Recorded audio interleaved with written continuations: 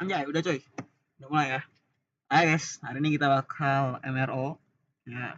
Mobile Racing Open udah season 2 guys. Kita sekarang udah di mana ya? Lupa gue nih, udah tingkat mana? Udah tingkat Sumatera Super Regional Bracket ya. Ini kita solo aja guys, kita bantai-bantai ini semua kepokin ya guys. Karena karena gue yakin menang guys. Udah solo nggak ada artinya itu party rame-rame nggak usah guys. Karena apa? Solo udah pasti menang. Jadi kita langsung main solo dan langsung ditampil gol ya.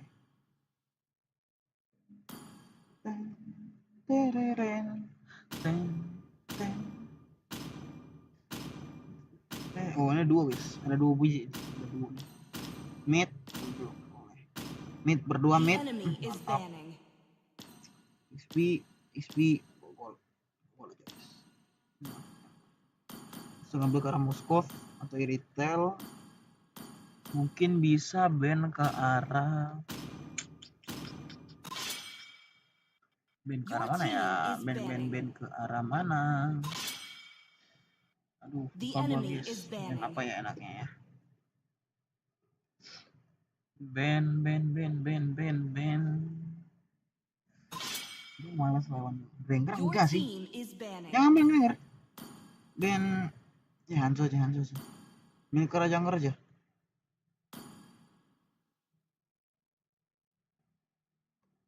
Hanzo, jangan main Granger. Granger gampang lawan guys. Sekarang Granger tuh hero kucai loh mau ketemu guys. Hero gampang dilawan. Jadi nggak usah takut ini. Lawan hero sampah kayak gitu nggak usah takut. Tabrak aja. Nah, gue masuk aja. Wah, itu hero sekali late game guys. Masuk late game.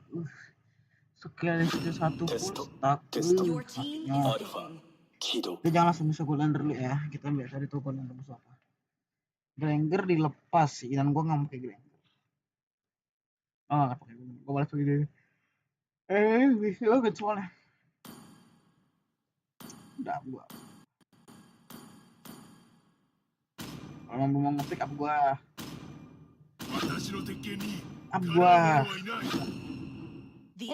Oke. Ya itu udah bisa.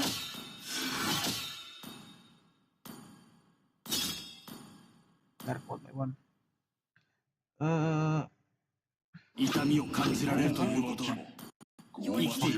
Kalau kayak gini belerik mulu dari tadi ya, pik-pikannya gimana? Dikit-dikit belerik, gambarnya Snowbreak, komennya Mirwon. Snowbreak itu ya aslinya guys. Snowbreak. Nah, RE. Anjing, aku lupa ganti thumbnail lagi ya, sudahlah, diam lah. Aku malas ganti thumbnail. Biarlah, itu thumbnailnya bagus kok. Kenapa ini, Bung? Kenapa Jungler? Maksudnya Jungler gampang kayak Suyo lepas kan? Suyo lepas. Mau Jungler dapat mekanik lainnya ada. Apa Jungler gak pakai mekanik ya? Bani. Mau mekanik coy. Ada Barat. Komentar of God dapat chat apaan chat halo gitu. Chat itu apa aja? Tolong dijelaskan ya, itu chat apa aja? Mid bisa ke arah sana boleh, sana kalau emang dia nggak jago main Lui, sana boleh. Ini jaraknya kok jauh banget ya? Pukul Jungler guys. Pukul Jungler dok. Aduh. Oh ini XP-nya berarti ya? Berarti. Roll Miller boleh sih. Roll Miller orang di band ya. Matilda nggak sih? Lah.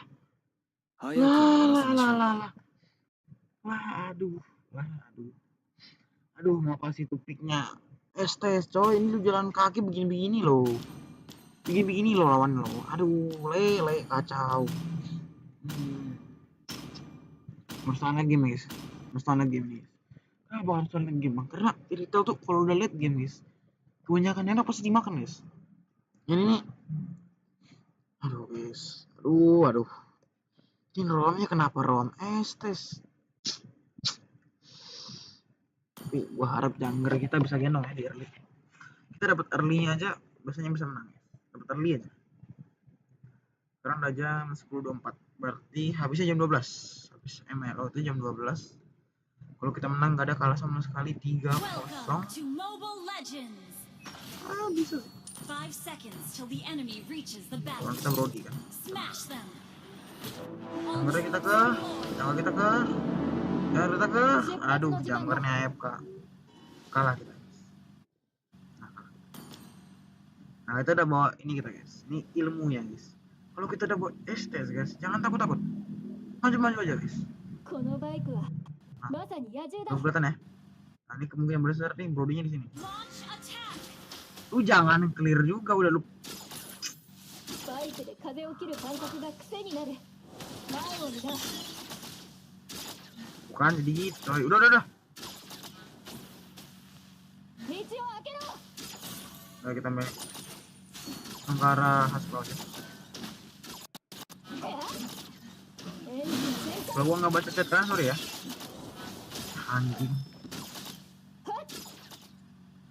Udah nggak usah di clear, biarin aja. これに乗れるなんて夢のよう Udah だ。 initiate retreat. Udah ya. Udah ya, nggak usah maju lagi. Nggak usah lu clear minionnya. Oke, nggak usah lagi di clear minion. エンジン全開。 Gila, anjir.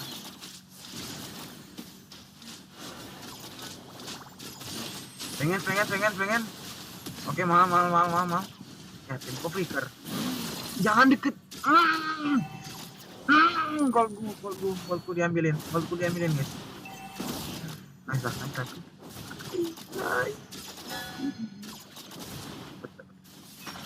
Itu kalau aku ada nice banget dengernya. Kalau bang gua. エンジン Nah, ini. Gather up the turtle. Oke, biarin jangan lihat atas. Nah, ini. 日本 Yuri. Wah, sumpah tuh cepet banget tuh Koko tuh. ローリングで後悔したのは知らなかったことだった。 Oke, ini boleh. Nah, ini clear kelomongin. これ Yuk, は mati dong, 気をつけろ。 dong. Jadi kita langsung clear, langsung rotasi ke arah mid. Kita main mid dan bercaya. エンジン全開。前を見な。 Kita lihat goldnya guys. 1900, kita paling kaya di tim ini. Kasih ini guys. Jadi gitu ya. Baru belum jadi apapun bahkan. エンジン全開。 Initiate retreat. Nice. Oke, kita bentar lagi jadi Haskell jadi. Gak ada lawan. Ini di laning kita tabrakin aja mati nih. エンジン全開。前を見な。これで性能アップだ。 Tuh. Lu lihat itu ngapain, Cok? An enemy has been slain. Initiate retreat. Nice. 下がっている。 Ih. Nice banget. これは純正品じゃないの。 Nice banget. エンジン前を見な。はっ。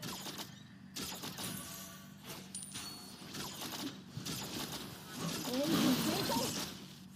前を見な。聞こえたか。このエンジンの音。 Jago romernya guys. Di freeze minannya guys. Gitu loh. Itu ini romer-romernya tuh. エンジン全開。 Romer bot itu biasanya nggak kayak gini aja. Romer bot itu pikirannya langsung di clear aja. Dia nggak mikirin gol lainnya. Gua juga yang nggak dipikirin nanti sama romer gua. エンジン全開。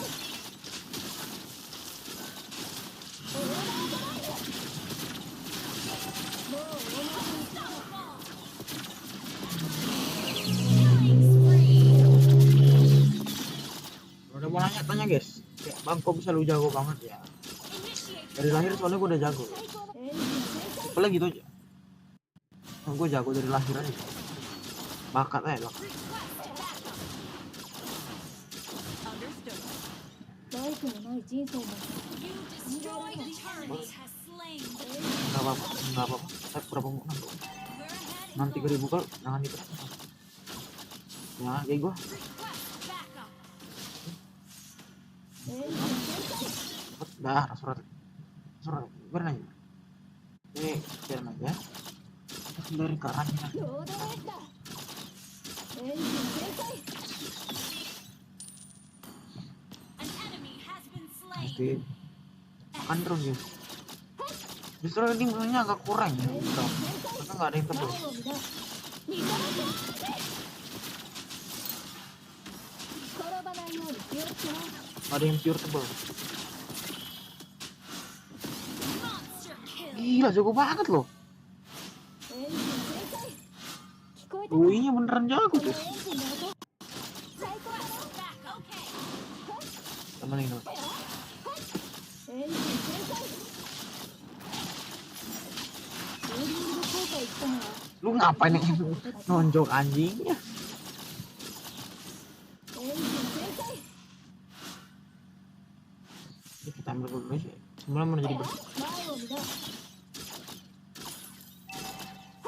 エンジン全開 Berserah kerja gini, semangat dia. Jangan ya. このバイクは Initiate 中に retreat. 野生だ Ini harus bisa makan ke arah popolan nih. Nah, ini biarin tuh. Mereka berdua situ kan. Rame tuh. エンジン Siapa taruhnya? これで性能アップだ Sekalian kir dengan tenang. Jadi, tuh banyak. Item jadi langsung ke arah Malif itu. Launch attack. Tuh anjing, ada orang gini. 前を見な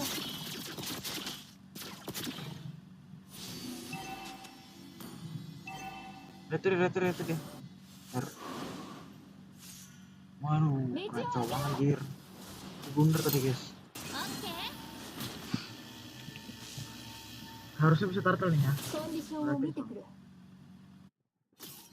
Bantuin ini sumpah XP-nya buta map ya.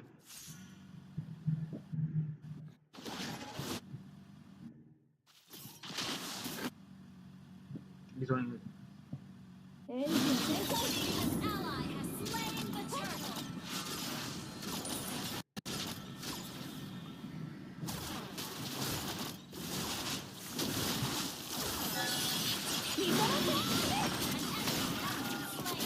Your team destroyed the turret. これに乗れる Our な turret has been destroyed. Our turret is under attack.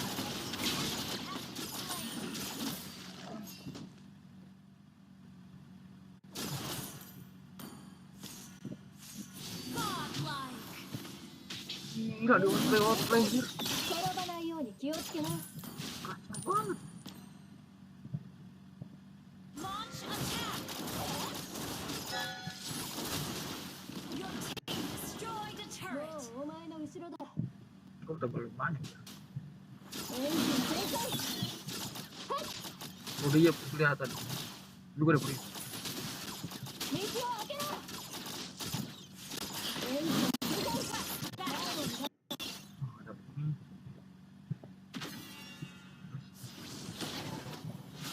Beda aja itu apanya lupa. Dari hilang ya. 敵を見失ったわ Legendary. That was amazing! An ally has been slain. Request backup.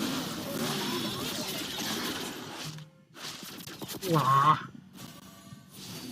私が行くまで抗戦しないで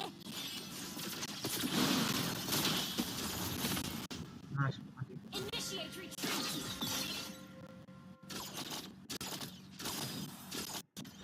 Berarti kalau dia musuh pakai Brody, これは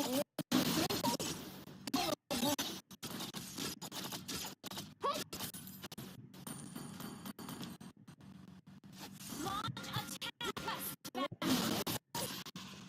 sabar ya, ke bawah dulu ya. Pikir ke arah bawah. Terus satu ke arah. Sumpah. Buset. Menit. Enemy has been slain. Gua digendong banget.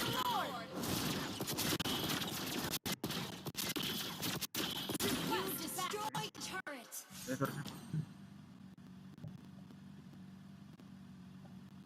Harus aman. Lu kok banyak mati. バイクで風を切る感覚が You destroyed a turret. Terus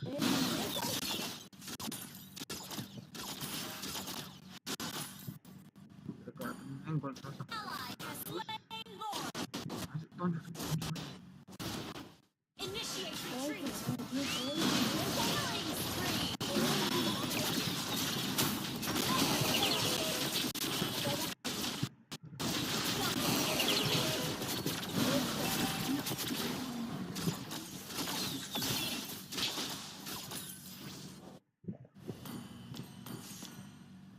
Hajiない最高のバイクだな。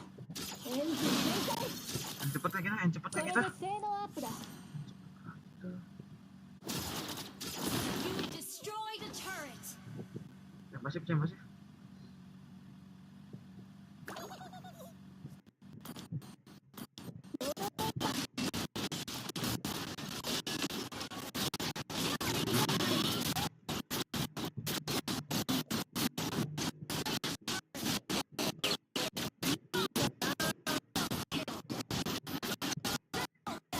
Patah-patah nggak? Gue dengerin patah-patah, Cok.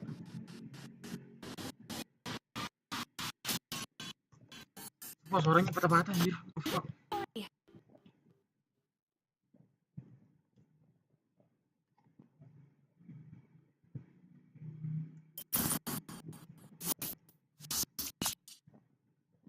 Sabar, guys. Kita cabut dulu ya. Ini patah-patah, Cok. Sabar. Kita coba sembuhkan dong. Saya kadang bermasalah dia, guys.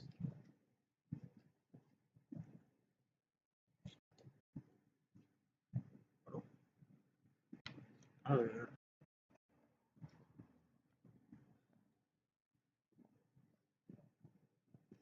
Apa tuh kira-kira?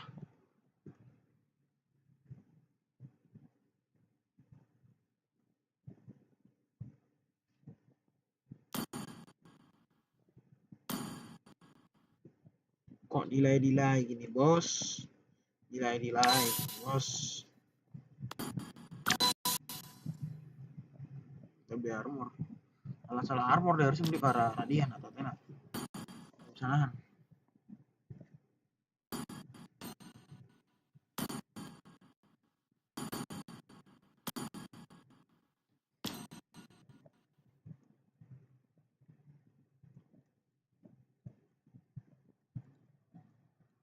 Sumpah. Buset. Menit. Sabar. Menit. Patah. Sabar. Ini kenapa? よく見てなさい。さあ、真の強さを見せてあげる。 Kabelnya goyang kah?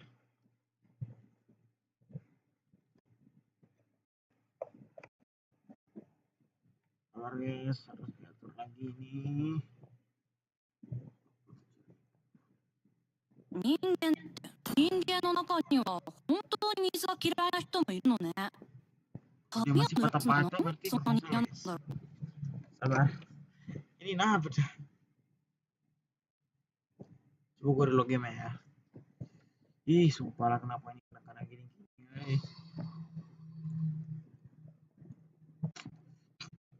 Gak respect sekali ya.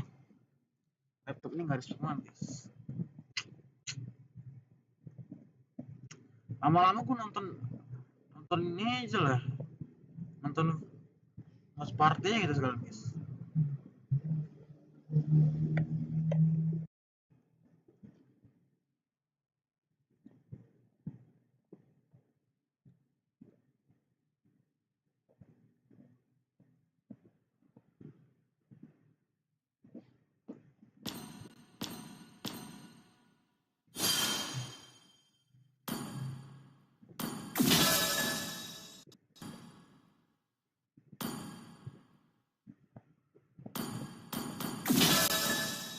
guys, udah.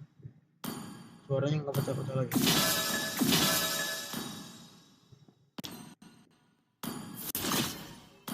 Sejam lagi guys, kita bantai. Suaranya nggak pecah-pecah lagi.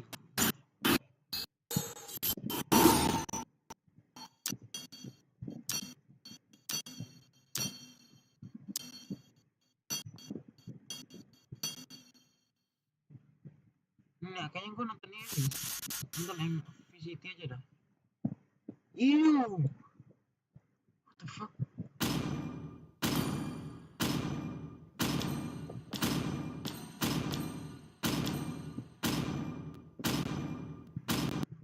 Your team is banning. Ih, kenapa lah ini terus? Caranya kenapa itu?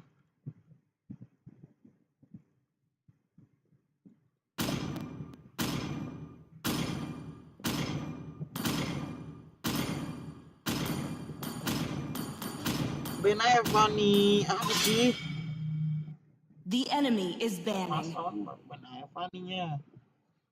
Banyak banget mikir lah. Masalah Your team is banning. Ew.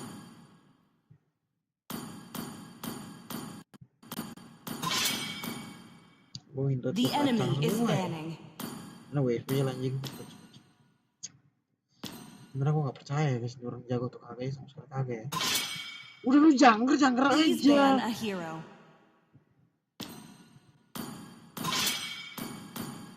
The enemy is banning. Wih, sumpah lah. Your team is picking. Apaan Zo itu? Anzo bisa tuh, Granger bisa. Anzo aja dulu. Tinggal di up itu Hanzo udah request loh. Kadang-kadang tinggi di kalau Hanzo aja dulu. Prank. この世界 The の enemy 影を is 倒 picking. 不滅の神は俺を選んだ Aduh. Aku suka sebenarnya Suyo. Suyo tuh sebenarnya bukan hero yang jelek. Pet. Ini siapa cok? George Lewis. Pet. Halo. Ya halo. Halo. Halo. Halo bang. 一歩だ。戦いたくてうずうずしてるわ。テスト Please pick a アル hero. ファキル苦しみの音色を聞かせてやろう Tidak usah takut-takut guys. Mada adalah solusi ya. Ini siapa George Lewis nih cok? Patpet. 私は復讐に燃える孤独な Kita 魂 nih guys. Anjing patpet jir lah. Karena kalau gue join Discord Your team. Bahasa Beijing. cook anjir. Langsung cook ya. Udah gue Watchparty aja lah. Ini habis Emea menangin semua gue The Watchparty. enemy is banning. Wih, tolonglah. Your team is Kabel, banning. HP, kerja sama Ikin. The enemy is picking. Harusnya gue ngambil kali ya. Your team is picking. Jago nih. Ini jago. Macam-macam jago. 荒稼ぎする準備はできたか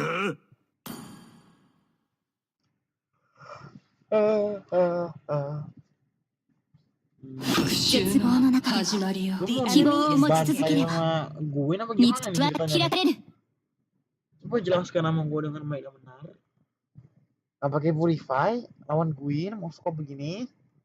Bisa sih kalau Moskopnya ya, lawan Kale juga lumayan enak kesana. Tapi Gwyn guys, gak pakai Purify susah. Apa MMR kayak gitu? MMR apa itu? 今度は俺が選ぶ番だ Nah, bet suara game gue terlalu besar. Iya ya, sabar bro kecilnya. Kalau emang kebesaran bilang ini gue kecilin lagi.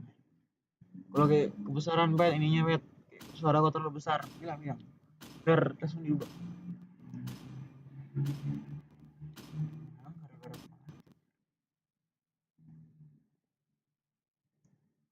George. Ini nih guys, ini susah lawan ini ya guys. Lawan gue guys. Cuma serasasin cok. Bayangkan cok. Waduh, by one lu dipopok win setengah darah lu cok.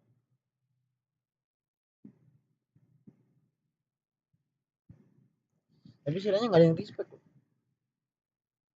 Sosmed pakai tanah City nggak berani pakai Master Assassin ya.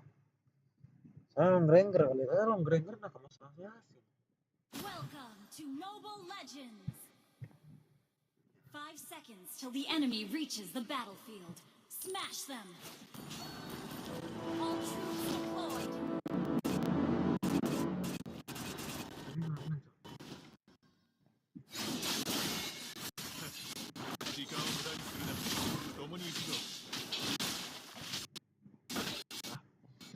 Sudah cukup, sudah lebih dari cukup.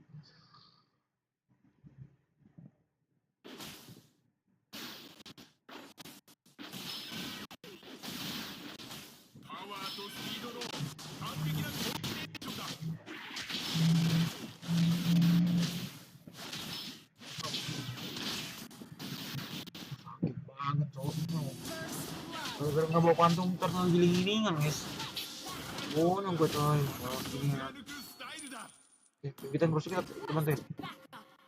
Sama TV. Ya ilah. Banyak gerakan doang ini mah namanya. Yang di atasnya tuh kalah, Cok.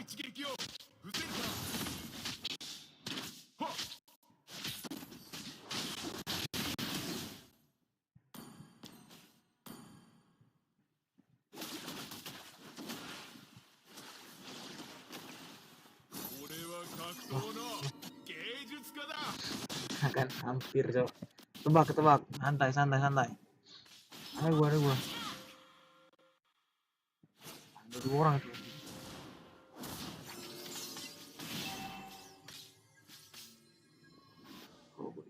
Dia nggak dapat itu.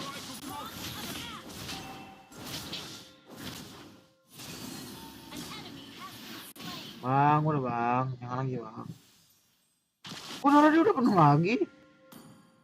Cuk, sustain banget cuk.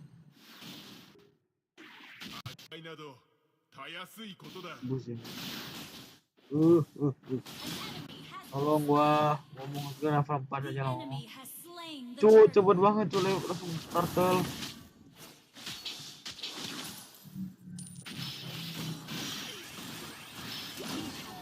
Cuk, sumpah gak fokus.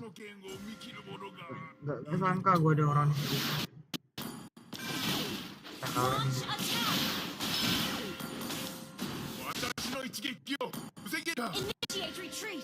Wah, ini. Kalau pakai cici lawan enak, ini enak. Cici itu muter-muter kan. Gak ada minion gua. Apa yang masalahnya gak ada minion?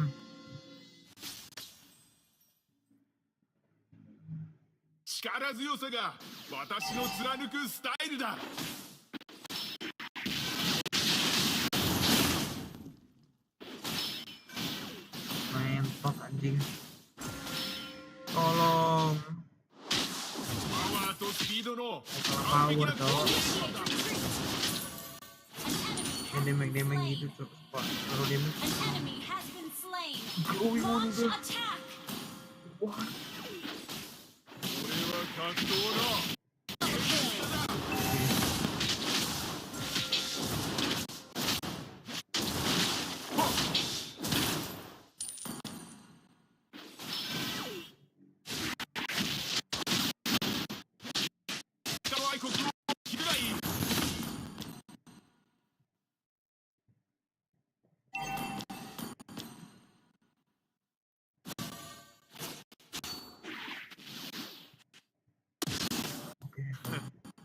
時間を無駄にするな。共に行くぞ。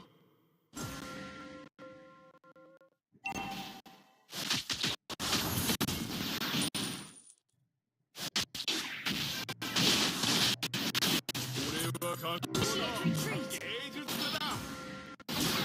Jangan kena lagi langsung join turtle aja guys biar nyebawain lepas tarik jangan mati situ. Wow ya Allah ya Rabbi, jangan mati di turtle. Kalian lihat itu poke doang itu big grinder, gak bagus grinder guys di mata sekarang. Ya sekarang ini kok nggak habis dibawa diprobotin sama gue ini nih. Yes.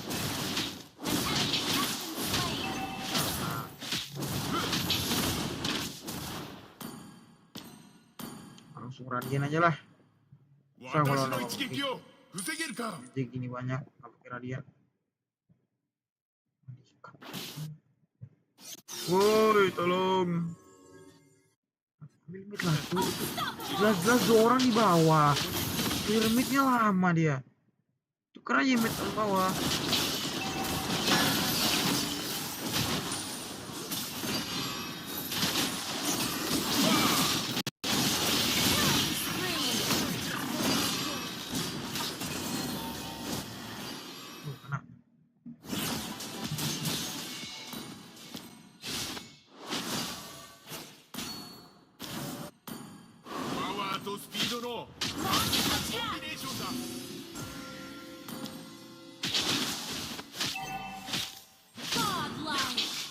Dapat early kita nih guys.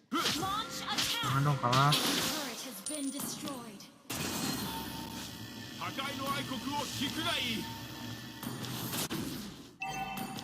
Emang MM-nya aja nggak jelas mainnya.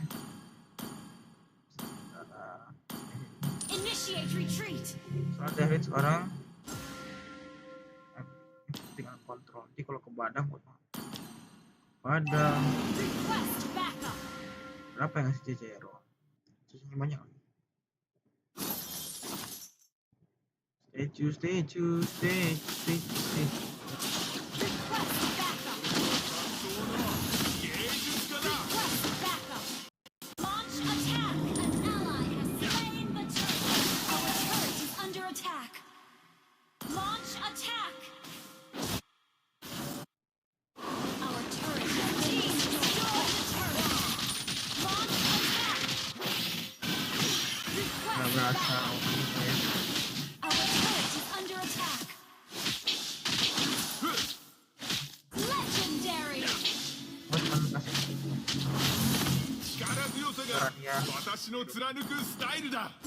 Udah domi sudah susah tuh. Lu mati bewan mulu dah.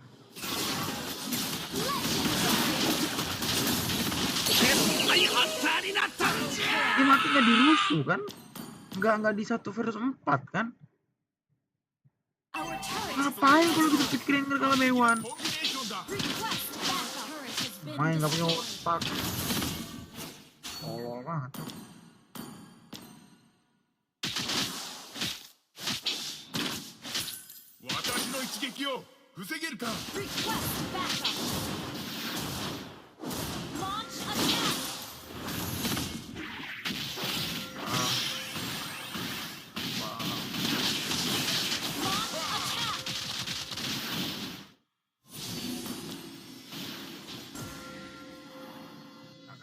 Initiate retreat. Team destroyed a turret. Request backup. Enemy double kill.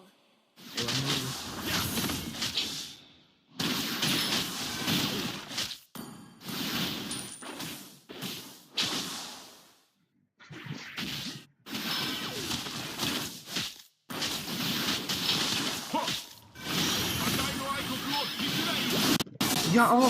Wih. Denger? Gak apa-apa. Nanti guys, Denger dapat status capture sengaja itu. Akhirnya dapat dia. KD sama gue. Sengaja itu guys. baru gue kebuka ruang. Nggak bisa tuh salahnya coba. Your team just initiated Ngerti bagus-bagus aja. Soalnya udah perling. Cuman tadi cuk, ini greng-greng mati mulu. 時 Tak 間を mau 無駄に dapet するな kill. 共に行くぞ Itu jelas-jelas kayak piercer. request backup. Damn bro. Do your job, nigga. Mari bendera. 破壊などたやすいことだ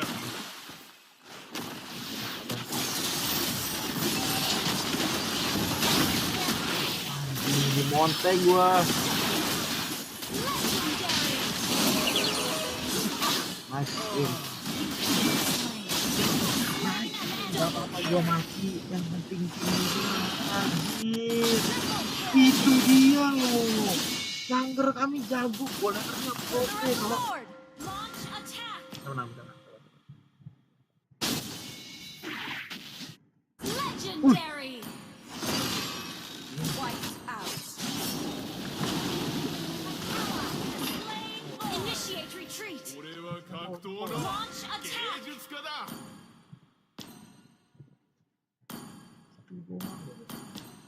hero lu gampang lu. Sis. 破壊の愛国を引くがいい Initiate retreat. Langsung.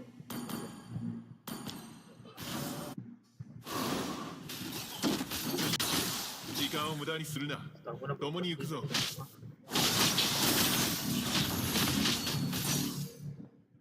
Launch attack.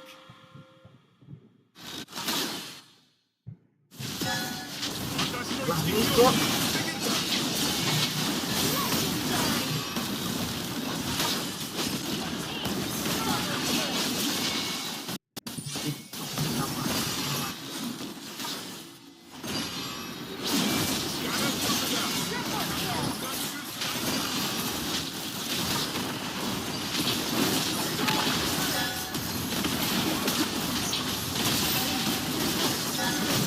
kalah.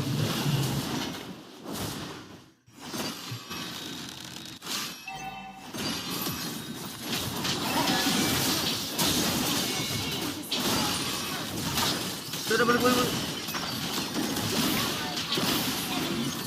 Jangan set down.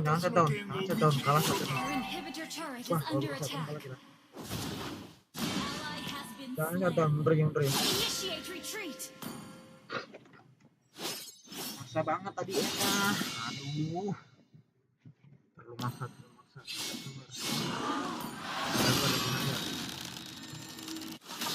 Pokoknya itu gak ada hasil, stacknya 4. Gak ada hasil beneran.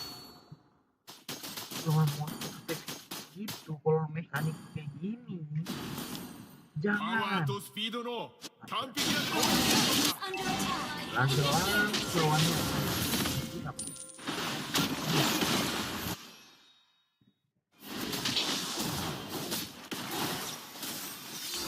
Initiate retreat.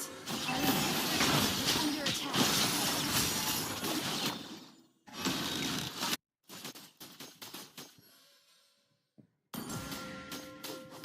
俺は格闘の芸術家だ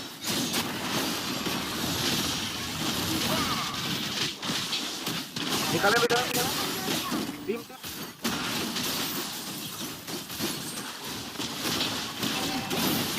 Oh, itu musuh tadi. Tolong golena tuh dipakai otak kali ya.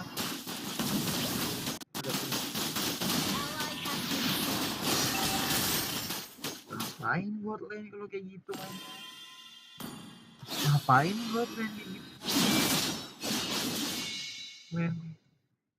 The enemy has slain Lord.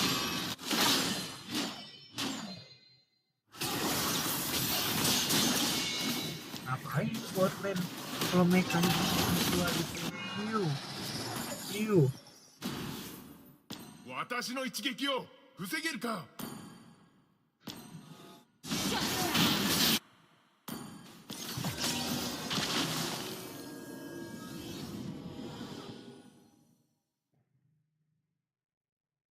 Our turret is under attack. Gue lander 160 masalah. 大の愛国を聞くがいい。 Gameplay apa yang lu mainkan di situ? Hah? Hype itu 160. Wajar kah gue marah? 160. 破壊など Kosong, ambil itu kosong.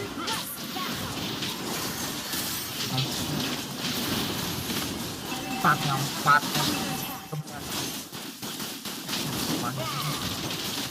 Main gue marah ke orang ya. Buat tim nih gak ada yang respect. Nah jelas namanya gitu. Gak ada yang respect pakai purify kan.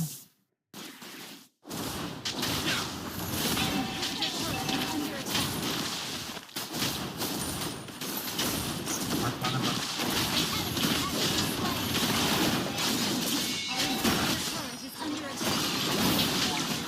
Kita bro.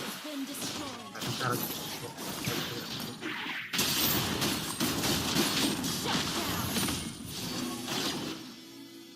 Sabar, udara dulu anjing. Gua aja cooldown, Cok. 1710. Mana orang nggak marah? Lu kayak Pierce stangnya 0. Ya kan, gua kan buat kita guys kalau mainnya biasa aja. Ya stangnya lumayan. Gak bagus banget, dulu dia amat. Lu bot ranger kira satu bahkan tak, ya mati. Bukain bus. パワーとスピードの完璧なコンビネーションだ。 Gua nggak bisa ngasih lu. Ini gua nggak ada. Anjing, apa. Barang. 力強さが私の貫くスタイルだ。 Initiate retreat.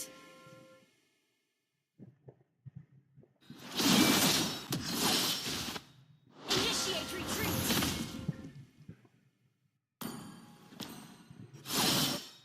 Initiate retreat.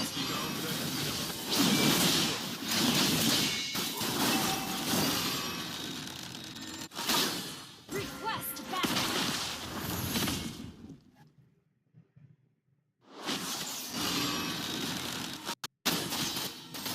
Initiate retreat. Main gua. One. Slain.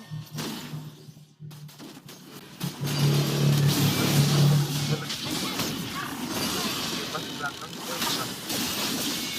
Balik open apa Initiate retreat. Launch attack. orang pada malas.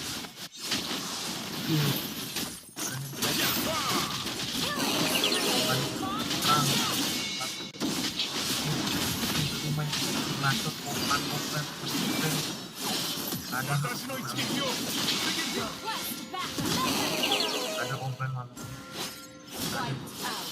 Belum. Launch attack.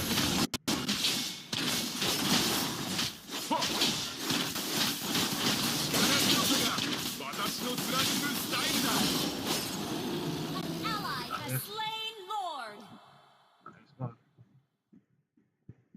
はっ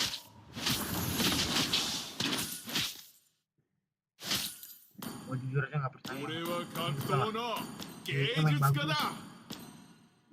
Ya, bagus, tekanannya lumayan. Grengper ini karena perubahan. Tuh loh, 1711. Lu Skype terus pakai 0 saja seringnya mat. 0. Initiate retreat. 戦いなどたやすい Ini ことだ。 bagus. Initiate retreat. Juga buat gentot campingnya. Gini lo biasanya. Gua combat kagak kan? Gak bisa gua gerak. Main seperti gini. Initiate retreat. Jadi nggak ada yang kena. Steam aja nggak ada yang kena gitu.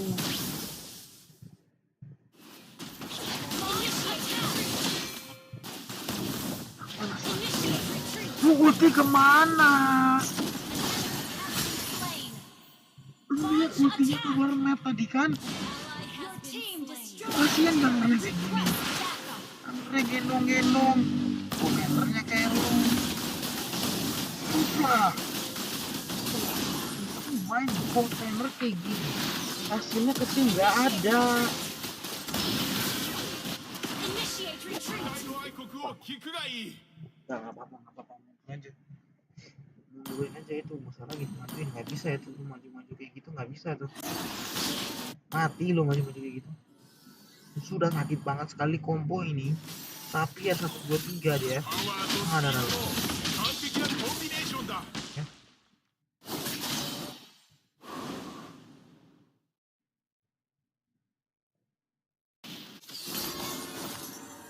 terus 破壊の愛国を聞くがいい bisa nggak sih stop maju-maju sendiri. Ya.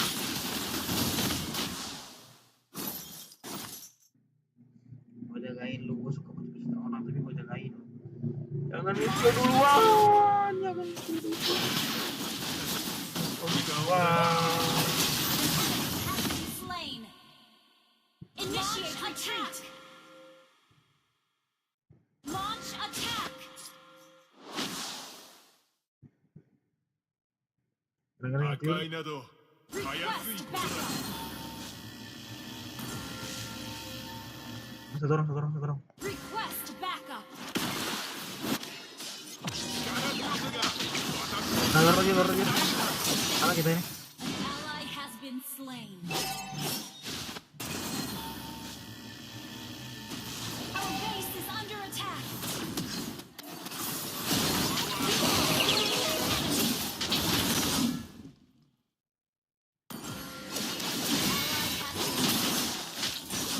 Tadi kalau gua nggak balik tadi kan itu. Launch attack. Ini apa kalau gua nggak balik.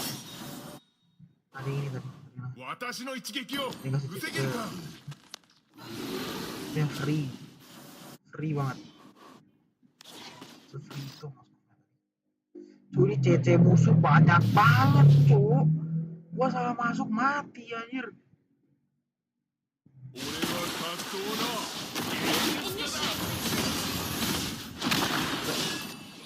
Initiate retreat. Gak bergerak. Tahan. Nggak tahan, cu. Tolong, cu. You have been slain. Nggak bisa gerak lagi tuh, gua nggak bisa keluar tadi. Imo gua masih cooldown.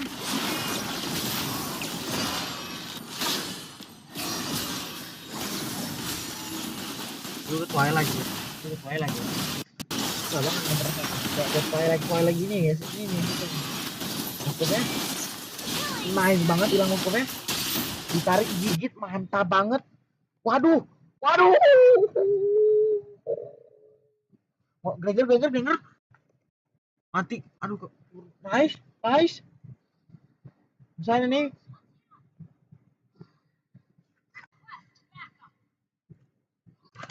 Ambil kontol. Keluarin ulti lu. Badanin. Turret. Mata di turret. Turretnya kenapa nggak di-hit? Turret dulu. Malah hit orang, Granger.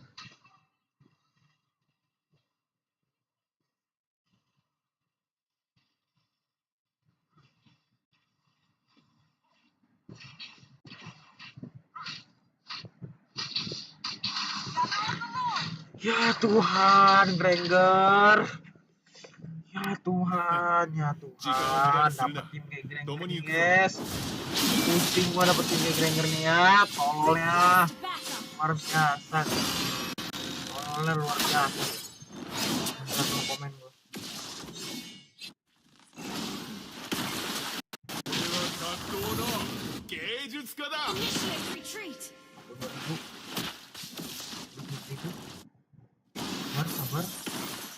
Sabar.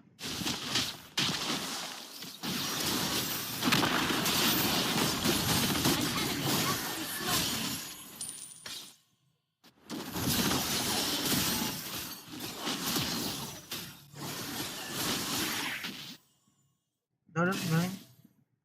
Gak usah lagi dipaksa itu. Gather up the Lord. Berjil. Buat cari orangnya. Untuk kalau ada. たやすいことだ。 Gak ada. Orang ke bawah. Mau scope sama sapir hilang. Oke, di end ini gitu.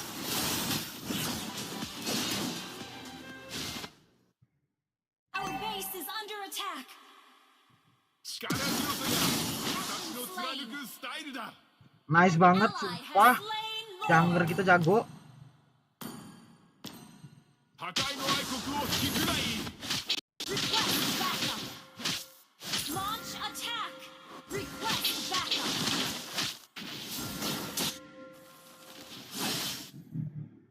Launch attack.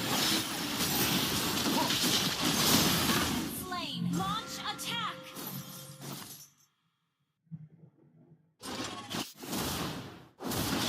Nice! Sumpah! Susah ini main Emero. What the Victory! fuck?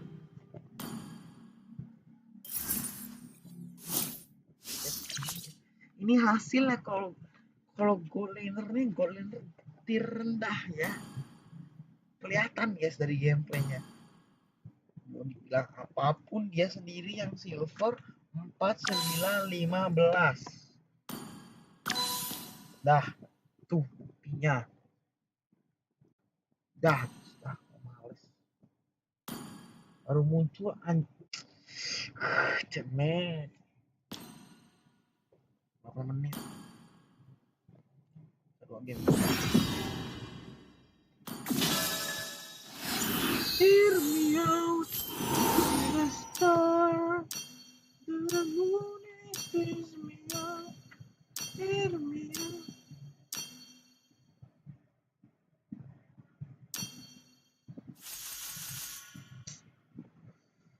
Ya udah, kita mengalah ya. Usah kita memaksakan hal-hal yang tidak bisa diubah. Jadi hal yang bisa diubah.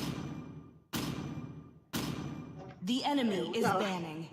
Udah lah sih, gimana lagi? Cuma kalau habis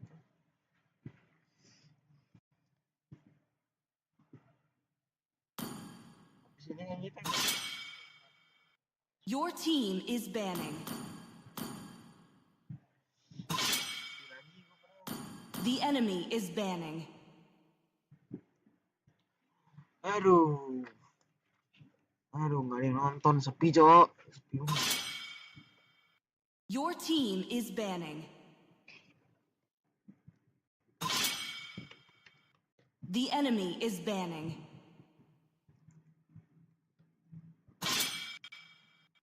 Please ban a hero. The enemy is Padahal picking. Cici.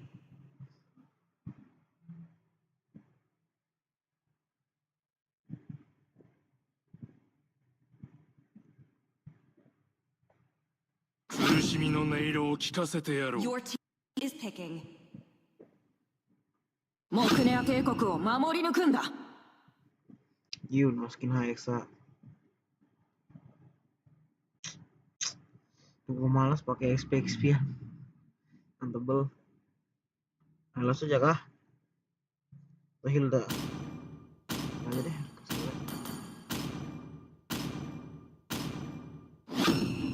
私が先陣を切ろう。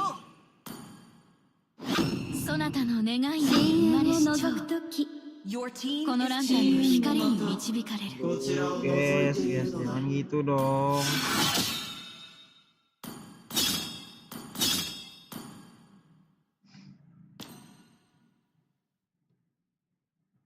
Bisa kah? Bisa ya lawan Juksin pakai cicilan? Bisa nggak sih? Tapi kalau lawannya begini ada kayak meteor jarak jauh anjir. I don't know man. Agak ya. Jujur aja nggak ada percayaan sama satu orang di sini.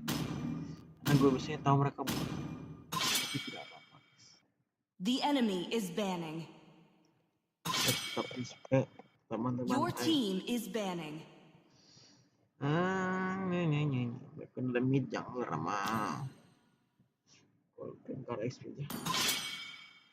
Tapi dikira gue The doang. enemy is banning. Ini soalnya jangan sih, tapi nggak tahu. Langsung ya. Your team is picking. Keren banget. Nah, kalau kita framer. Kenapa lepek framer? Hero lane XP itu dibonyokin ya selama ini guys. Pasti.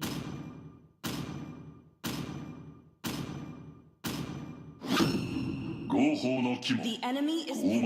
Bisa ya? 鬼武者に匹敵するものなど存在しない。 Bisa. Ada. Siapa itu? Jangan lupa Your team is picking.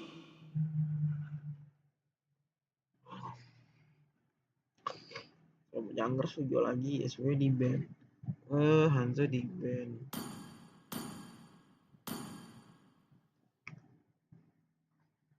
Apa? Mati boleh kan? スコーピオの力は星をも食らう。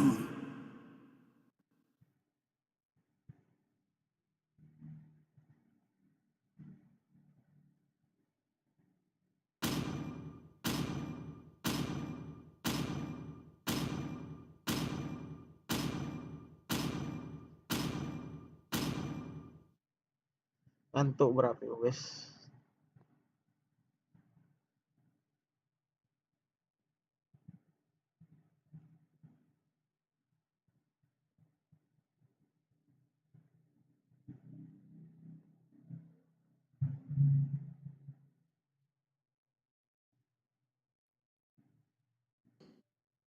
Welcome to Mobile Legends.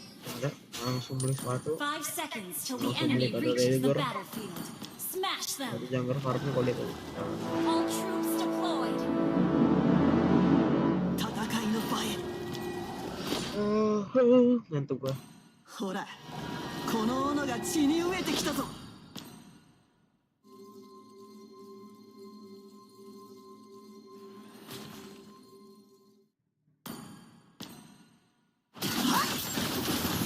お前に希望はな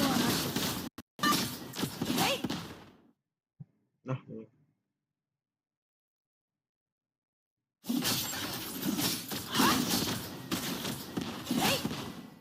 突き飛ばすぞ。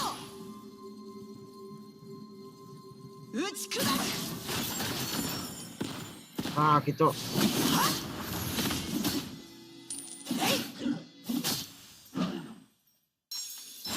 Wah, ada 2 orang. 正面から戦えないのか。まだ斧よ。 First blood. Meeting enggak sih kok? Wah. 裏切っ Cuk, てしまった。 komunikasi enemy missing, まだ cuk. ここですべきことが Nggak ある。 tahu. 星座の力を証明しろ。 Enemy has been Asu. slain.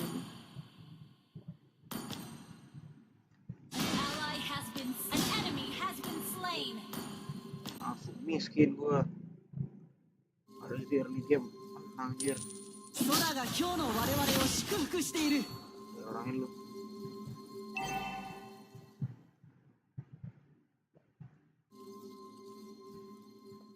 Mana orangnya? 道を開ける気がないなら、 Alikir こ kalau の gitu. 角を受けてみるか。こ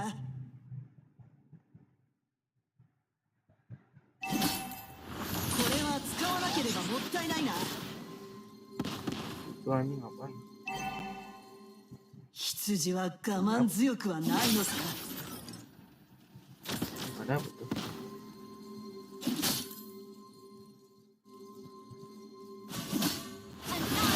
Slain the turtle. Mana anjir? 嵐の前の静けさ。 Ada gua bawa sprint. An enemy has been slain.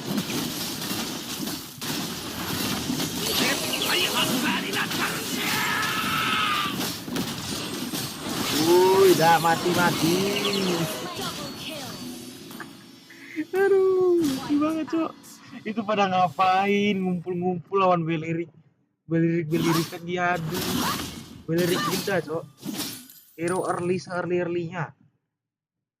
打ち砕く恐ろしいぜ。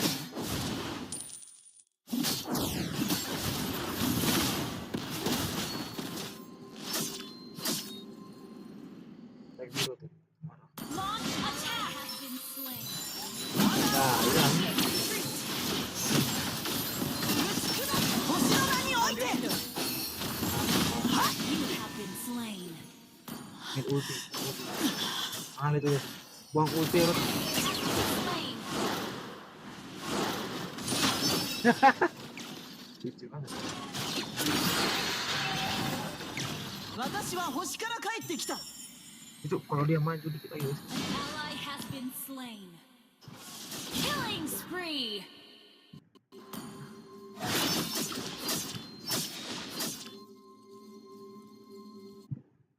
An enemy has been slain. 敵が家畜のようだ。何も考えていない。 Double kill. Mega kill. Main-main. Request backup. Okay. 私は価値のある戦いを拒んだことはない。 Request backup. Launch attack. 打ち砕く Request backup. こうどけ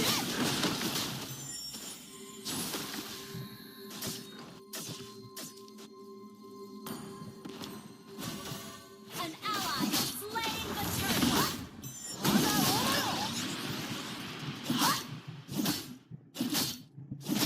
た Killing 素晴らし spree. い果実だ。た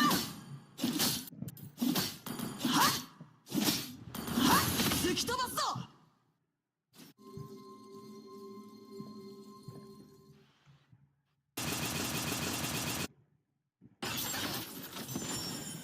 まだ大野よ。そこをどけ。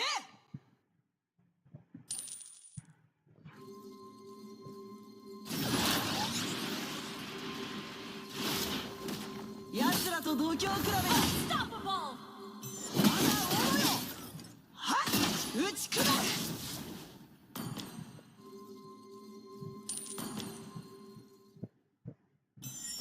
Ally has been slain. 私は価値のある戦いを拒んだことはない。 Ally has been slain. Shut down. Enemy double kill.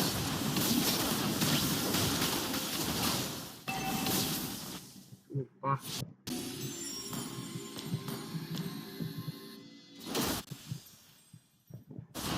Our turret has been destroyed.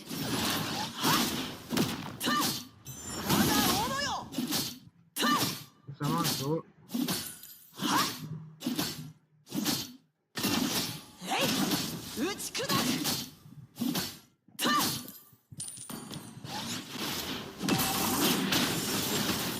まだ大野よ。 Dari tadi. た打ち砕く。 Kamu banget loh.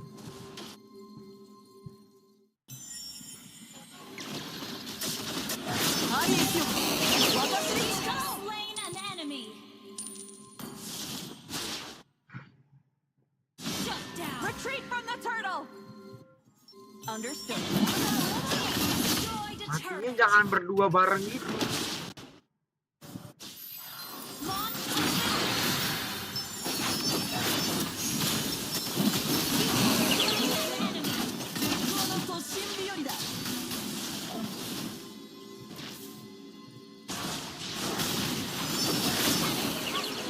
使わなければもったいないな。 Our turret is under attack. 戦い以上に過酷な試練はない。えい Enemy has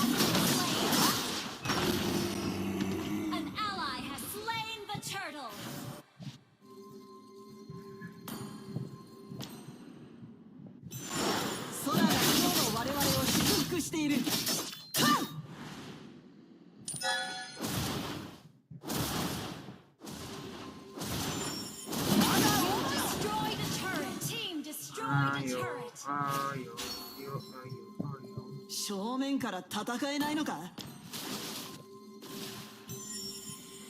我が斧よ。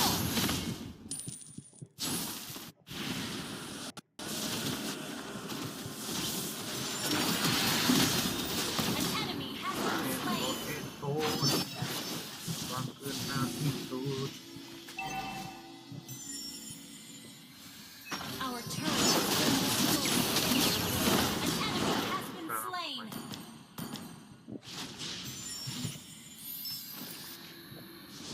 Susah guys. 奴らと度胸比べだ。 Aduh. Ampun bang. Sakit banget bang.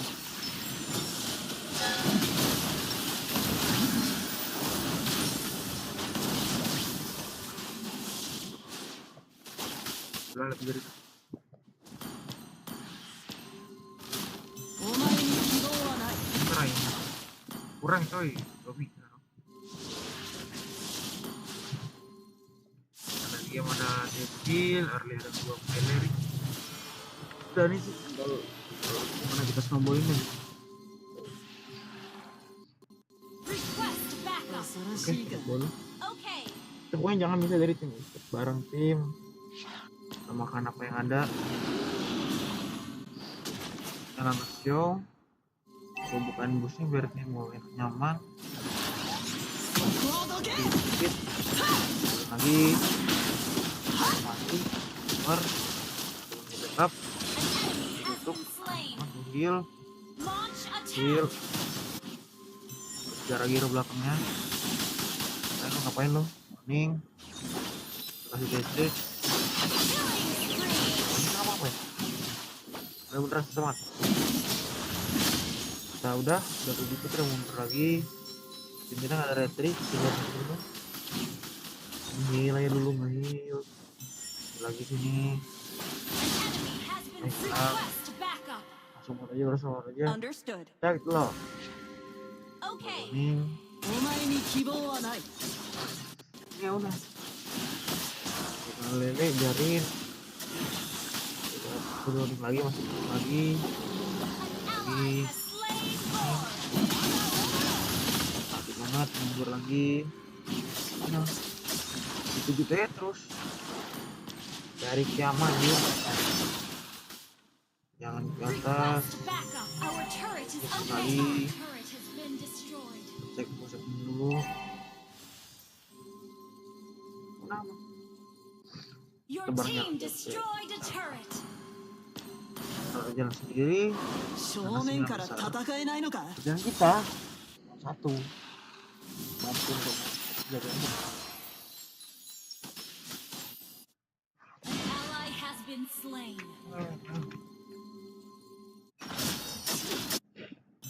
Mega kill.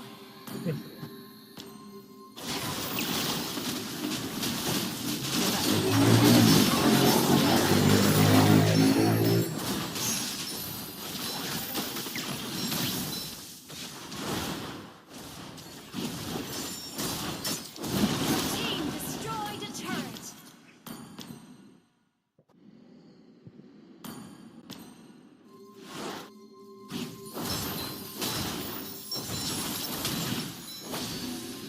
Your team destroyed a turret. Launch attack. 道を開ける気がないなら、この角を受けてみるか。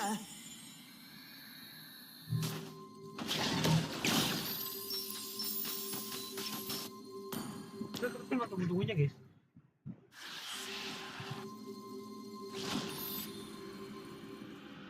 Launch attack. Temen gue sih.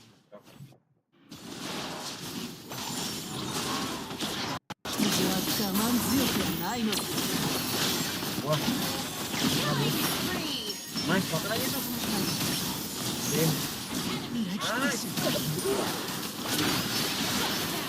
Enggak. Wah, seperti apa? Launch attack. Waduh, paham tuh.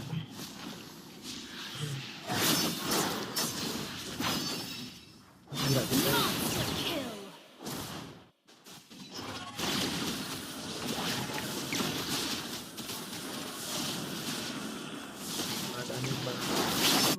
こですべきことがある。 Godlike.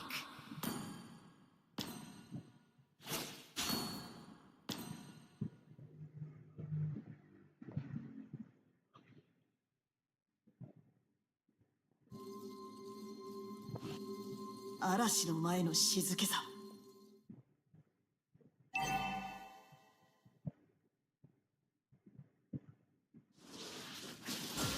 Request 敵が家 backup. 畜のようだ。何も考えていない。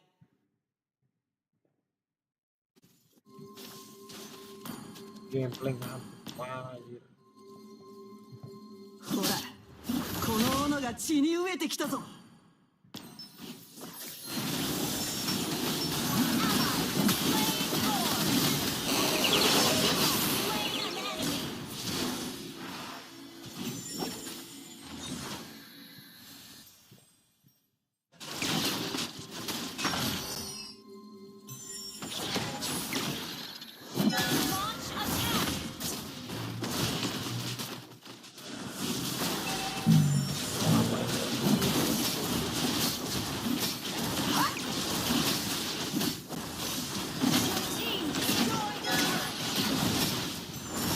これは使わなければもったいないな。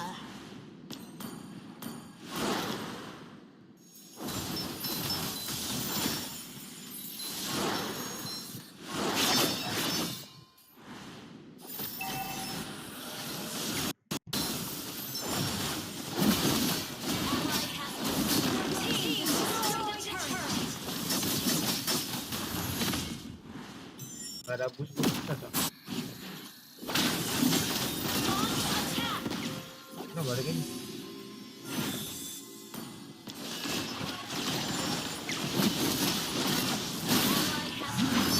Jangan mati bang. Initiate retreat. Ada lagi.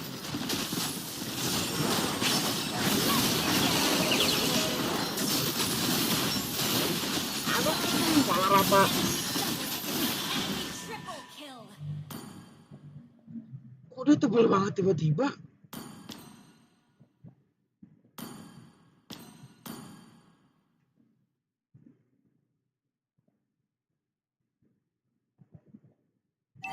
Oh, ya ampun.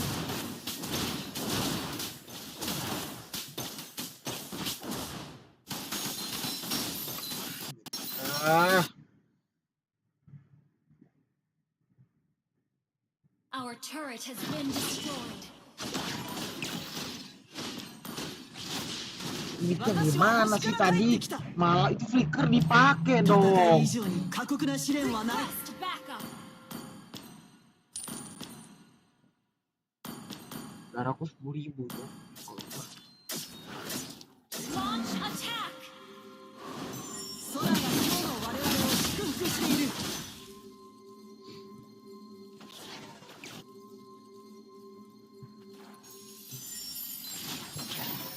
Ke berlima terus, Cok. Initiate retreat. Bisa coba. 星座の力を証明しよう。 Pak, baru. Initiate retreat. Bisa coba. Split. Push. Launch attack.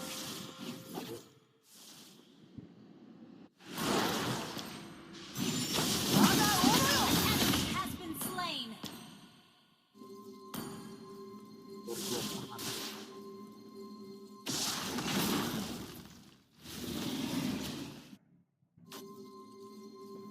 Request backup.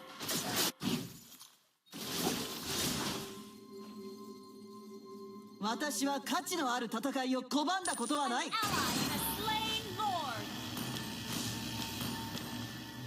新たな旅を始める。 10.000.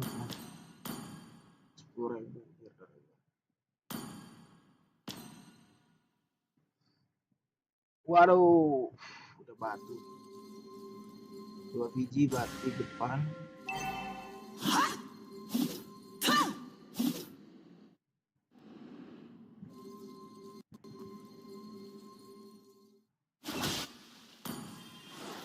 Launch attack.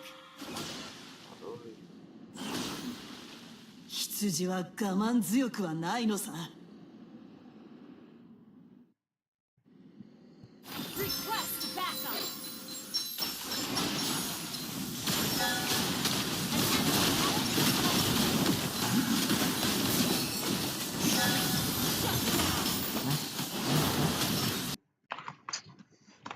Apa dek? Dek.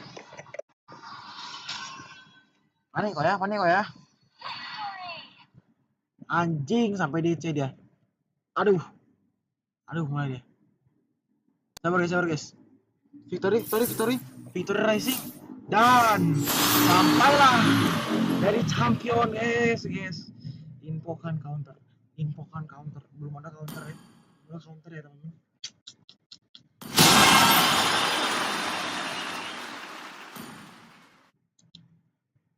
Capek banget Serena jauh hit. Iya dong. Jadi kita lihat ya guys, Granger itu sampah.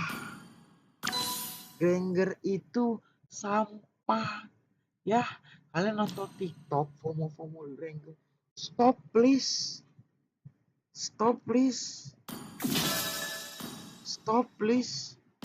Ya, stop please. Stop, kita lihat ya.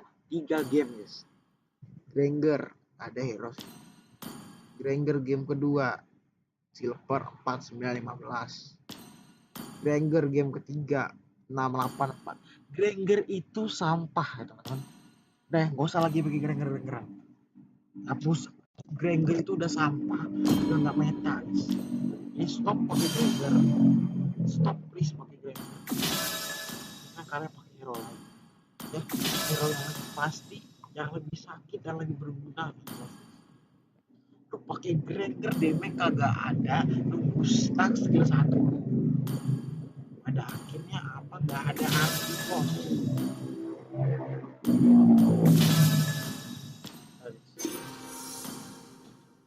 The world champion.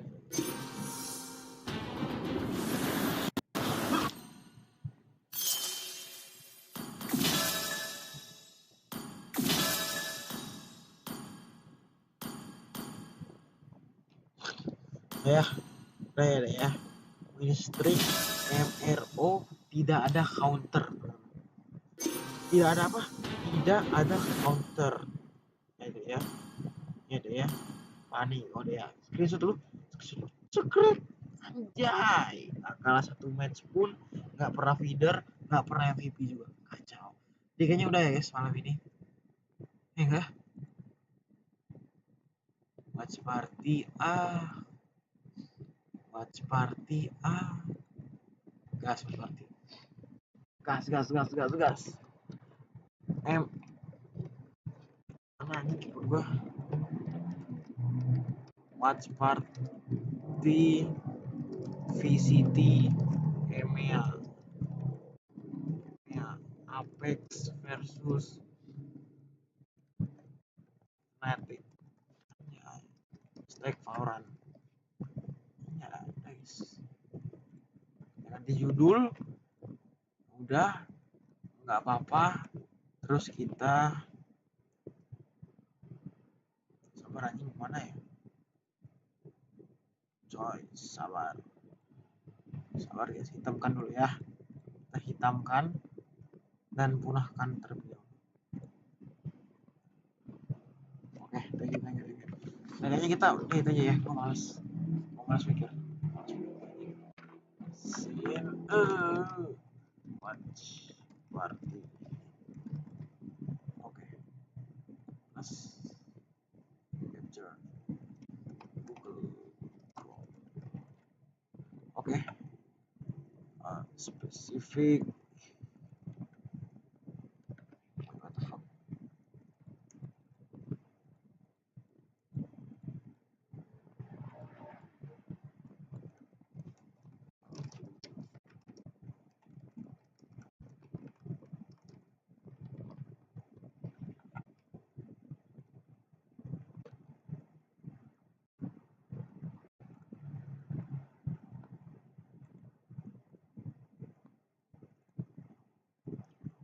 Sabar, gue nggak tahu nih display capture ya.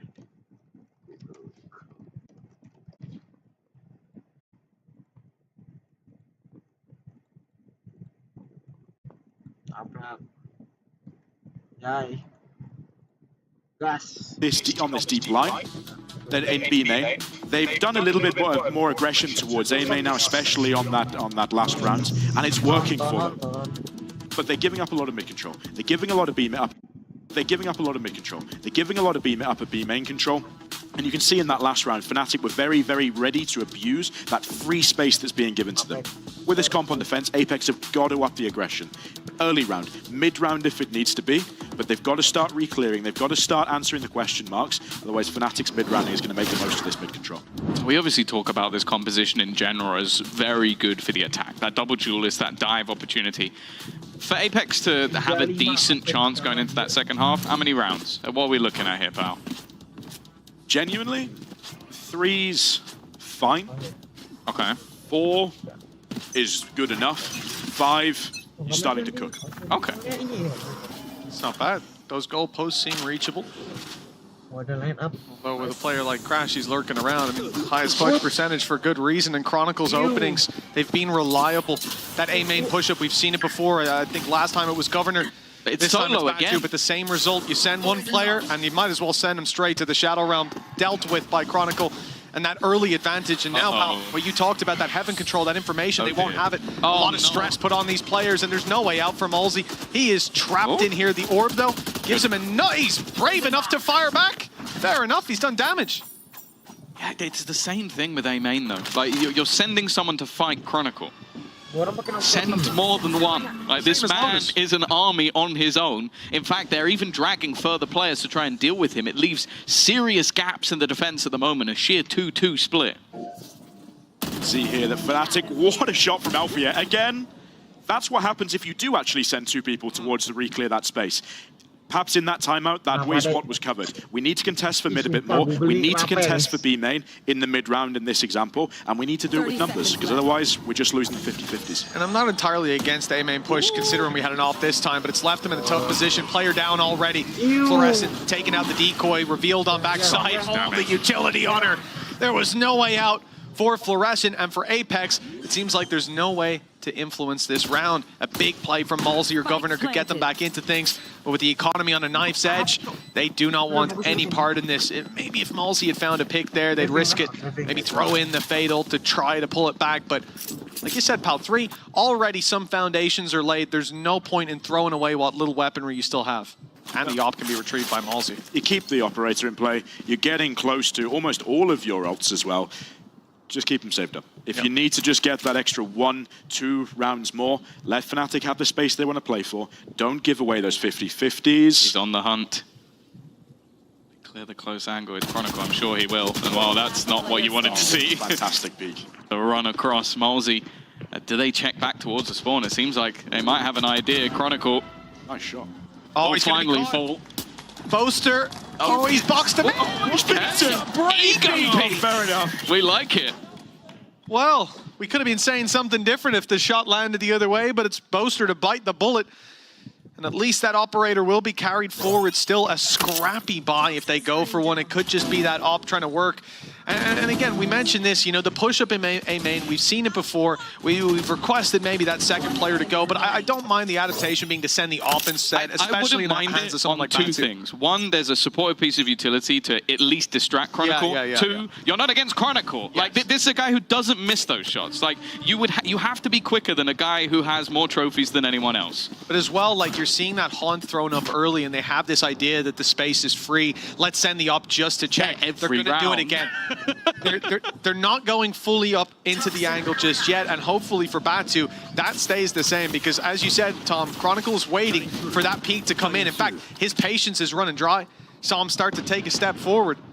Batu's the man with the big gun. If he goes down this round, in the dirt.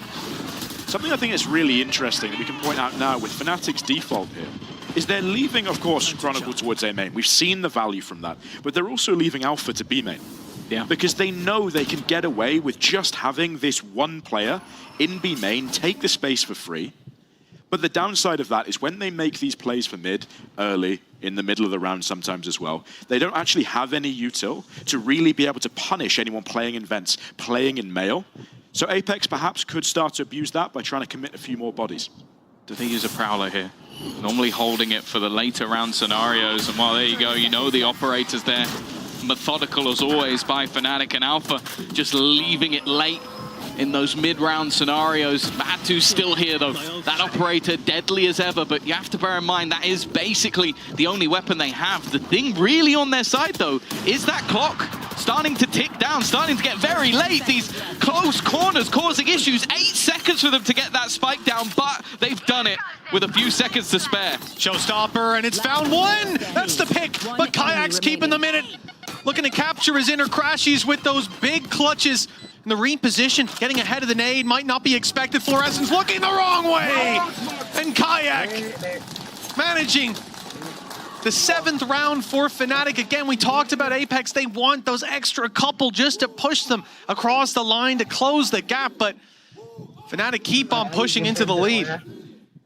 I'm a little bit concerned that Fnatic seems to keep reverting to these much slower rounds, where you have people like Alfia inserted after we take mid control and go back to pressure A heaven, make it look like it's going into an A split, where they're getting the kills, sure, but actually the pack isn't moving fast enough. The pack's running it way too late and introducing, I think, far too much risk in my mind. Do you know what's funny? This reminds me of like old school CS Fnatic. It's like, there should be moments where maybe you get bitten for it, but your players are so good that you don't. Yeah, fair enough.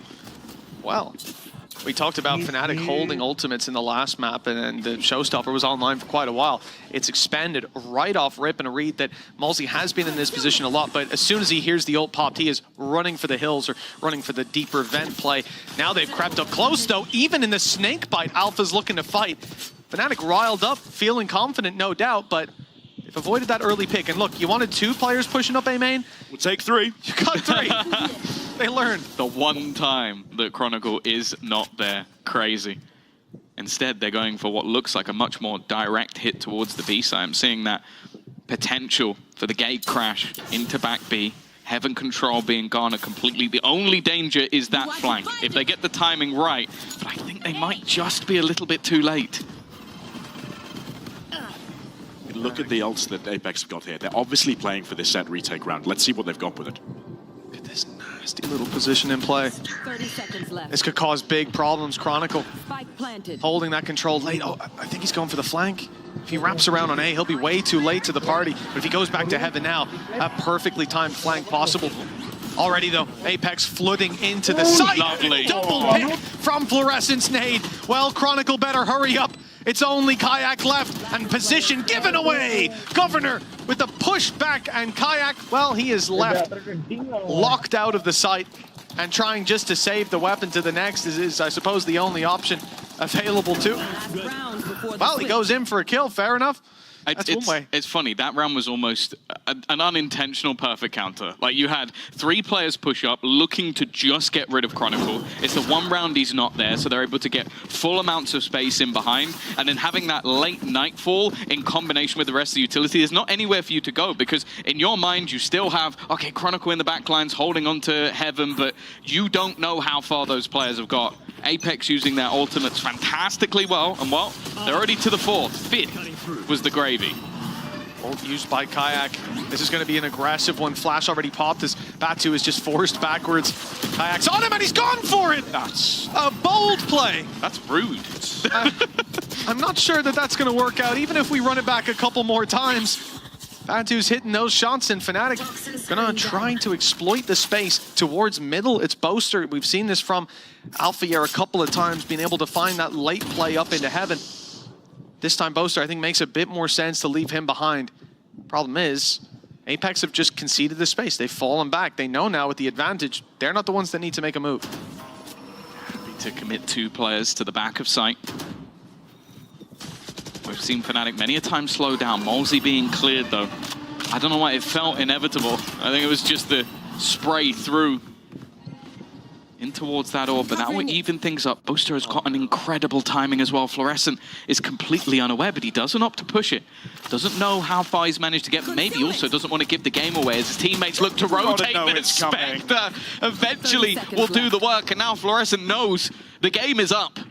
They're on the B side, but just waits to see if she can catch Alfia. This pick could be everything. Having Heaven control could be huge, but they left Chronicle behind, another piece exactly the same, and now Alpia pounces as well. Similarly to Lotus, just leaving a couple every once in a while in an off angle. And for Governor, well, it would need to be a miracle. That's a huge gap to leave, pal.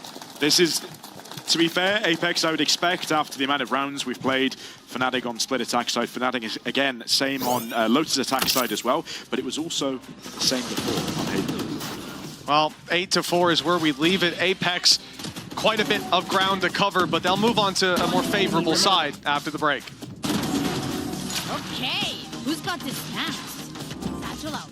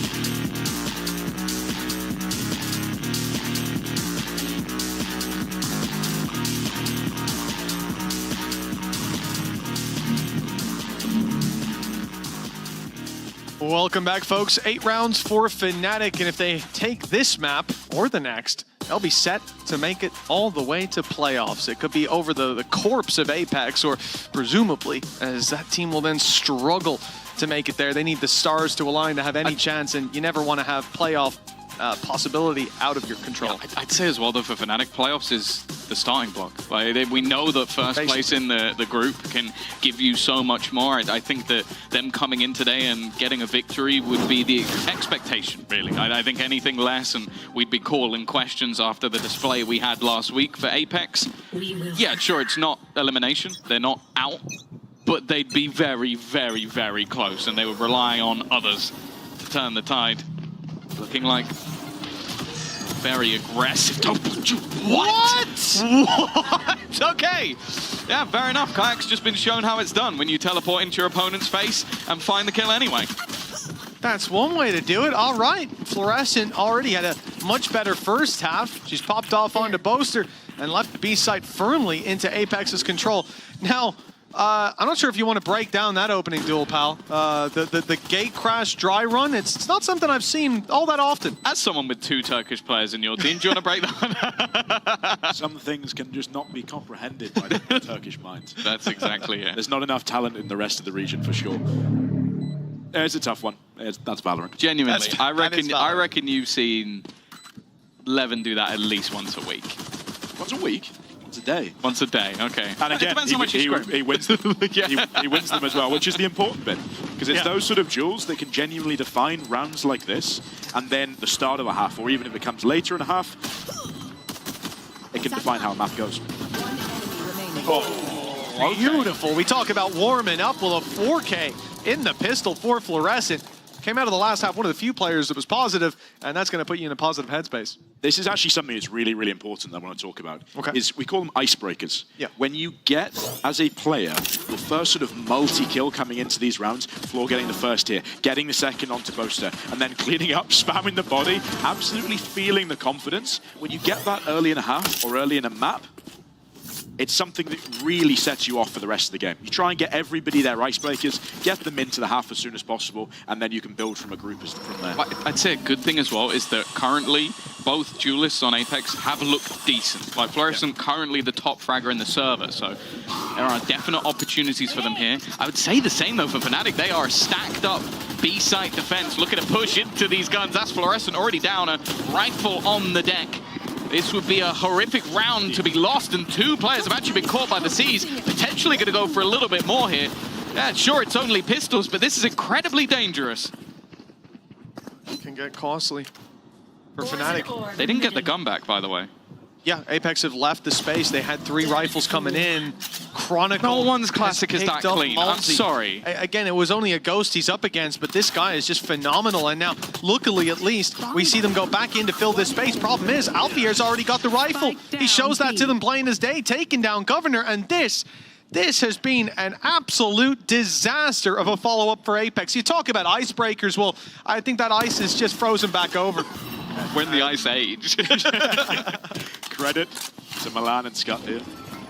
That's definitely, or perhaps Boaster as well, someone within that group, someone within the leadership, whoever's been responsible for that part of the prep has done a very, very good job of setting that out as the second round eco in their game plan, okay? Because we've seen Apeks on their last 2 maps, on their attack side on Split, absolutely love this B main control. They've set up a trap, they're ready for it in case Apeks played into it, and they've absolutely cleared. I'm sorry, but like a pay safe card thrifty where a guy's just walking around with a class, like it must be so easy to sell the Fnatic Classic because you're just the socials guy just sat home going, oh, cool. Just a pay safe card thrifty, one with 2 kills from our classic shooting 4 bullets. Just Chronicle things. Yeah, Chronicle, he's really been a thorn in the side when he's on that solo control, playing on the light side of the map. Well, always looks a little heavier with him around. Flash through to A as they clear it out, and Apeks realize there's nobody home. Fnatic up in heaven. They'll be spamming down from above, but having now to fight back into the pistols could play into Apex's favor, especially as you're highlighting, pal, with this wall that, if perfectly timed, Fnatic will have to run through. That gives the pistols a real leg up. Absolutely. You look at Fnatic, they've not got much area of effect util. Stuff can do damage outside of that Raise Nade, which they've already used. So Apeks can just sit behind and bunker behind this Viper wall. They put the wall down as well, waiting for those toxins to charge right back up, knowing that this isn't the trigger for Fnatic just yet, and when it comes through, when they step up, here comes the wall. You gotta walk through it. Alpha takes a different route, diving into the back, creates that space, but the showstopper put him a little too early. It could have swung it back in their favor, but it looked unlikely nonetheless. Fnatic, double digits. You can't go through it. You can't go around it. Just go over the top of it, boys. Fair enough. It comes down, like you look at the time with just a couple of seconds left on the clock, a pick out of that showstopper could have really changed it. You understand the instinct moment to pop that ultimate, but when you then don't win the round, you look back and feel a little bit more rough for it. That's going to be Fnatic hitting double digits in the ones. Well, 10-5 in the lead. My shit, the bed. I had the razor. I was like, please. Well, luckily Crashies was there to save the day. The bleep button wasn't. Nope. I think we lost that over the last couple of days. It's gone. Well, this is nice for Fnatic.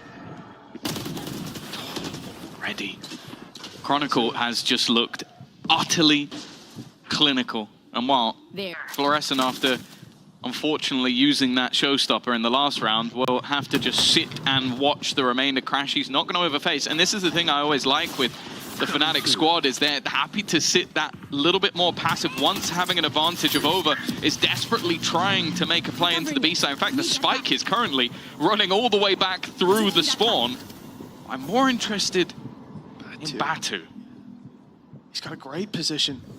Sneaking in through heaven, and look, they're so focused on Evolva that Batu can come swinging in from above. A 2 versus 2, a retake for Fnatic as the plant is undoubtedly coming in. The players are in sewers at the moment. And most importantly, on this retake, Kayak has an operator. Might want to trade that out, but I'm just looking at where he is. I don't think he has the opportunity. So instead, they'll move from main. And you can see that if he is the one to take that swing, he'll have a real chance to connect that opening duel. That the TP's behind them as well. A rough idea of where these opponents could be. The operator not quite connecting, but the rifle has been found. Oh, Batu tagged up. A lot of additional damage. Chance for an individual fight, but doesn't know where the remainder is of Governor, who will get the timing spot on. A little bit close for comfort. But Apeks will break back, and it's at the hands of that young Turkish duelist.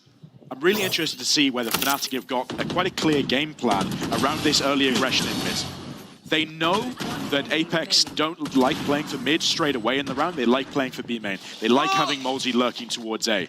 So are we going to see them again continue to push mid a little bit more, try and find that early space, force Apeks to re-clear it, or force them just to go straight off the start of the round?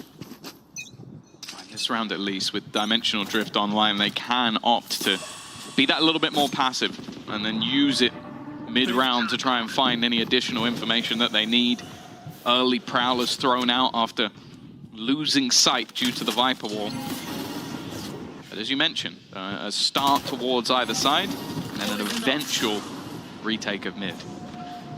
We've seen this round from Fnatic a lot. The extremities covered off. Molzy with his best impression of Chronicle. Spams from Kron. Not going to land to start with.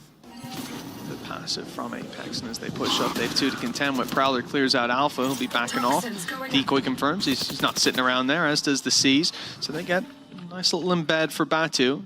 There for the late round. But I'm looking at the extremities. When do those rotations come into play? Someone's got to give up that space, and the steps are being heard here in B main. Apeks now know that Fnatic have pushed up. They're going to retake it. I think, yeah, they're going to want to retake, either to have the fight inside of main or to walk into that space if it's left unattended. Do they contact it? Or do they wait for this fade to come in with because that's going to determine whether or not they give the information back to Fnatic about what spaces of the map they're still trying to play for and use. Well, this will be the info, though. You are divided. Time to go. Kayak, Dimensional Drift. Blocking vision. You don't know where he's going to be. Already will spot 2 players out on Heaven, but the execution has begun. 15 seconds. Apeks need to make a move on. Boaster's just going to be pre-fired through. 10 seconds left. That's the opener that they needed. Chronicle. It was a potential opportunity, but the fight's not quite going nowhere. At least they won. A quick pick. Alfia not going to clear, and because of that, that double duelist strikes again. Another round for Apeks. A solid one at that. Apeks have been doing quite well when they abandon the pack and go for more of a shotgun play. You see it there on the B site, scattered out in so many different positions. Even when you clear those close players, there's a second guy, a third guy, ready to take those fights. You look around before with splitting up and looking for clues, Scooby-Doo style, with the late play from Batu up into Heaven.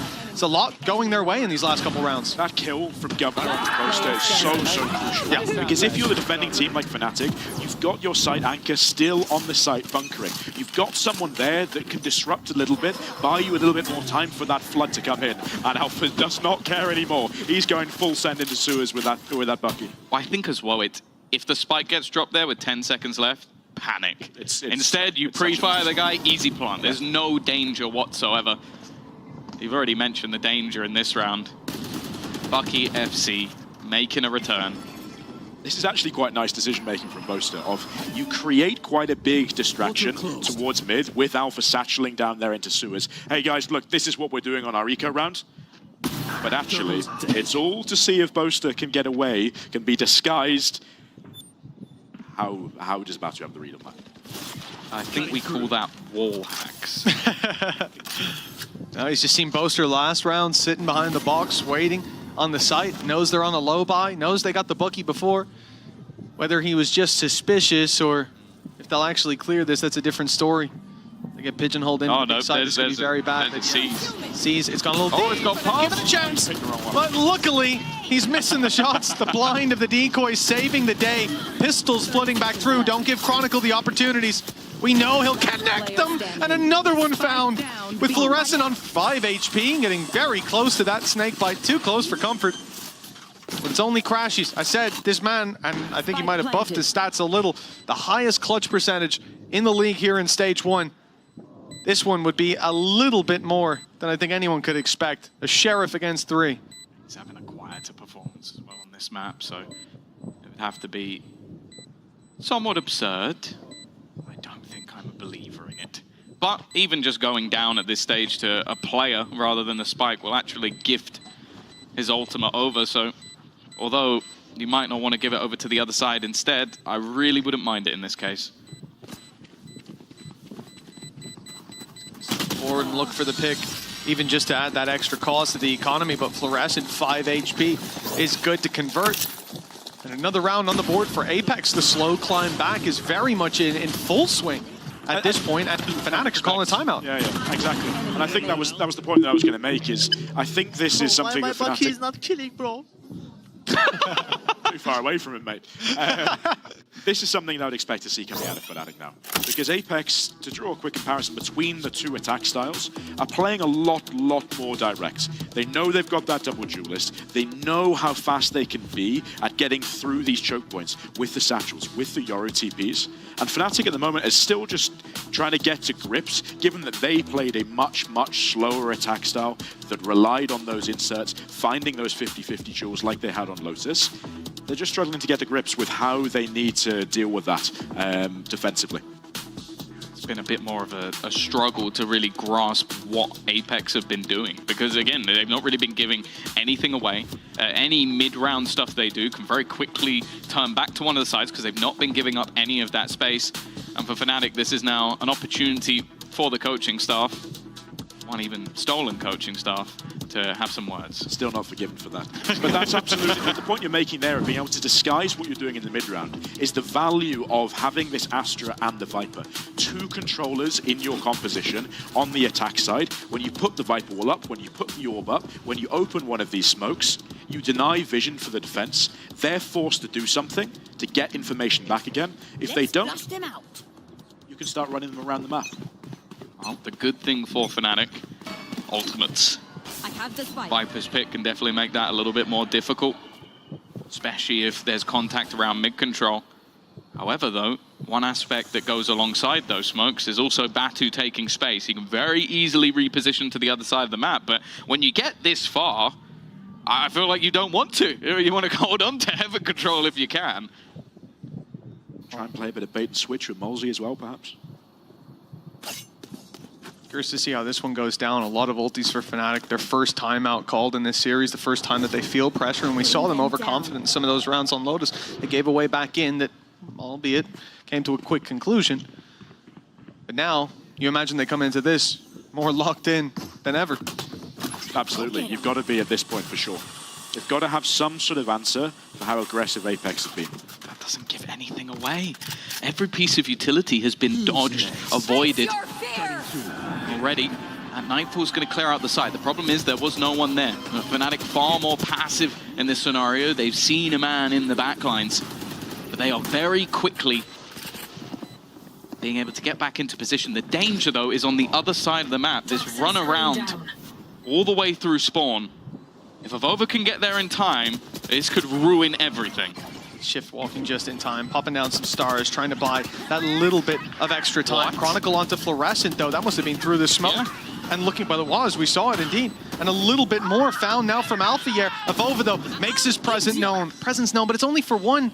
Still, Fnatic on their way to the site, grabbing themselves a half diffuser, trying to.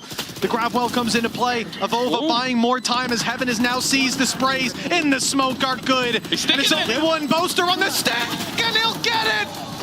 Across the line, under their nose, a Red Bull clutch, and it's Avova arriving a second too late for a taste of his own medicine. That's heartbreaking. That was so well played from the point of getting into position, the late lurk. I think even the players on site did incredibly well considering you're already playing with a disadvantage. I think this immediate pick out and they used the showstopper. This was looking like, okay, you managed to turn what seemed impossible and then just moments later, it's just a nasty little defuse. I actually really want to talk about that man on the camera right there. Yeah. It's a detail that I think most people will miss, but him just ducking back down into vents, buying a bit more time before he gets cleared, before he gets killed, means that Apex's Heaven players can't do anything about that site retake that's coming in. Really nicely done from him. Cerebral player at the worst of times, to be honest, and at the best. He'll just convert that win for you with a Viper's Pit down on mid.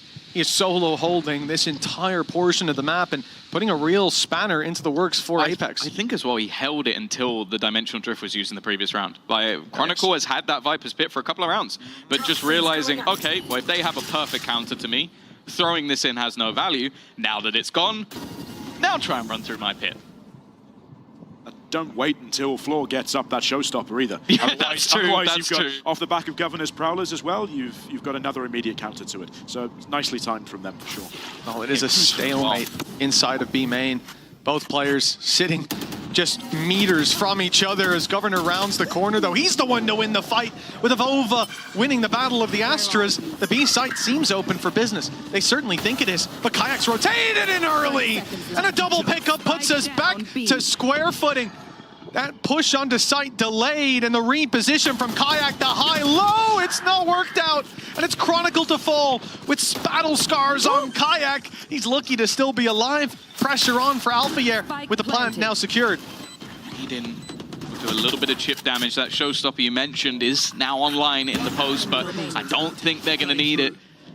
Alphayer low enough that holding onto the gun is going to be so desperately important. And the fact is, like, Fnatic, their risk was, okay, we have some weaker weaponry. Bear in mind, they won a round but had nobody surviving into the late stages. So they had an SMG, they had a piece of the puzzle missing. It's just that hard clear. Like, you kind of expect if you're Fnatic, okay, something's going to come through the other side, something's going to push me off the angle.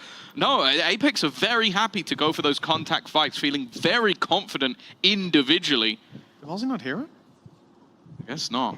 Alpha was running. One point I also want to add, and other than the initial game they had back at kickoff versus Gentlemates, even though they've not won a series, Apeks have always taken a map. That includes matches versus Team Liquid, Team Heretics, and Na'Vi. Those are all, well, mostly teams very difficult to take maps off. No offense, Na'Vi. I'm starting to think it's possible. If there was ever a time against Fnatic, come back, when Fnatic are on defense on split, it's been done before. Oh, that's never happened before. What team has managed to do that? BBL coach. Let's see if they can do the same. This round is not looking all too strong for Fnatic. The rifle saved by Alphayer is the only thing to boast about. Kayak's able to scrounge together the credits for his Sheriff. For the most part, this should be a conceded 10. Chronicle's got a classic. That's his best weapon. My bad. My bad, actually, yeah. Let's flip the script. Fnatic coming in with the massive advantage now that the little weapon's in the hands of Chronicle. And actually, Fnatic, as you're highlighting there, I believe that was you, pal, with a little circle. They've gone for the mid push. Timing. Oh, it looked like it was perfect, but Fluorescent is there to greet this party as they push.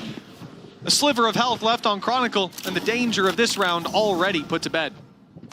It's something actually I want to see Fnatic do a little bit more. We spoke about it earlier in the half, but if they're able to show at least that they've got this mid control early, Apeks starting with their defaults, especially towards B main still, starting quite focused on the extremities of the map, they are either forced to commit to just going straight from that space, in which case Fnatic, right, we're 3 in the middle of the map, we're 1 already on the site they've gone towards, we can just retake and flood really, really quickly. Or Apeks are forced to slow down, move away from the attacking style that's been working so well for them so far, and re-clear mid to avoid giving Fnatic a really, really easy late round. This is going to be anything but an easy late round.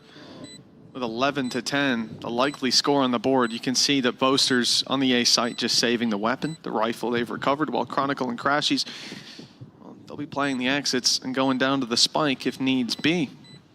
For Apeks, what a recovery of a game, a series indeed that felt like it was not even slipping out of their grasps, it felt like it was never in their hands. And now, well, they've seized the reins of fate. They're steering themselves towards a map 3 ascent where we could end up very soon. Up goes Batu, there's one. Nicely done, at least grabbing an orb on his way out. Started with Floor's Icebreaker. 4 kills on Pistol, spamming Boaster's body, and actually Fnatic bring out their second timeout of the series and of the half. Right, yeah, but looking at the top players in the server, and this is why when you think back to Pearl over at kickoff, we were so excited because you had Batu on the agent where he is best. Don't get me wrong, you'll see him on the Sentinel, he's learning new roles, he's picking up new positions, and he's had some decent performances, but when you put him on this Yoru, he's one of the most terrifying players to play against because just sheer confidence. Like, you could cut to his cam at any point, the guy's smiling, having fun, enjoying himself. And the other duelist is Fluorescent. I don't need to say anything more. So with both of these players, 22 and 20 on that kill feed, the closest, well, equaling Batu is Chronicle, who's been having a pretty solid game, to be fair. But this is now looking like a turn tide with both of them performing showstopper in their hands. On the other side of things, a lot of it looks like it would be more retake-friendly ultimates or looking for utility on Kayak, who has started to wake up over the last couple of rounds. I do feel, though, that unless there is that momentum breaker or something that the coaching staff can bring in, I think Apeks have got this. I think a lot of that time it has to be really focused on how these ults match up against one another. For Fnatic, you're a long way away from anything other than your dimensional drift and your Astro ult as well. Whereas for Apeks, you've kind of got quite an easy way into a site and to hold it in the post plant. Raise ult, Astro ult to take the site, Viper ult in post plant. That gets you up to that 11th. Let's see how they match up against each other. What are the plans? What are people going for now they've had time to discuss it? Pressure certainly on Fnatic. Hello. 2 timeouts used in quick succession. A split seems to slip out of their grasp. A shot almost landed. The gate crash. It's enough though. Yeah. Should be enough. I think that. Boaster's still here. He's picked up Fluorescent, waiting for them to come out of the smoke, but the Bulldog doesn't have that much of a bite this time. Although look who's just been spotted. You know where Avova is, and it seemed like Kayak wanted to take him down. Both Yoros have just about escaped. Death them all, taking their time. Expecting some counter utility. The paint shell's already used, the snake bite already used, so any form of denial has already gone. Avova is going to get back around into the pit, now flashing through, waiting on the other side. It's a running shot that takes out Kayak. Mentioned this point. Making it through any of that utility is impossible at this stage. Like trying to find any sort of hole in this post plant. And you mentioned it in the moment that the spike wasn't down, but I actually really like that from Apeks. It's basically not allowing what utility was there from Fnatic to risk disrupting anything they were doing. They just hold, wait, stay calm, and in the end, it's enough. So it's interesting you say that, because I think if you're getting that Viper's Pit down before the plant comes in, you're basically giving Fnatic all of the space up until that yellow line to just say, right, hey, you can have this for free. We can't see you, and you can spam through our Viper's Pit in order to be able to deny this. They had a divide down as well, though, right? So that's when the Cosmic Divide came in, and that was the thing that kind of saved that round for them, in my opinion. Having to stack up those 3 ults in one go got them through in the end. Well, actually, the late rotation as well coming through Heaven. If Fnatic had that space 2 or 3 seconds earlier, exactly like you said, a snake bite went in, landed on the Viper, 1 spam going through that pit, 1 little spray down, and we're done and dusted. This round is reset, and the favor is probably for Fnatic with all those players in the open. But again, that Cosmic Divide comes in just after that. The window is closed, and at that point, the round's basically done. The only thing left to do is for Kayak to try that flash through, take that free space on the back, but even blinded and running, he gets headshot. So not a lot you can do about that. That gets Apeks to 11. Like you said, a lot of ults used up by that attack side, but now we're neck and neck. And Fnatic are out of timeouts. Yeah, also the defense have used all of their ults over the last couple of rounds. They used the Dimensional Drift in the last to try and clear out that backline. Maybe in a retake that will be useful, but with the weaponry they've got as well, pieces missing here for Fnatic and the momentum firmly in the hands of Apeks. Try and fight for control of middle. There's 2 players here. Chronicle is the one man I wouldn't want to face. Never mind! Batu pulling out the BS once again. A spray straight through. Now Alpha, whoa, he's spotted the cross, but hasn't denied him. He'll go for the sneak up. So they've got deep B main control, but the TP comes out and they're starting to fade away. They think that player inside the vent is signaling an A push. And so this is map control is left wide open, looking to just compete for middle. Whoa, that's a little risky. The jump peek from Batu, but he gets out unscathed. Crashy's falling, and everything has come crashing down for Fnatic. The lead that was theirs for oh so long, and it seemed set to close this out 2-0 to lock in qualification to playoffs. But that may be a bumpier road than anticipated. Apeks giving Fnatic a taste of their own medicine. That same slow, multi-phase kind of attack play style where they're leaving agents, Batu on the Yoru in vents where he's able to escape with a TP if he needs to find those key 50-50 duels, in this case on Alpha. And then off the back of having that advantage, when Fnatic are already on the back foot in the round, applying the fake pressure to be Heaven, Molzy takes his timing when the site player is distracted, finds that second 50-50, and that's the round pretty much done and dusted from there. Really nicely done from Apeks. I want to ask you this, because I think that obviously as casters, you're going to keep an eye on the tier 2. You're going to keep an eye on the players coming up. I can hold my hands up and say when it comes to Batu, I was almost completely clueless. ridiculous. When he came into the league as like someone stepping into shoes of a roster that basically managed to get promoted, losing some of those spots. Now seeing him go up against Fnatic, walk up mid and get 2 opening kills, was he on your radar? No, I don't think he was really on anyone's. I don't know too much about exactly how he was scouted or whatever, but he was having quite good performances in ranked, and I think that's kind of how they put him up. But finding, though, maybe that's just the intuition. That's the ranked intuition. I know there's going to be somebody in that smoke. I'm going to send half a magazine in there. Well, it pays off. You mentioned that they're getting a taste, Fnatic getting a taste of their own medicine from the playstyle, but also from that exact spam. Chronicle's done that on this map a bunch of times. He's been spamming through smokes and taking players down, so now he gets to be on the receiving end of it. Push up from Alpha here, and he's going deep for the fight, chasing them away from the A site, and the response, an immediate ult used to clear out B. Fade sent in, and oh, it doesn't quite catch Boaster. That does Still very much waiting for this player to come out with his ult. What is that? Find him anyways. Batu's been on one. Oh, no one's taking that back to the training ground. That was messy, but it works out. Chronicle has immediately responded, though. Fnatic never down until they're out, and oh, they forgot about Alpha here. They thought, oh, you know, he's pushed up, he's taken control, but he'll go back. No, he's actually sitting in the spawn, just chilling, just waiting for them to try and respond. Chronicle with another, and while Alpha is going to take us to overtime. Apeks got all the way to the final hurdle and tripped. Now they have to get up and race again. Let me tell you, whoever checks the heat maps after this game is going to be like, I think it's off. Why is there 2 kills in spawn? What a push from Alpha.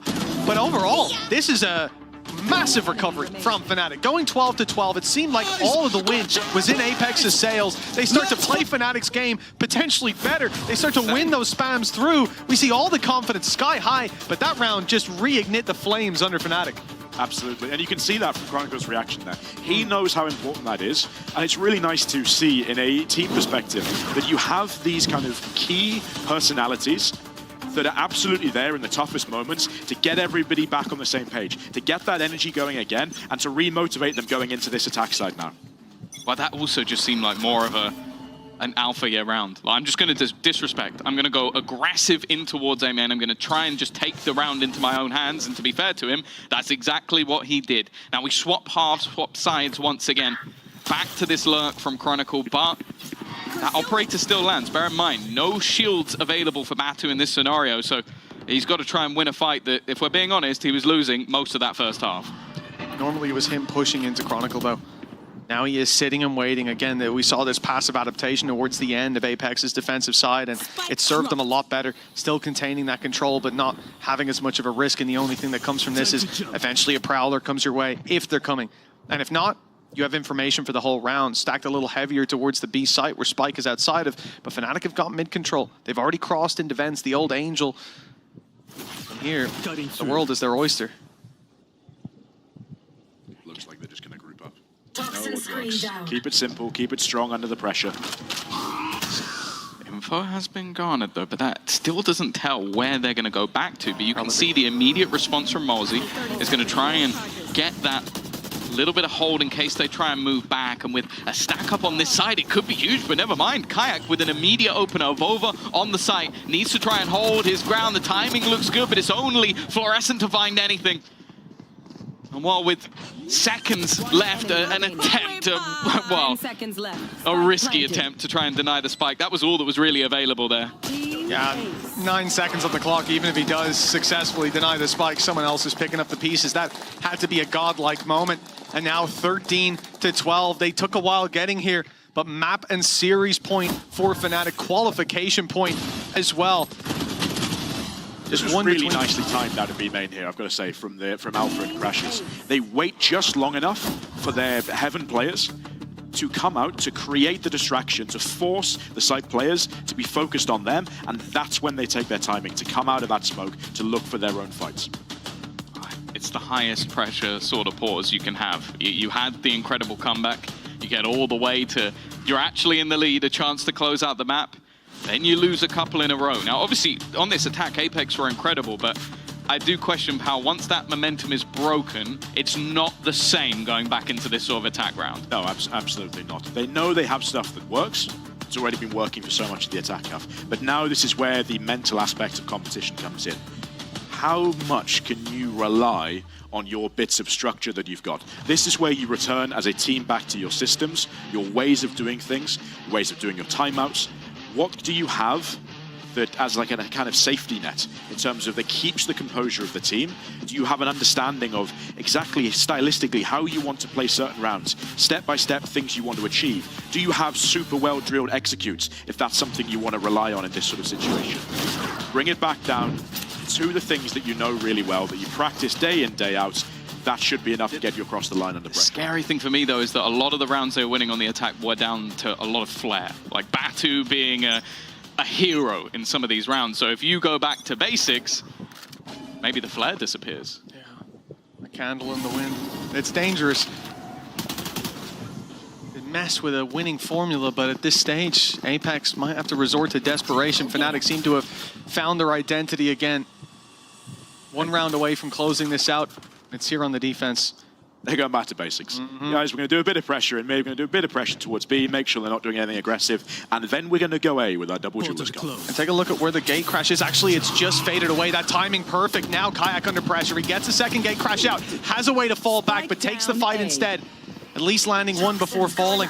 They might think that he was solo on this side. They're certainly not aware of Chronicle. They're not looking, and that's a big mistake. He only gets one for his trouble, though. An underwhelming performance considering it is Chronicle up there given the opportunity. There's a second layer to it, though. Such a quick response from Alpha here, but he just wants to hold onto the ground, try and get some information. In fact, that's Fluorescent forced back into an angle that is basically a 1 versus 1, unless Molesey swings, which Molesey cannot swing. They're holding him in position, at least for now. Fluorescent, though, repositions are so important, but it leaves them all caught to the back of the site. A chance for Fnatic to just garner all of this extra space without too much resistance. That time, however, is ticking lower and lower, just holding on to this late ground. They need to get towards the spike as quickly as humanly possible. Alfia will be there, and well, I think the time is already gone. Just rushing around will be. Molesey needs to get onto this spike. It is done. We continue in overtime. Apeks hold the line. Oh, there was a moment where Apeks looked like a ship without a rudder, but the leader here comes out, manages to put them right back on course to take this map 13-13. Molesey with a 4-piece, and Apeks with another shot at the Kings. That reposition that you spoke about, Tom, that allows Fluorescent and Molesey to be grouped up there, like towering, we call it, up and under, high, low, both holding exactly the same angle in elbow. That, I think, wins them the round. It reduces the risk of taking those 50-50s against players like Alf there, gets them on the same page, doing the same thing together. I think is what Fnatic did with the Prowler to force her there in the first place. Just weren't quite able to capitalize. Batu, well, we've been here before. The interesting thing, though, is where Kayak sits. I think just trying to deny the space that Batu has had for free in the majority of rounds, and almost tried to sell the idea Chronicle is in this position. It's all closed. I don't know if Batu have any idea. And on the other side of the map, an aggressive push into B main hasn't worked out. It's a response, it's a counter, and that's now a 2-player advantage for Fnatic. Yeah, this is it. The more data that you give them, the more chance that they add the numbers up correctly. Fnatic putting the pieces to this puzzle together ahead of time. Governor trying his best, but Chronicle, we said through the smokes, he's been good. He's done it through the wall now. And Avova and Molesey left to pick up the pieces. What remains? A picture that looks bleak. Bova's in no man's land. Crashies is on the flank as well. He's on his way up and not even needed. Kayak puts Molesey to bed. And Avova, well, the element of surprise, it might be good for 1. It could even get him 2, but that's still only halfway there. This is like heading into a medieval battle. Well, I'll be there in 2 weeks, guys. There's just hold as long as you can. Well, TP was right in his face, but it turns out if Kayak gets the dimensional drift, he also gets all the info. Kayak's had a fantastic round here. Obviously, someone there in the pre-round has called, right, we know how Batu's setting up. We know that they're ready for Chronicle to be a little bit further back towards A main. Avova's good for 1? No, time. Keep going with your they're so ready to bait Chronicle there. That's essentially what Kayak's looking to do. I'm surprised Chronicle didn't maybe make noise running away to fake that maybe Batu thinks he's got the space or something like that. But whoever's called that, with the composure needed to do it, to have that idea, to see that tiny little macro thing, at this sort of level in the game, with such high stakes. Really, really nicely done, whoever's responsible for that. I need a drop. 14-13, but... Well, considering they didn't have a pause before this round, that would have been impressive. Telepathy. Okay. Irish telepathy. We won't talk too much about that. 13-14, and that's the thing for Apeks. If we go to OT again, they now need a new adaptation to that A hold. It's being figured out. Massive direct. It's a while before we get there. Kayak, one is all he's good for. And a flurry of frags for Apeks. They're right back in the game. Well, talked about if they get to another OT. Well, the coaches better start thinking about what's going to happen to that defensive hold, because it looks like they'll get another swing at it. Boaster and Chronicle, 2 versus 4 to make this attempt. And we've seen the elbows stack up before. It was Apeks with 2 players. I think it was Malzy and Fluorescent in the firing squad last time around. That was enough. This time they've got 4 back there, stacked up and ready to swing. If anything comes of this for Fnatic, it will be a play that's talked about for a long time to come. Chronicle has a few of those. Snakebite in hand could make it awkward, but already dinked. Makes it any worse. They're also denying Boaster any additional space. He's the only one with any HP remaining, and Avova's just sat on the other side with a shorty. The time at this stage is too far gone anyway, and while it is an attack-sided game at this stage, Apeks put up against it. But honestly, they're doing a fantastic job. I also feel like Fnatic have just got to the point, and this is the same through history. I think they may have the longest ever game on the split. They're looking to recreate that this year, because, what was it, 18-16 defeat to Vitality? Well, 14-14 here. Got a few more OTs to go. Close enough. I think the fact that these rounds are just alternating. It's always the attacking side team that's winning. That is a clear nod to just how strong these double duelist comps are on this map. Let's see how direct Fnatic decides to be. Not particularly by the looks of it, but what I do like is they're actually faking this that you mentioned earlier on, Mitch. They're faking the fact that when they've gone A before and they've re-cleared here with the Prowler, they've always been going A. It's not really achieved what they wanted to try and draw those rotations over. Maybe they've done it a little bit too early in the round, but it has got Chronicle into a better position for this low. Yeah, we've seen him.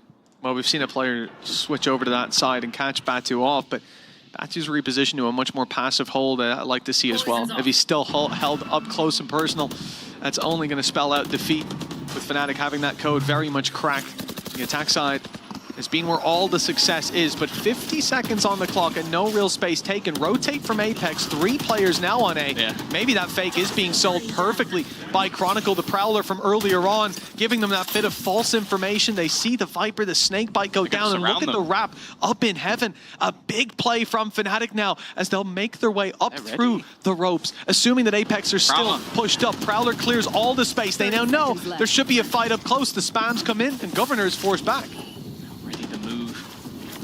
From Batu back to the site. They've wasted a lot of time. They will now try to make that move forward. Gravwell to push him out of position. In fact, Malzy's gone down. That's a big kill from Alpha. And while, again, it goes down to the last few seconds, but as always, the execution from Fnatic is perfect. Running the time down low again, but it has worked. It's worked every time. I feel like we can't even really question it at this stage when it goes down to those last few seconds and it never seems to go wrong. Except for that plant on Lotus, but yeah, other than that, everything's been working out, and it will again this time. Fnatic 15-14. But again, that is your attack side. The problem has come with defending, and for Fnatic, last time it was a very quick response from Apeks. The round was over almost before it began. We'll see what their adaptation is. Apeks has been hitting this A side so much, and getting so much success from it. I would expect there to be some sort of quite significant action from one of the two teams. It might not just be that Fnatic are gearing up to fight this, but it might be actually that Apeks look like they're positioning to fake this A hit, have the Yori TP back towards B, and be ready to go from there. So they've had enough. Trap. Yeah. 3 players here. Clear left. Oh, Batu. So well. They have to know. Yeah, I think they know that this is a... Oh, maybe not. It seemed like Alpha was holding the angle, but Batu comfortable. Malzy in position. Kayak wants to try and take this firefight, but Malzy's not going to give that advantage away. Now into the 5v4. Fnatic, they don't have a lot of information once that Viper wall goes up. Reliant on Crashy's holding on tight, but it's leaving gaps. The B side is wide open, and that seems to be where the walkabout is coming with 3 players up in heaven. They can only cast an eye there every so often, and we'll try to make up for that lack of map control with a bit of mid-aggression. If they decide to go down sewers, this could be the perfect play. But it's only one, it's only Kayak. Looking Crashies with the C's, and that's exactly, he's thrown the C's, he's slowed them all down. That could be the perfect piece. Utility as Kayak comes up behind! Dimensional Drift gives them all the information, knows exactly where they are, can hold them in position, can try and make things awkward as Crashies picks up one more. It's left all onto Batu. Has an ult of his own, a chance to try and at least get his way to the site, but there is no one giving him anything. They are sitting back, ready to fight this one together. Surely this can't be the play to keep Apeks in it. It's been nothing but attack side success. Burning the midnight oil here. They've gone the distance, but 16-14 seems set in stone. Batu with an ace clutch, if he is, to buy another opportunity for Apeks. And they've just heard that shot. They know where he is. A chance to take down one, but missed the window. And Boaster fires back to seal their fate. 16-14, a lengthy endeavor, but in the end, Apeks will not see a third map in this series. Qualification for Fnatic locked in as a result. Best C's of all time. It's got to be up there. It's got to be one of them for sure. Thrown at the very last second of that take about to go in. It buys literally, what, 1 second for Kayak to get up the rope. Everybody focused in front of them. It's a brilliant piece of utility that when you'll look at the scoreboard at the end of the game and go, oh, Crashies is quite far down, you won't realize what he did to help them close that game. Yeah, it's a fantastic piece of, guys, I'm behind them, I can win this round, do something for me. Create a bit of pressure, stall them for a bit longer, make a little bit of noise, whatever it is that Kayak needs his teammates to do, just to give him that split second to get into the perfect position. Yeah, that was a masterclass when it comes to this map, and for Fnatic, qualification locked in as a result, but you gotta look at Apeks bouncing back from that defeat on their map pick. We had questions about if they'd be able to perform. They put up one hell of a show, but in the end, we all expected to see Fnatic cruise into playoffs, and they're doing it with a little bit of difficulty on the second map, but a dominant performance on the first. A squad that will only build from here. Oh my goodness. You gonna pull out one of those, pal? We shall see. Yeah, well, we'll see how the next 2 BBL games goes. And if not, maybe you'll join us up here again. You think I'm going to get retired that quickly? I would hope not. We've got a few more games to win first, hopefully, before that happens. Well, we got to say thank you very much for joining us here today, pal. I have to say this was an experience myself and Tom have done once before, but it was phenomenal to have you up here on the cast. You and Yinsu will have to box it out to see who gets to come back next time. Or we've got a 4th headset. Let's make it happen. That is also true. That is also true. But yeah, I think we go back to the fact that for Fnatic, an important victory nonetheless, because I think qualification after the first couple of wins, we expected it. We were looking at this team to make it through. The bigger picture now is, can they get that top spot? I think them and Heretics both looking in very good form right now. Vitality a little bit more off kilter than expected, but for this team, if you can get that first spot, you're then 1 game away. More importantly though, we do have ourselves an interview down on the stage. It is Kayak with Zoe. Thank you so much. Congratulations, Kayak, to you and the entire Fnatic squad. You guys are now officially locked in for playoffs. How are you feeling right now? A sense of relief? First of all, thank you for congratulations. I think we knew we were gonna win this game, but it's always fun to play against ex-teammates, so it was a good game. Let's talk about that, because you were a big part of Apeks getting into VCT Emea, and now you're a big part of getting them that 0-3 score and potentially knocking them out of playoffs. Is that a little bittersweet? I mean, kind of sad, but someone has to qualify, someone has to not qualify, you know? So it's at the end, you have to win. Yeah, it's a competition, that's right, that's right. Looking at the preparation for this very match, were you able to contribute a little bits of insights here and there, having played with them previously? I think, no, there was not a lot of stuff that I knew what they would do, because they changed a lot of players, so they're not the same team anymore, but maybe some stuff I kind of knew what they can do on the like mid round or something, or like pre-round, some strats or something. But I just had a bit of ideas, but nothing really like certain. I mean, they played it really close here on Split. Like, that one came down to the wire. Why do you think they were able to claw their way back into the game? And what did you guys discuss in the comms to shut them down? I think we just played a bit too passive maybe on defense side.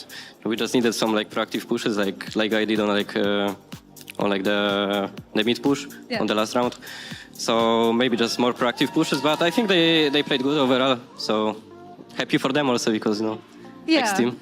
Yeah, I mean, and there's also a next stage and whatnot. Is there any advice you have for your former teammates, or words of encouragement? Anything you want to say to them? Nothing, that I love them. Ah, there it is. Kayak, thank you so much for joining me. Once again, congratulations. And we're heading into a very quick break. But when we come back, we're going to have the French Derby. You don't want to miss it. So we're going to see you on the other side of this.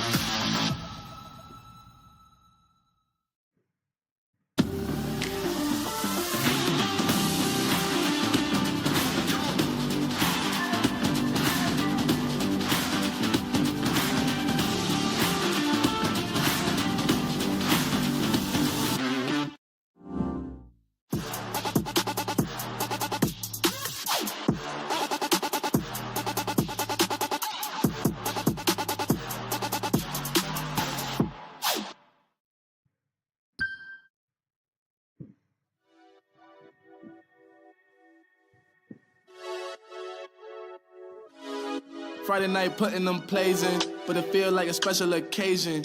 So let's go out, go blazing, hit the dance floor, let go frustrations. I might have a hidden agenda, but my intention's pure. I'll give you all that I got, and I hope that you don't need more. It's okay, just take my hand now. Damn, me and sweating your hair out. You got me creasing my sneakers. That's usually something I care about. Couldn't see the path, but it's clear now. You was in my dreams, but you here now. And I just want a little dance and a reason to change my plans. All I want is for you to dance with me, with your hands in the air where I can see. I don't know if we'll get another chance, you'll see. So I hope that you'll just come dance with me. We outside, did you hear what? I called the ride cause I'm going up. And there's something mixy going in my cup. Don't say much cause they know what's up, You know it get cold on the late night. We getting all close like it's day night. You looking so fly, you can take flight. Now I got this feeling that I can't fight. Your curves got my urges flaring. You got me by the collar and I'm not caring. You see how the people can't stop staring. I'm trying to make you mine and I'm not sharing. Okay, let's bring it back a bit. She said you can have whatever if you ask for it. Well, I just want to have a little dance and a reason to change my plans. All I want is for you to dance with me, with your hands in the air where I can see. I don't know if we'll get another chance, you'll see. So I hope that you'll just come dance with me.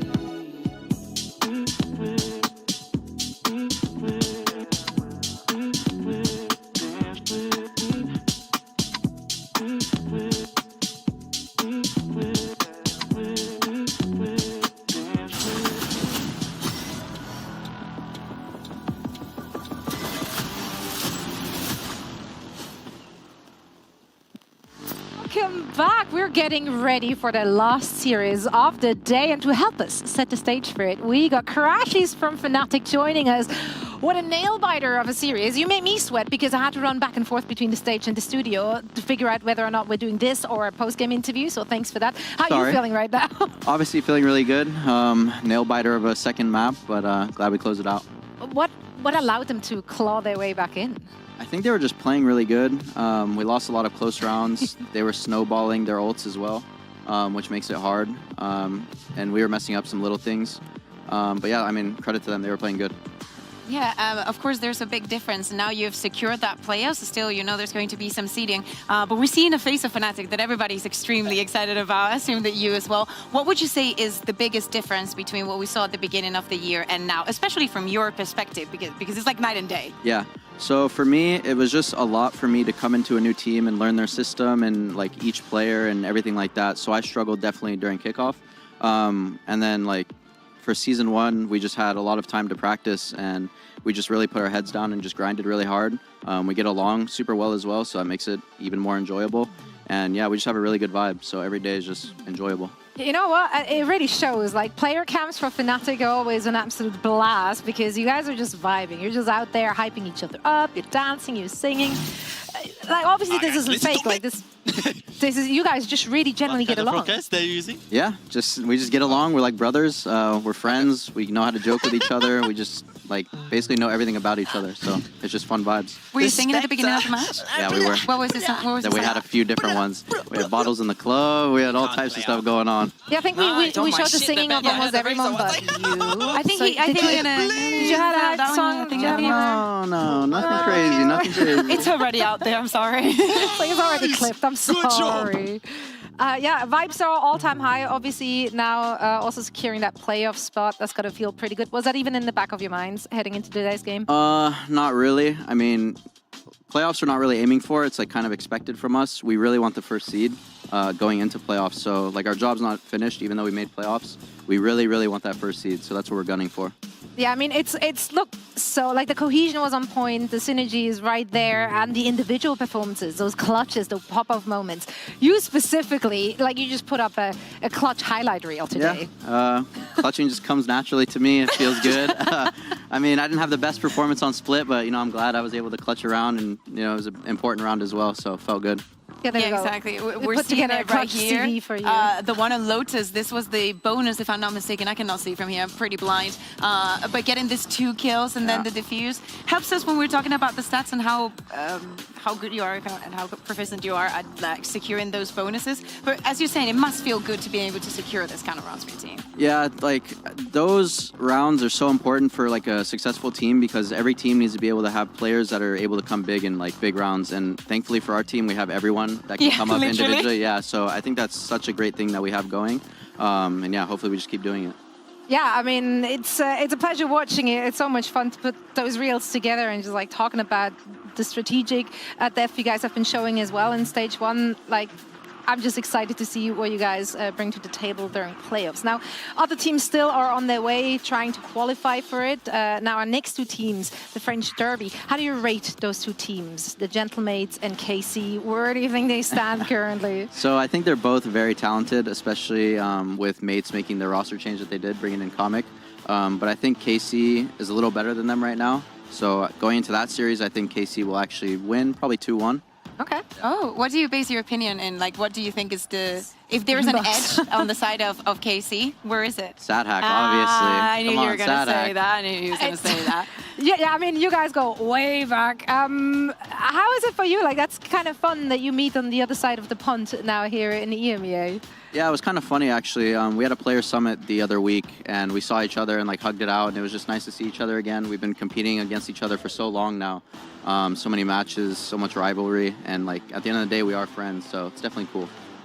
I love that. So let's take a look at both of those teams and their schedules because, you know, like in the standings, they're kind of in the middle right there. So who would you say has the easier way through to actually qualify for the playoffs? I mean, I think that for KC, especially because of what we saw yesterday from Foot and Team Liquid, I enjoyed that match so much, especially for the likes of Team Liquid. Did you see that, Lotus? Yeah, I did. I did. I think that for the side of KC, things are going to, or could get a little bit more dicey because they still have Foot and Team Liquid to play up against. Whilst if we look at Gentlemates, they have already won against Team Liquid on that first match where Kamek was playing against his former teammate, and they were very close to winning against Foot. So I would favor Mates. So if they were to get a win here over KC, their chances go through the roof. Yeah, I would definitely agree with everything you said. So that's why we pay her the big bucks. There you go.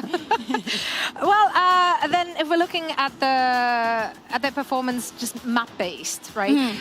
It's been quite obvious and apparent that they're doing really good when they can prep for their own maps. Not so hot on their opponent's map picks. Yeah, I think that when we look at this numbers, the one that strikes out the most, this is, by the way, for the entirety of 2025, and we have all the 12 teams that we have in the region. The first column, besides the name that you're seeing with the 100% on KC, is their own picks. So going into the veto, they have won every single one of the maps that they have picked, but none of the maps that the opponent has picked. It's not a good sign, you know? Yeah, that's pretty crazy. If you didn't show me that, I wouldn't have even known that, to be honest. But that's how they pay I me. mean, yeah. At least they're winning their own map. Obviously, it's important when you pick a map, you win your own map. But silver lining, yeah, there you go. But yeah, I mean, hopefully they change that stat today. It's not that different for the side of Gentlemates. We have an 83 and 17. So we're speaking about two teams that are very, very comfortable in the map that they pick, in the preparation that they do. Or for the side of KC, I would even say more on the lines of having a home ground. During kickoff, it was that bind.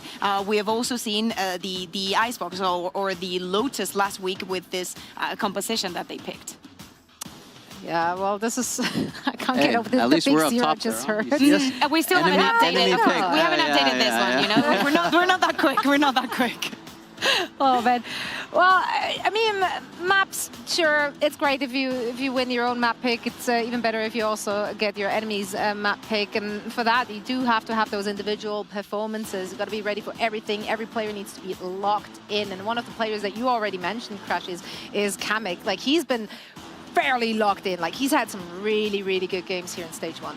I think after his Liquid thing, I think he's just on this villain arc where he just revenge tour everything. Yeah, but he's not the villain though. Yeah. No, he's not a villain, but I think he just wants to beat everyone now, and he just has this thing going for him that he just wants to prove everyone wrong. And I think it's like a deadly trait that he has right now, and he's been proving it every week. So yeah, he's antagonist arc. Exactly. Like it feels like like his story was written for him in the sense that he was like removed from Team Liquid. So he had two choices: this image that has been painted of him, or maybe he is not good enough. So now he has a lot of mouths to shut and a lot of people to prove wrong. And I love the fact that it's working so well for him. Absolutely. I actually had an opportunity to sit down with him earlier today. So we chatted a little bit about that Liquid match and also about the match coming up. So let's hear what he had to say. And I now have Kamek joining me for a quick chat ahead of your game. First, let's look back at last week. Obviously, a dominant performance against Foot. Yes, it was a loss, but I would argue it's a quality loss. What were your biggest takeaway from that week heading into this week? The biggest takeaway from footballist matches was like that we did some individual mistakes on like first two maps, and on the third map we kind of gave up. Maybe not like gave up, but like we didn't have energy to bring up from the second and the first map. And like what we focus on is like that don't give up till like let's show the fire till the last map. You know, it's like that was the main focus, I feel like. Yeah, kind of running out of steam there at the end. It was a long series. Like the first two maps were very competitive. Icebox, the map you actually won against, and we got to see you on KO, which is always a good time. And you also implemented a Waylay into your composition. Now with the KO buffs coming around, is that something we get to see more of? I mean, not yet. Probably in the future. It depends on our team and our coaching staff, but we'll see. Hopefully, yes. How do you feel about the Waylay in your team? Do you feel like that's a good agent for you? Does it fit your playstyle? I mean, yeah, it's really, I think it's one of the strongest agents to combine with the KO or Breach together. It's like something you can combine very easily and do very fast plays with it, and that's what I like to do, so that fits me perfectly. Yeah, it's looked really good. The Icebox was very entertaining to watch. Obviously, very fast-paced with the Waylay in the mix there as well. Going further back at the start of stage 1, obviously you're the new kid for Gentlemates. You had to go up in your very first match with them against your former team. Was that extra pressure? Was that an emotional thing for you? Did that like kind of egg you on to do really good? I don't think so. It wasn't like really emotional or like any pressure for me. It's like I'm treating this is if it's all my former teammates, it's or my like even former like older teammates. Like I don't really care who I play against. I'm treating anyone like the same level. You know, it's same match as any other, to be fair. Just want to win, that's it. Yeah.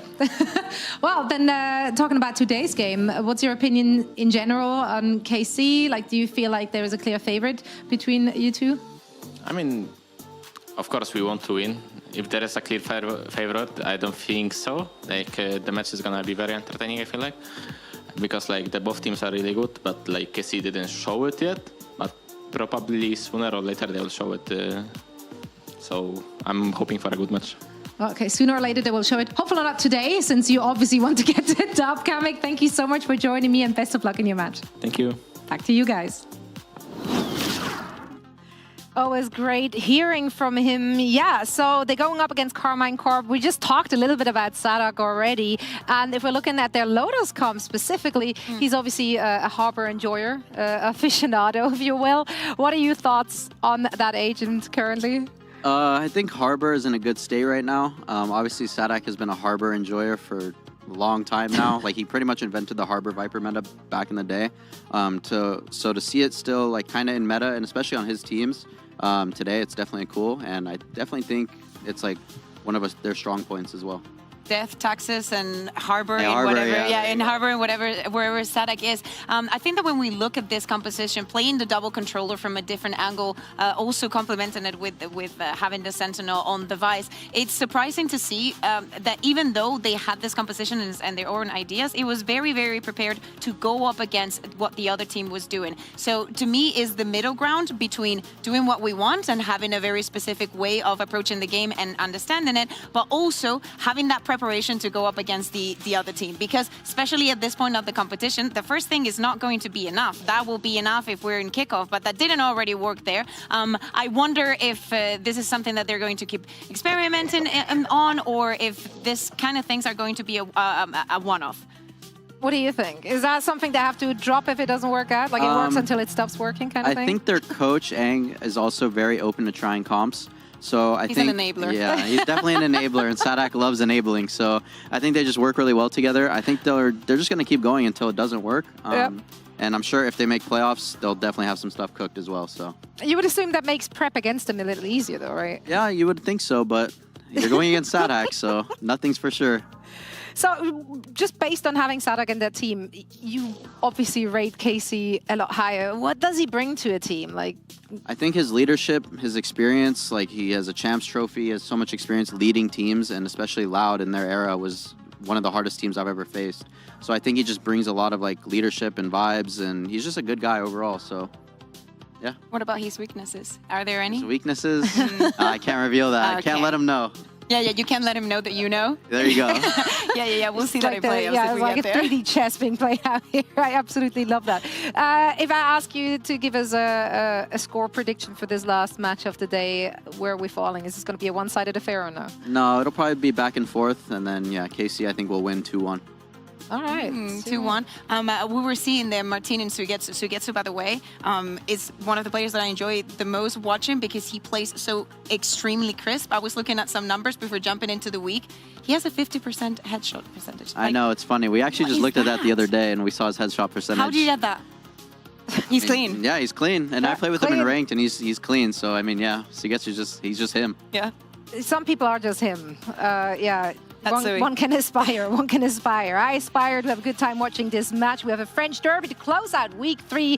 Both teams are looking to get their second win on the board. So today is the day. Carmine Corp going up against a Gentlemate. So let's send it over to our stage as they're taking their seats.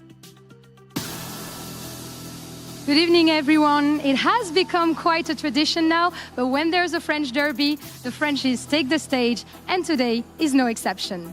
I'm grabbing the mic tonight to welcome the ones that make us proud every single time. En français, Carmine Corp vs Gentlemates. Et qu'il s'agisse de conserver sa place en VCT, redorer le blason de l'équipe ou tous les choquer, les enjeux sont différents des deux côtés, mais tous rêvent de trophées. Un clash des CEO, des communautés, et croyez-moi, sur les réseaux, ça va bien se terminer. Car de prince à roi, il n'y a qu'un pas, et surtout une couronne, que deux armées à la rivalité inégalée vont maintenant se disputer.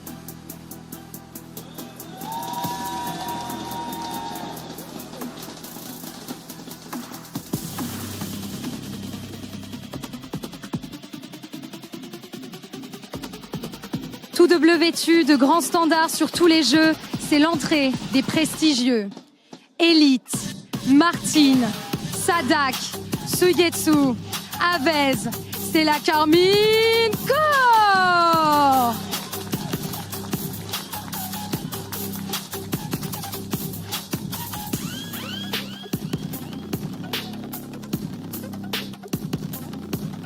Tout droit sorti d'un défilé nouvellement adoubé et surtout plus dangereux que jamais. Kada, Kamik, Mini, Click, Zipan, du bruit, make some noise pour les Gentlemates.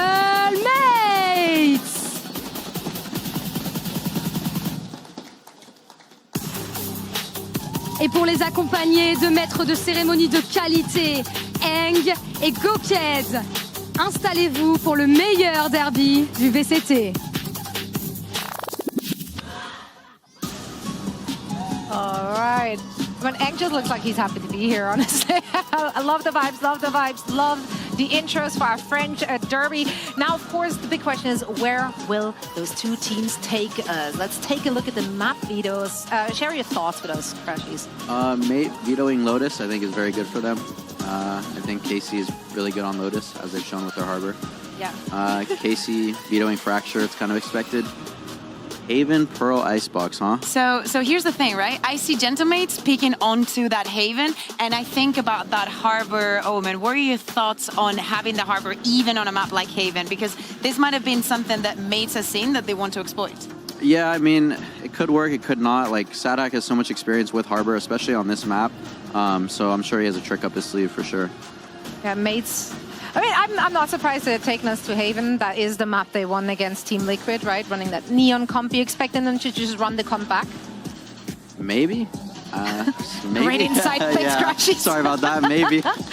Yeah, I really hope that we do have an even out match, that we get onto that third one. I think that because of this, like, the best chances that Mates has it is to close it in a 2-0 fashion, if we speak about the adaptation and whatnot, because it's not only that the composition for KC might have been the preferred one that we have seen on Haven, I think is the comfort that Mates have already found on that map. Even from the beginning of the year, they were the only team during kickoff that decided to play the Neon on Haven.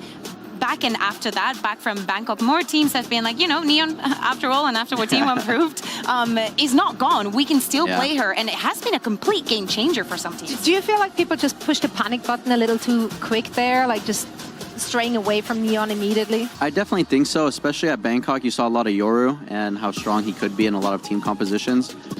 Yesterday you saw like a mini Boo masterclass on the Neon and everyone was talking about it. So I think Neon will definitely be... Okay, there's Phoenix here. Yeah, let's discuss. Yes, let's discuss, because there's definitely moved away from that Harbor. Sadak is going to be playing on the Sova, and they're going to go for the dual duelist, but you know, you're from America, so you know a lot about Phoenix on Haven. Yeah, especially, I mean, Victor used to play Phoenix on this map a lot as well. They took a Vez off Initiator and put him on Phoenix, so I mean, I'm kind of curious to see how this will go. And yeah, this is the first time they're playing this comp, so I mean, they have to be comfortable, right? Yeah, they better. Yeah, well, and especially with them starting from the attack, Apeks going on that Phoenix is not the first time. We've seen it in the past, not here in VCT, but definitely also jumping into that double duelist. Yeah, I'm excited to get this one started. Crashies, thank you so much for joining us to set the stage for our French derby between Carmine Corp and Gentlemates. Sadak getting in position. We're ready here as well. So let's send it over to our casters, Pansy and Hypok.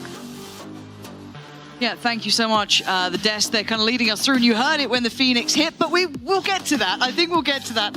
As I kind of want to roll it back a bit, both of these teams here at kind of that 1-1 spot in this, and we've seen a bit of a pivot, at least with the map pool now. What do you make of where we're starting? Yeah, the veto's a bit of a head scratch. You would have been really concerned to see them bring out the same bring out the same composition once again, because after showing it versus Vitality, they then go to ban Haven and almost feel, I don't know whether that's a little bit of paranoid or just uncomfortable with the execution of that comp, but to see the Phoenix is a hell of a pivot, to say the least. Yeah, it is certainly a bit bizarre. And there's got to be method to the madness, right? Because in all reality, losing to Vitality on Haven during the heyday of them bringing out that comp, that I guess Fnatic comp, if you want to call it that, it seemed reasonable, but they hadn't played it since. Then it became that sort of vetoed out map. Yeah. They've gone back to the kitchen and cooked us up a Phoenix. Yeah, I mean, I'm excited for it to get another, I don't even want to say wacky comp, but a wacky choice coming out in the form of the Phoenix. Certainly here for how they want to complement alongside Martin on the Yoru. Slow start here, but actually a quick creep up outside B. Yeah, so early work from Martin and an early death. Kamek, clean work. Aves, Martin gone. Keeping it simple, certainly not keeping it exactly in their sight. So now a couple of issues starting to be presented here. Sadak, Sugetsu and Elite left with a lot of work on their hands. And this pause for thought, looking for anyone to try and re-clear. There it is, double face. Nice again from Kamek. Just clearing house and Mini. Getting his name up in the feed and closing out. Gentlemates, solid start here, Mike. Yeah, again, just Kamek holding his ground and basically has the solo anchor on B site here. Gosh, lovely. Quick kills. Aves and Martin dropped immediately. There's no real threat developing. KC just maybe hoping somebody was going to overstep the mark and find themselves an opener. But yeah, curious to see. I mean, you'd almost assume here with KC, once they get to the buy rounds, it's going to be very brawly, brute force, finding these very aggressive engagements. You almost have to. It's you come back to that same discussion with the Phoenix. It's the sort of the feast or famine. You have to make it work in terms of seeing numbers from it. Oh, and that's the thing. I do want to see what they have in mind, because right now it feels just useless, right? It's found nothing in the early couple of rounds. And one of the players I wanted to look at was Mini during this, a name who's been impressing me in their first couple of series coming out. But Kamek again was cool under pressure before, catching at least one. Maybe one slipping the net, but he should have support if necessary. There it is. Zipan to catch the push-up. Do they even get a plant? Again, Zipan will see the cross.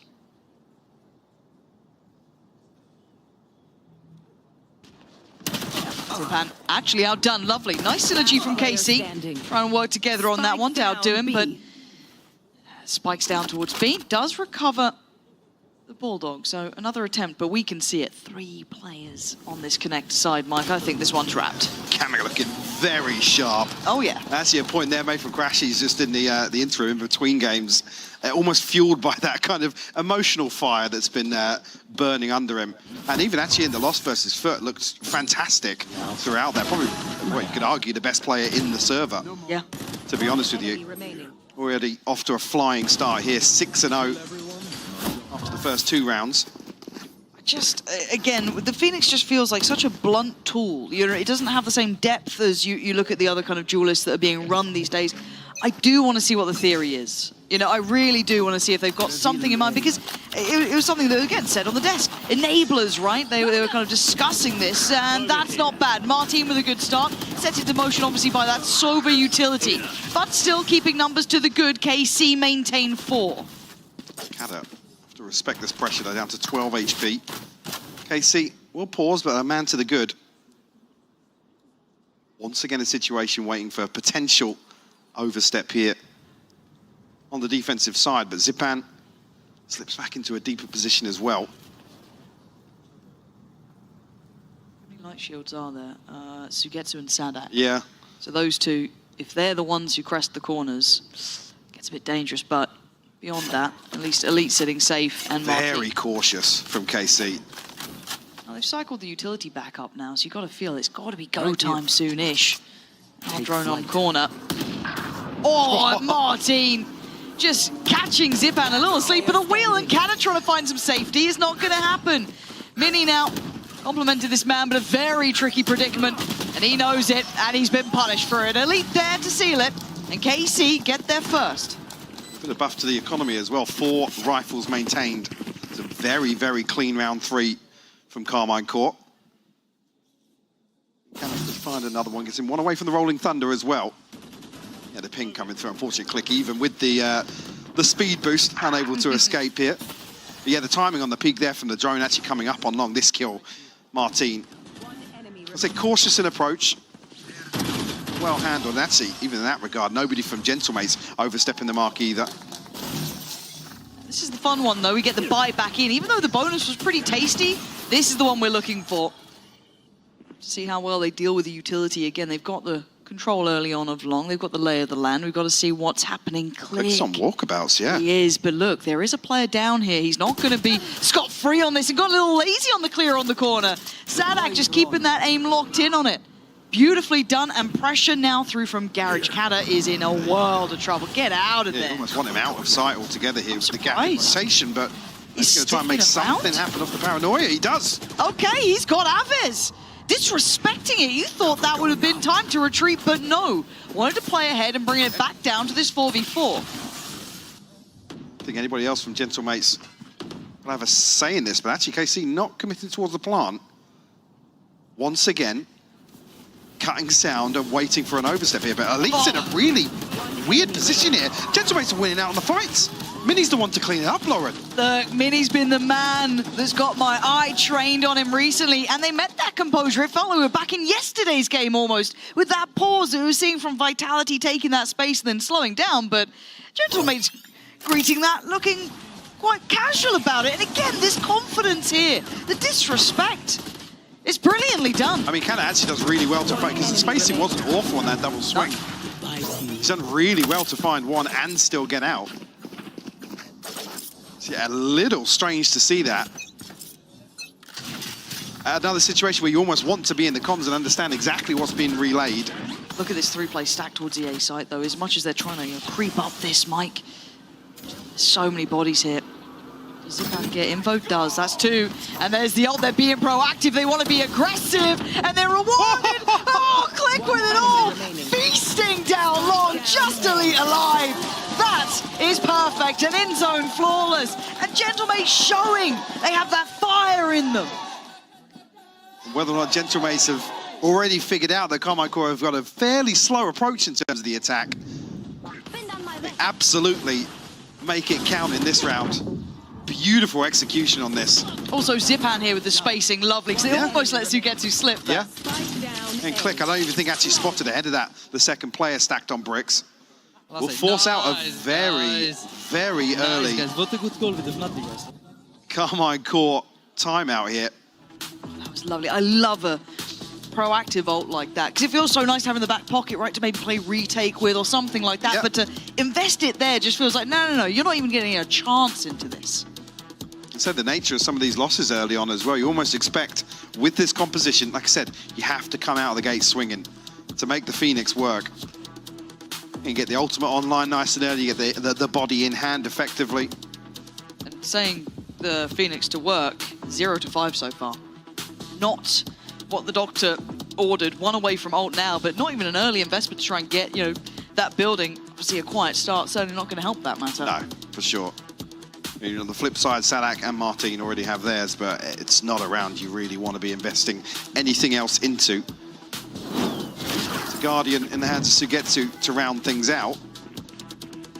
Gentlemates off to a flying start on Haven. And again, this was one of the maps that, 14-12 against Liquid, which was a... what's that then? There's been a music change. But yeah, you're right. And that's a difficult one to really look back on, because it didn't feel good for me though. It was almost like you kind of credit the ability to close out that map, but it certainly wasn't a convincing victory. No, it wasn't. But again, I mean, you flip that back over and then coming back to the veto, this doesn't feel like a convincing veto if you're KC. Again, the question mark of Pearl being in there for map 2 versus Icebox, whether or not that's... that's the one I can't get my head around. No, because you were pacing the green room. You were furious about it. I mean, we come out now, we see a comp change on Haven. Maybe that's indicative of something they've gone away and worked on. But if you look at this at face value... Face value. Mates have won this veto, and there's a real chance that even you said, they could close out 2-0. There's a chance. I don't see it being the hugest chance in the world. By no stretch am I sitting here saying this would be an easy 2-0 for Gentlemates, purely based off the veto alone. Yep.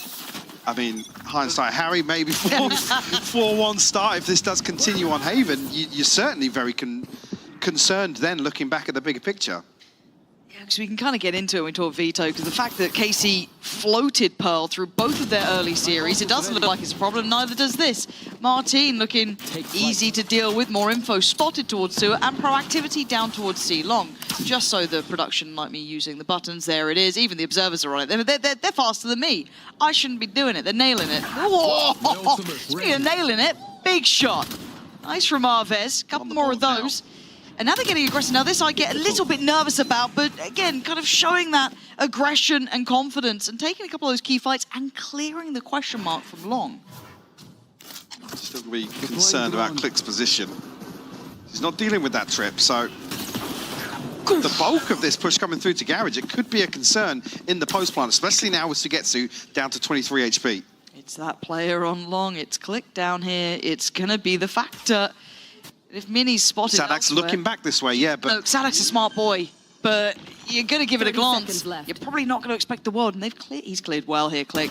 He's done very well. It wasn't the cleanest shot, but it doesn't matter. It's across the line, and Sugetsu's HP becomes such an near-on impossible object to avoid. 23 to work with, and yeah, it's perfect. Lovely in the end from Gentlemates. I'm really impressed with this so far, Mike, but it was never really me looking at Gentlemates to be the ones to prove anything to me. I wanted to see something great from Carmine Core. You look at the potential, and I'm not seeing it here. I think that's key as well, to come back and look at maybe start of season expectations. Gentlemates have already kind of had their upswing. Yes. Right, they're already kind of, I don't want to say over-delivering, but certainly performing ahead of where we would have looked. And Carmine Core, on the flip side of that, are actually fairly far behind in terms of expectations. This is technically the group they're operating is the harder one. I guess on paper, people wanted to call Omega the harder group. So you can't be fumbling some of those games that, you know, on paper should have been yours, but it's the way it goes. We've got ults galore for KC. If there was a round to see some of that brilliance that your Eng will have, that your, Sadak will have, this would be it. So far, simplistic. A 4-1 split. Looking like B is the eventual goal. Flash in, but we can already see the posturing and already look at the space once again being taken. These fundamentals are working brilliantly for Gentlemates to keep map control. Click has to be considered this time around, surely. I mean, Elite is in a disconnected position, and actually you can see elsewhere proactive towards A-Link from Carmine Core. The drone actually invested so deep on, it's going to spot out Mini. This is Fury coming in. Mini's going to go down. This is better. Kata trying to be controlled, but it doesn't work. Zipan the only one to find Sadak here, really. Down to that 2v3. Sugetsu, Martin, Elite, all still here. Trying to play from the site and one down towards main. A quick way out towards main, at least for Sugetsu. But can they get this done in time? The time is ticking here. This looks good. That shot looks great, though. But time is going to be a factor. They've got to know it. They're doing so well here, though. But this is so close. I don't think there's time now to make a go of it. No, Sugetsu playing it to the second, but it took a lot. I mean, frugal though with the ultimates. They only really burned up the Neural Theft and the run it back. So credit in that regard for KC to find their second. Gentlemates definitely made it interesting though. It felt like it was left a little too late maybe for Click to make that a little bit of a play in, because it felt like they're holding all those extremities. Yeah. But they just gets diffed in the 1v1. And again, I believe it was 3 bodies. 3 bodies invested towards A-Link to try and find extra space, secure that post plant. Like I said, the drone is used so deep that it actually clears onto A site. I see KC start to cycle through these ultimates now. Judge in hand for Martin behind this. Should be site clear. Gentlemates will concede all of this space. Seems like we've got some comms coming through here. Hopefully those can get cleared up. I'm going to talk over it, so hopefully nothing gets leaked. Don't really love the idea of that going out on stream. Maybe it is, maybe it isn't. Hopefully production can cut that for you guys. For now, we look towards Sadak on long. Does manage to get Kamek down, and the follow-up too. Nice from Sadak. Still going to have his ult there in pocket if things get a little dicey. Even spotted out Zipan towards Heaven. Paranoia coming in, but the numbers are so strong. I'm pretty sure it's just down to Zipan here, and this is now a formality. 21 HP. Nothing left to do in this round now. Of course I know. Look, 4 rifles will be maintained here. Imagine. Does KC make their exit? 3 on the board now for them. We still have A couple of... Yeah, on the back of Martin, paving the way. I said frugal once more, no overinvestment. Yep. Still maintain, well, again, the TP for Sugetsu, but more importantly, the Hunter's Fury.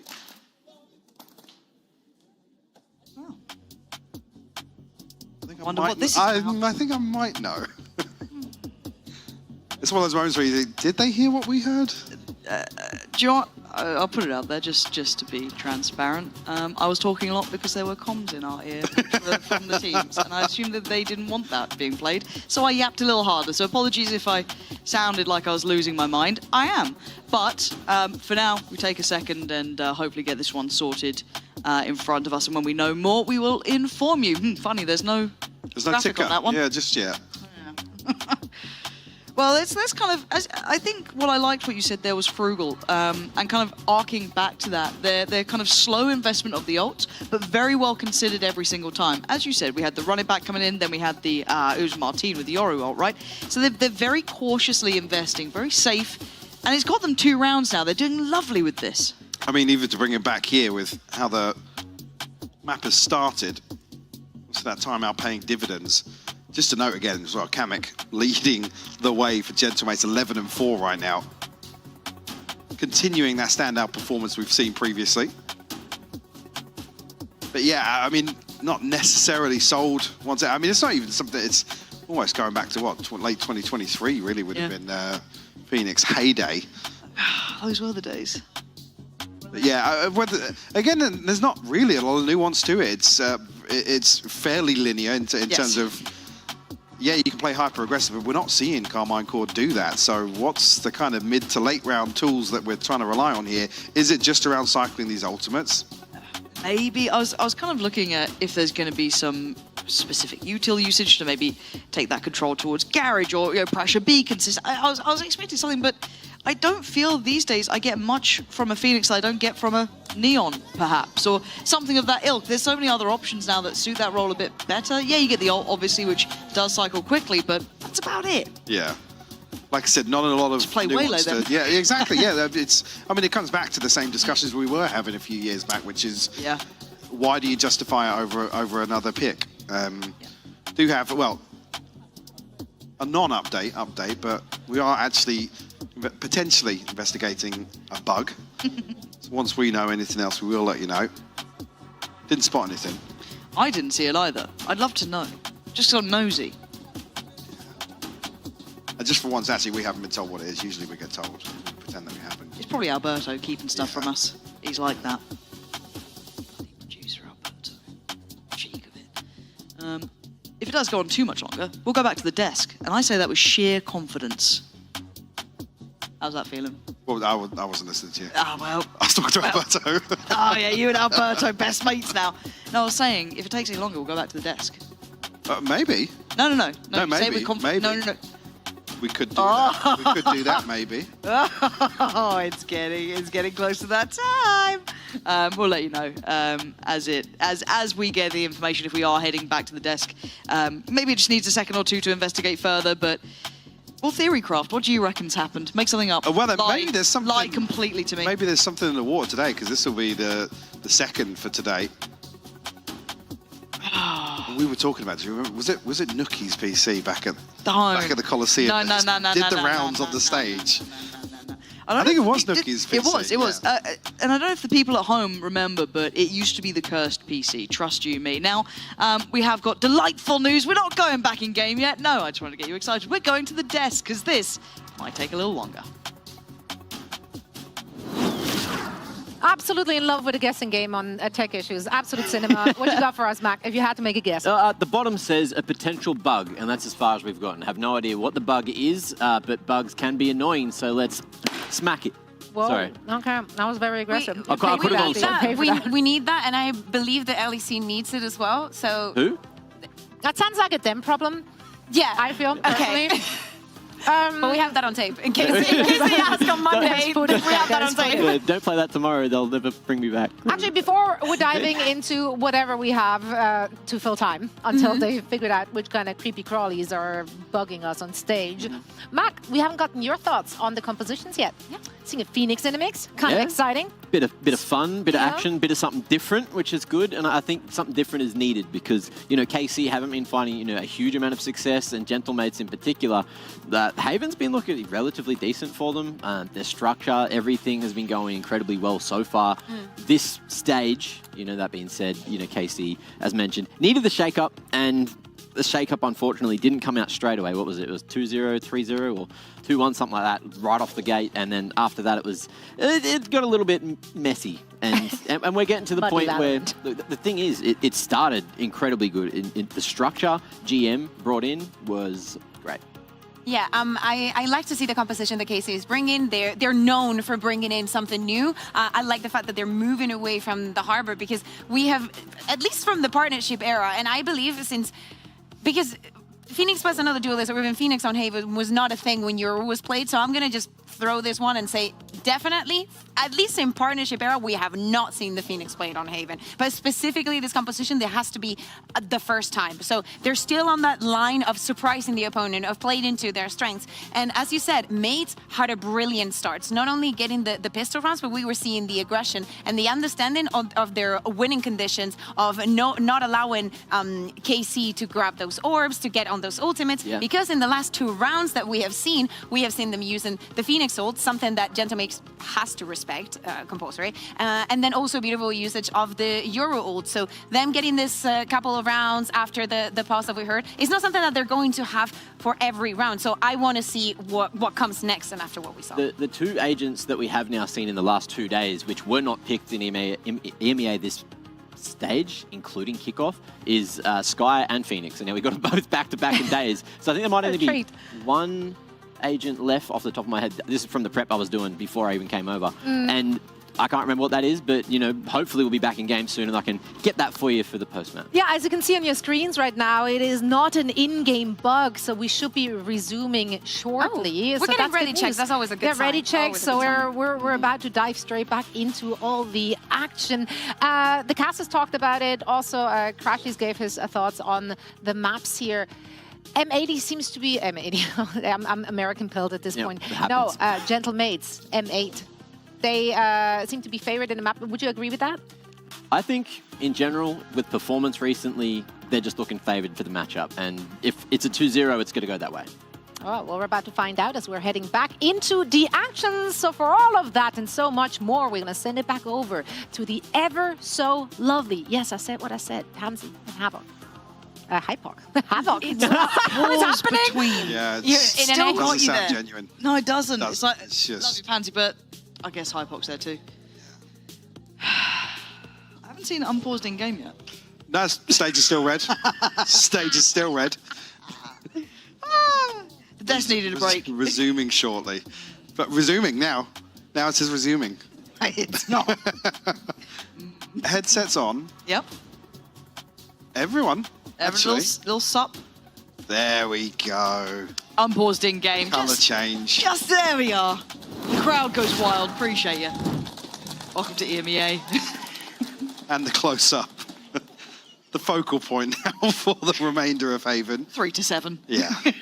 Well, but on the board, right? Yes. Yes, one of those was that, I think, Sheriff kill that came in. But you know what? It's back. Is he getting a weapon? It's on the floor. Okay, I couldn't see it through there. Well. Guys. There's somebody. I'm going to be honest, guys. Doesn't look good. It's not looking good out here, chat. Can you see the issue? I need the little, you know, have you seen the meme with like the stick with a little hand on it? You tap on the screen. Yes. Yes. Yeah, I need a look. Can we? Oh, we should. Oh, you observers have trolled me. They've absolutely thrown it. There's the weapon, though. Yep. Can we get the little like free cam real quick? There's the weapon. There it is. Oh, clear the screen.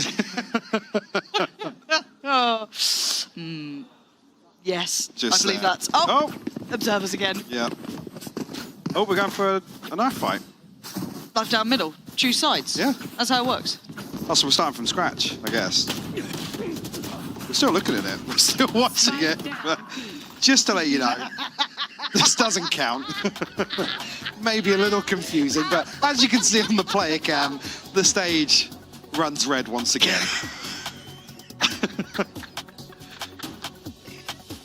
I've only picked up the bloody gun. He's moving now. Oh, he's moving. Now you've cut away from him. It was stage fright. That's what it was.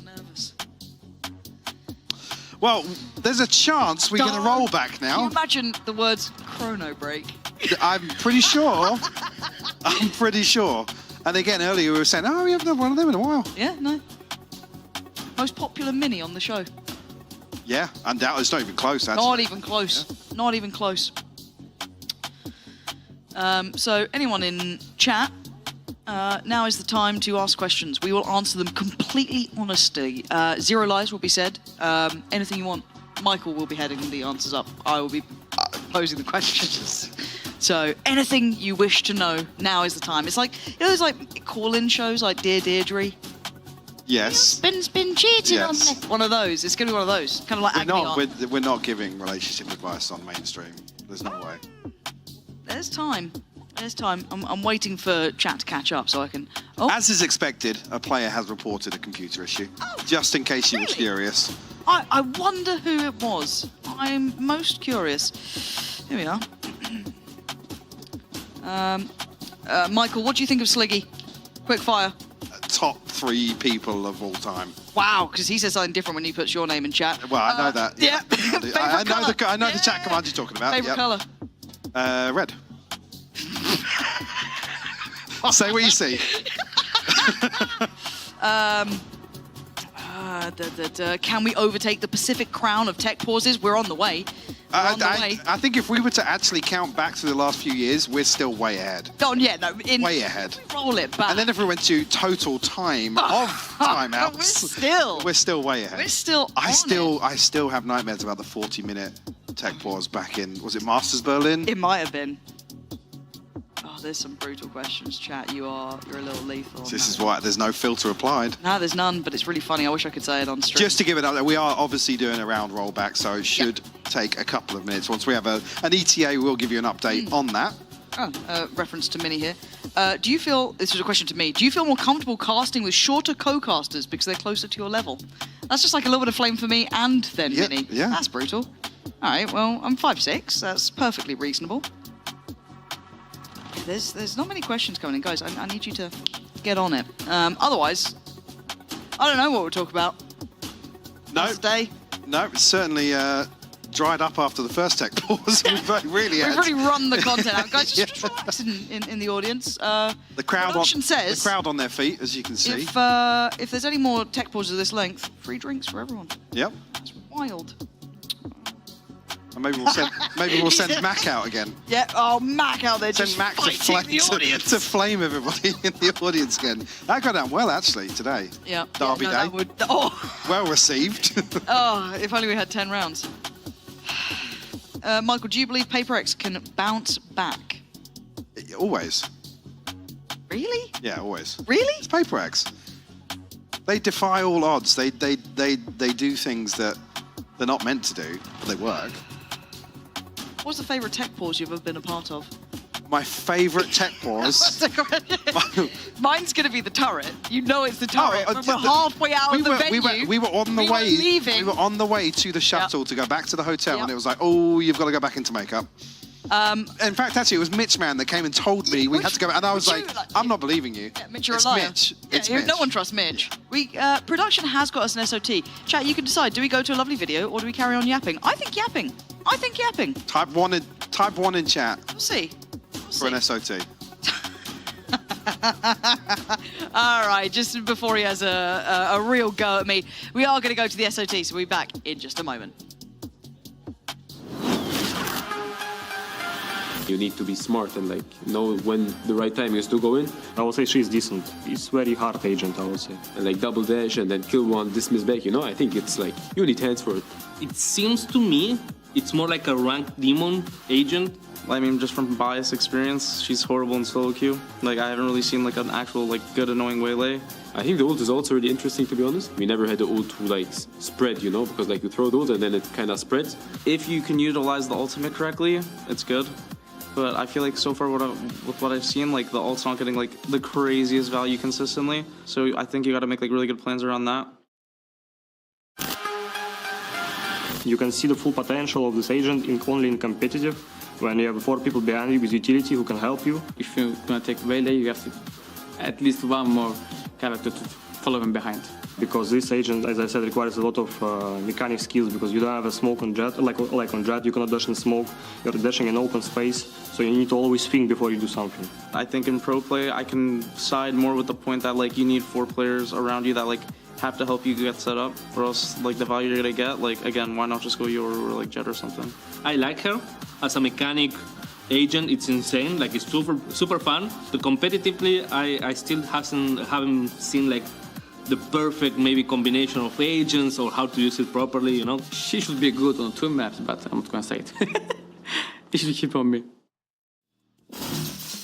Yeah, we've gotten a few glimpses of Waylay usage so far in EMEA, some more successful than others. Gentlemates actually did play Waylay as well, together with KO on Icebox, and they did win that match. I believe it was against Foot, like just a week ago or something like that. I don't know, what is time? Time No, is a weird vacuum, a weird concept that I do... The match where the third map never happened. That's the one we're referring to. Exactly, Oh god, exactly. you just gotta love having Fancy on the studio. It's just like a guarantee. She just loves having the tech pauses. She will try and pry for as many as we can. Look, they wanted me out there to fight the audience, and I was ready to go. I was In a bear standing costume up. or just as is? In what? In a bear costume. That's how usually No, people... attack the bear. I'll And throw you on be Attack the Attack the Bear. If there's Attack the Bear costume around the studio, I'll be throwing that on, and I will be fighting everyone in the audience. Make sure you come and see me. No. We can make it happen. Why? Why I'm not? sure there are some insurance claims to be filed. No. What do you have? I was going to go for like paper, scissors, rock, but you didn't. You know, it's not just about... Who says that order? We're not going to see his guns on Rochambeau. display in the audience. No, we're going to look at some guns being fired inside our service. What you got for us? What a transition. So this is how we saw Mate lock down the pistol round, and it is just going to be great fundamentals. So as you can see, their card art was just tucked into the corner. You had Zippin and who's his merry friend there, that's Mini. They're just going to be swinging on the contact, and it's just classic fundamentals. There is a lot of tools in Valorant to stop this from happening, but that is what I wish my ranked teammates did, you know? So I say, don't peek, swing when I shoot. Right, that is what they just did, and it won them the round. I say that to my ranked teammates. They peek anyway and die, and they're like, why didn't you swing with me? I'm like, anyway, communications, it is important. And as an Australian, half of Europe doesn't understand me. It's true, that's factual. Sorry, I'm just getting that out there. I got a lot of pent-up rage, which is why I want to fight the audience. This is what the tech pauses are for. I'm gonna go Just fight the let it all audience. out. It's getting very emotional here. Anything you want to share with class? Yes, I also had a round. I wanted to take a look at how mates understood their winning condition for their opponent, and I believe this round 5 it's a perfect example for it. They want to fight for this orb on A because of what we're saying, having the Phoenix, having the Yoru, you do not want to let them fight for it. And it is lovely how Zippin uses this round, even though when he spots 2 players, Kamek already has his ultimates, he does not hesitate, no doubts, click good for 1, good for 2, Zippin behind him, carrying all the clearance, and a very quick and easy, flawless, in-zone actually, flawless round for them. So this is the kind of mates that could win this match. And actually, it differs a lot from the mates that we got to meet at kickoff, because when Robbie BK was calling, I remember that they were the kind of team that will play a lot for the retake and will save most of their utility for that retake. So seeing that proactivity gives a different look, gives a different edge for mates. And you got to love it, you know, as I was saying in the last tech pause. I really think this is going to be a 2-0 for mates. At the moment, it's looking like that's going the right direction. Very solid defense so far on Haven. And that's what you want, you know, the attack side generally seen as the stronger side, and especially with, you know, what we're seeing from KC as well. They do have that double duelist. They are trying to show us exactly why Phoenix has been picked here. And I want to see why. I'm just not convinced on the pick. Do you know something funny? Always. Even though this Gentlemates roster is completely different from the one I'm about to reference, Gentlemates run the composition that KC is running, not on Haven, but on Ascent. And it made me so sad because he was in a tank playing on the Phoenix, and I miss a tank so freaking bad. So I would say, you know, mates, they've seen, they know how this composition run now, but every single piece of the puzzle is different right now. So yeah, I was just looking back, trying to see if this composition has been played before. You know, we don't do that. Also, before we go back, you know how I was talking about the agents that weren't played so far? It is only this stage, it's not the whole year. Every agent has actually been played this year now in the EMEA.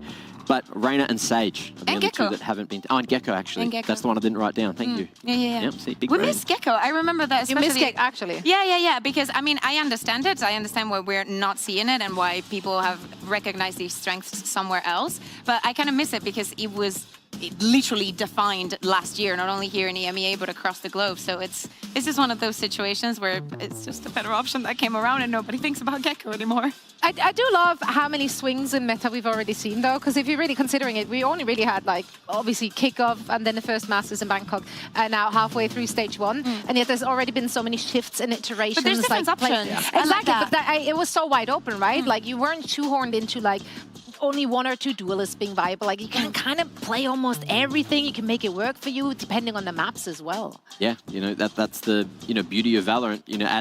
As the agent pool gets larger and larger, there is going to be more options, more ways to play the game, more compositions that work on more different maps, and that's why you love teams that do cook good food, and then we still enjoy the teams that cook.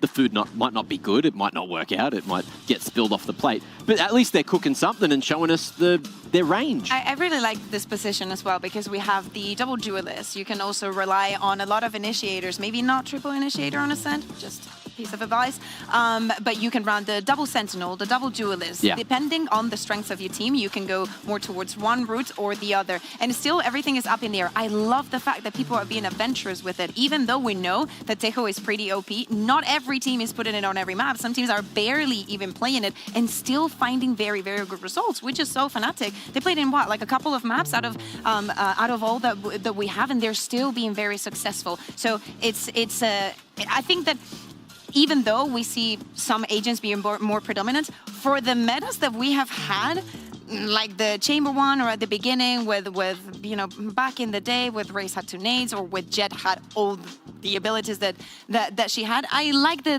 diversity that we're getting.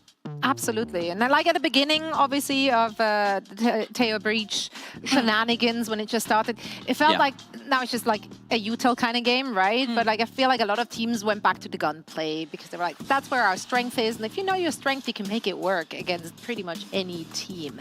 Now, we are still, of course, working on the rollback, on fixing whatever has been broken on this stage. So we will continue to waffle and entertain you for our roll. Oh, I see we Nico. have a wheel. Nico, I We see have a something in wheel. your We hand. have a You wheel can come now. in. You're always welcome. Wheels Nico. roll.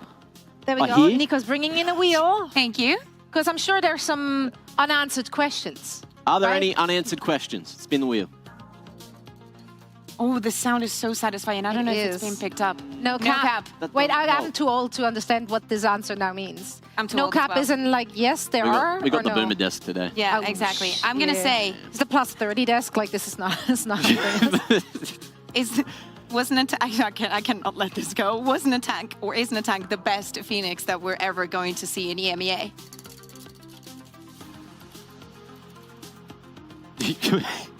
Not this time, no! Oh. Doesn't matter to me, you are an attack. Whatever you are, to me, you are. Well, I mean, technically, the way you phrase the question implies that he's not currently playing in EMEA, so he can't be the best Phoenix we have in EMEA since he's currently. But he's also available now, again, unfortunately. So any team, any takers, I would love to see an attack back in action. I got one. What does this answer mean? I also like. It means ass. Ooh, okay. Yeah, Okay. I guess that's... Bottoms. What do you want to know? What do you want to know? No. Anything goes. Not Are anything goes. Gentlemates going to win? Can we save ourselves some time and not play the game? Yeah, we could also just, like, sort it with the wheel, I'm sure. For sure. Yeah, that was easy. You meant the entire see you later. match? I'm done. Okay. Yeah, usually. I mean, it's okay. I use literally transitive properties. I see getting ready checks. Perfect. That's good. We're getting closer, everybody. Do not worry. Will We're all losing it players too. be ready? That's a dangerous one. Hey. I can't curse this. No cap, it's it's a yes. Okay. Love that. Lovely. We got you, chat. We Absolutely. got you. Yeah. Wait. 1 second. Since we're resuming, will we have another tech pause thanks to Lauren and Hypo? Yeah. Oh, I feel like you manifested it now. A script says no. Okay, everybody, let's get it back. Let's go. We're resuming, so let's send it back over to the cursed duo, Hypok and Pansy. But the fact, honestly, I was ready to run down to the desk and take the wheel away. I knew somebody was going to ask the question about another tech pause, but Script says no. Script says no. I'm not it's sold. taking its time. I'm not sold. The arena is back to the intended colours. Let's go, crowd. There is golf claps all around. Golf we love that. claps all around. We love that. Beautiful. We will be going fully unhinged if there is another tech pause. So you want to stick around for that because I might lose my job. I might lose my job. 5-3, if you can remember that far back. 5-7's my favourite though. Really? Was yours yesterday too. Well, we're not talking about that. We had a lovely time though while you guys were being entertained by the desk, yapping away to the observers. They showed us where the monkeys are. Monkey on the car. I can't even say monkey without following up. Yeah. Yeah, well, I nearly did just follow up on that, so. All right, let's focus up. KC still on the attack, and Kamek had a little bit of a look down middle. Didn't stick around too long, though. Flash! As if KC going to try and explore towards Gash. First time I've actually seen this much of a commitment behind it. My camera is this. Early round, actually, versus Kada over here on the solo anchor. Deep trip outside the choke, though. It's the clone to set it off. Go Mini, though, still very much around, just playing off the back of the smoke. That's lovely! Oh, I thought he could have had the follow-up on that, but great trade from Sugetsu to keep this site secure. Now, previously, the plant will come through. No hesitation this time around from KC. Planted. TP will come through from Kada. We're on to plant, actually, so we'll clear some space. I don't think he actually could have got a glance of anybody there, though. What's the goer? It looks like this, but again, click. Okay, just melts the face of Martin. Spacing now becomes important. No one to capitalize on that space given. So Sugetsu still gets safety, joined by Elite. Nice little close to the round. To seal the deal here, bring it within one round for KC. Yeah, actually, the progress towards some of the ultimates just about coming back around. There's a timeout. I'm not going to tell you which one it is. It's not tech, don't worry. There's Gentlemates to maybe just take a breath, honestly, after such a long break, obviously. Yeah. Check back in. Yeah, no discussion really going on throughout. I think we should all sit in silence if there's ever a tech pause now. It becomes like the thing. Well, The we players just, can't we talk, just, yeah, we just insta-mute. Can't talk to tech Well, pause. it's the offensive rules. integrity. It's the rules.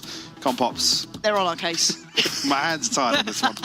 But yeah, it's Gentlemates calling the timeout.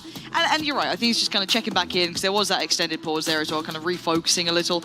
And there has been consecutive rounds now strung together by KC. 3 in a row, starting to use those ultimates well. We've started to see them kind of flex a little bit on this map, showing some of that comfort here, and maybe indicating why this was, you know, something they left here and left open. So the ultimate you look towards Arvez, 2 away from the running back once again. So gets to steal with the TP, but again, no real standout performance just yet from anybody on KC. Kamek the one to kind of tip the scales in his favour elsewhere.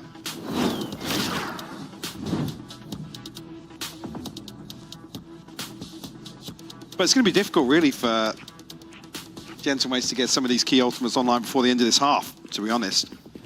Rolling Thunder just about there. Obviously with Click burning his up previously as well. Yeah, not much in this one for Gentlemates. A Guardian right on the hands of Click. Actually almost making it work. Martin down to 30 HP, but in quick succession, KC will find 3. Yeah, that's super nice. This passive default, this kind of wait and see was just wondrous. And I don't know if they noted maybe Kamek going walkabouts before, but still, this is really it's well been done. there, yeah. A few times unchecked or, well, unconfirmed at least. Completely caught off guard here. Actually, Kada and Zipan drifting over towards C, maybe to hold on to the Guardian. Even when the fun's on the other side, this almost don't want to feed across into these ultimates potentially. Yeah. I mean, if you're coming into the last couple of rounds versus to run it back and potentially Martin the one to pick up a couple more kills as well, could be very problematic. They have split up now. Kada positioned over towards CT. Zipan noted with the trip, so CT's eyes will be trained towards the flank. So maybe a little misdirection with the smoke here, but I don't think they're going to find a tangible engagement. No, Zipan does at least get the Vandal now. So a little bit more to work with. It's just be kept to the next couple of rounds. So, as it stands, good responses from KC. It felt like that kind of played to their hand a little bit, if honest. Their patience paying off. And they keep 5 alive, so everything looking okay. I mean, as I said, no one really standing out, but quite scripted rounds almost.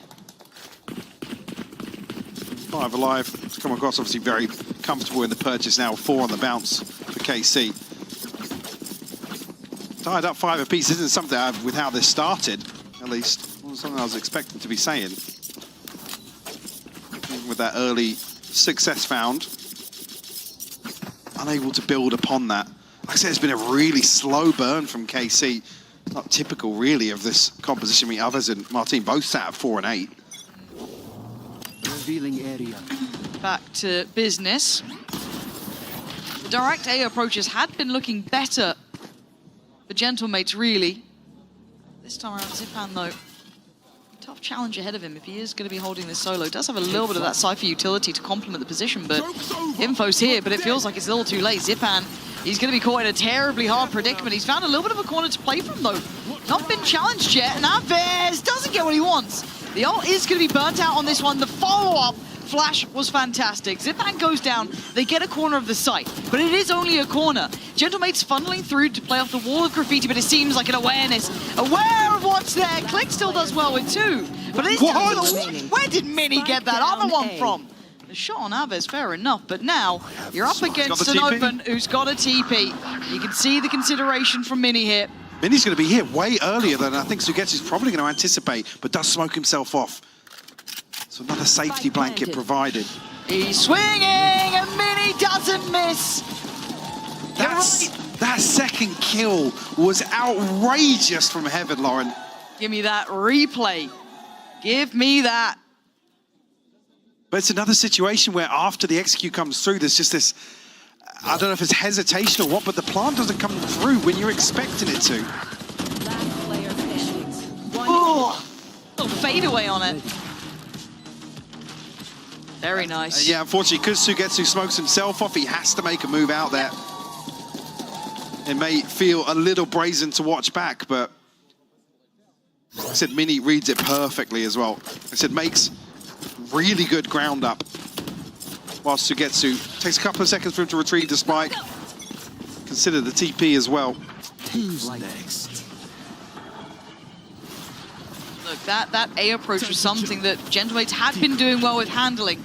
Now the rest of the map had been waving that KC banner a little bit bluer. It's already Martin. Gonna take some space here, allow for the rest of the push-up to come in, but what's the approach? It's actually a lead to catch. Yeah, Click's been, on B actually.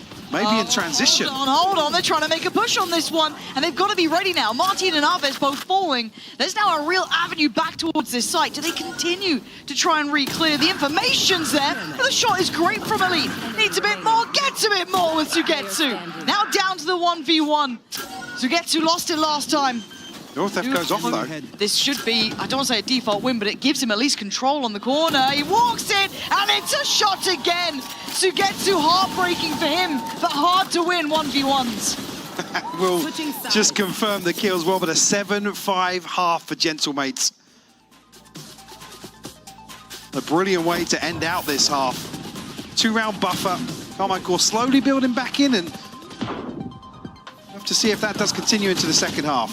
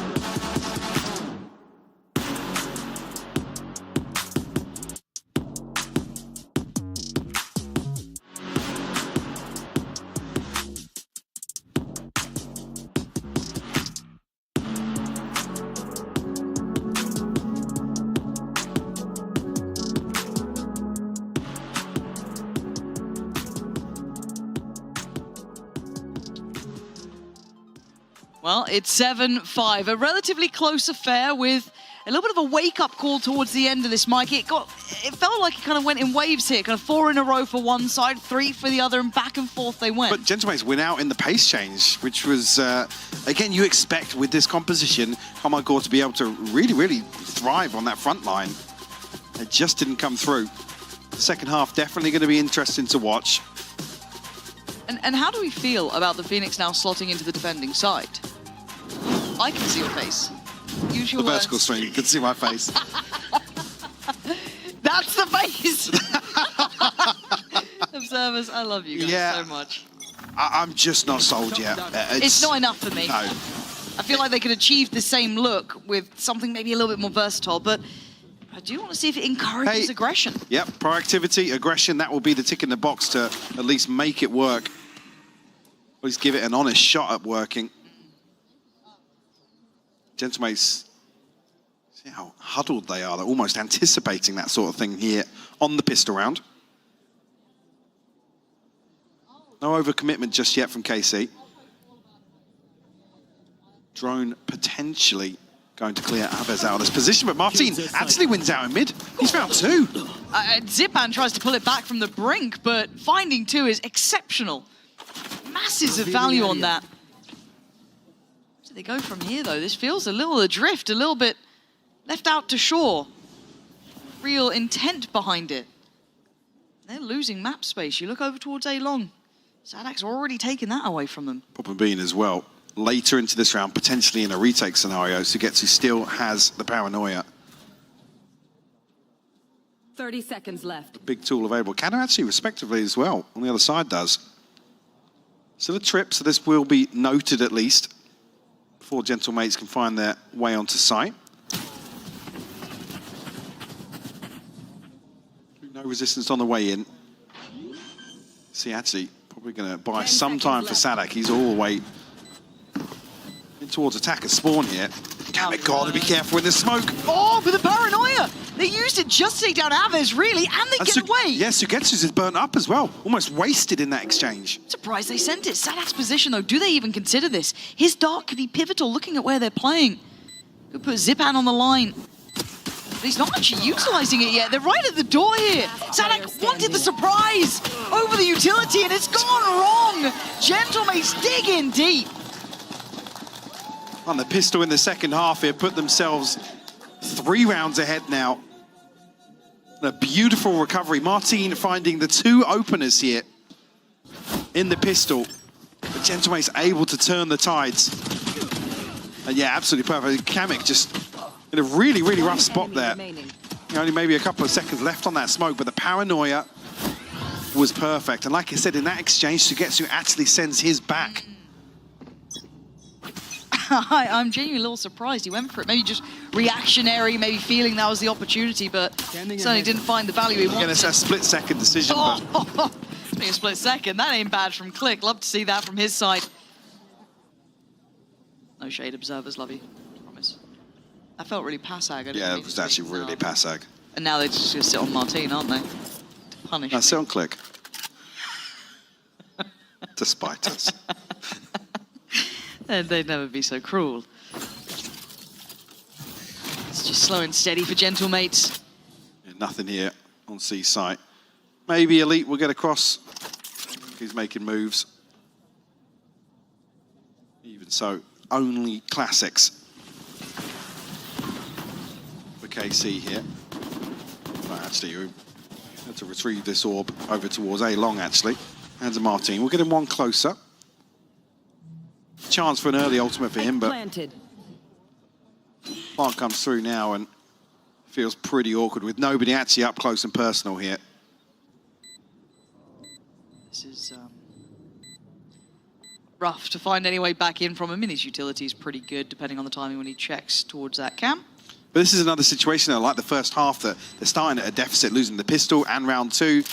Again, it's Phoenix kind of thrives in that momentum, right? You get the ultimate online early, maybe potentially for round 3, and you can run away. It's an extra body to throw on a trade, and all of those factors out the window once again for the second half. They can find the recovery in the 3rd round, sure. Again, in terms of, I don't even want to say win conditions, the comfortable way that you play in Phoenix from ahead, you can thrive in that scenario.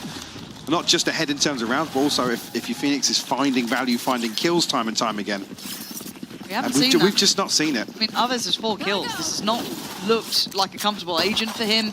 Doesn't feel like it's being played into too heavily either, really. But how do you really play into it? Phoenix? Yeah, there isn't like a way to set it up. You kind of have to stand on your own 2 feet. Yeah. And again, we saw a couple of examples. Well, a couple of examples. I think one actually, the A-site execute where you have that 1-2 punch with Martin and Aves. The running back comes through. I believe it was actually Zipan on the other side. Things that's isolated after the drone. But like I said, standing ahead. That's kind of it. Yeah, that's your lot. Right. This, if there's going to be a round to really get into for KC, it's got to be this one. And Click, though, is trying to draw all the eyes towards that C-side. I mean, Fake almost paying off. It pulled at least 2 out of 3 of the members out of A-side. Actually, on the other side, Sadak overstepping the mark massively. Because it's so indicative, they're looking for information. Him trying to re-aggress down long, so they speed up and they get that plant in. Now, it could be a quick kind of retake here. They're tempted by it. Aves trying to set it up. Nice from him. Approaching well. Good clear towards Hell. They've got the side back. Now, look at the positioning zone. Can Click do anything in time? Can Kamek do anything with time here? The flash, he eats it. He absolutely eats it. And now you got the smokes. Now you got the util. Now you're going to have Click getting one, but one ain't enough. The defuse is there. Great from KC, speeding things up themselves on the way back through. You see Sadak drifting into that space to try and backfill. And like I said, they sold the Fake. They pulled 2 players off this A-site hold. But the flood comes through, and it's beautiful this time around. Martin with another 2 kills. This time around, will garner a round victory off it. So the recovery is there. 3rd round in favor of Carmine Court. So keeping their head above water here, Lauren. Necessary. That was up against the bonus, now the full buy.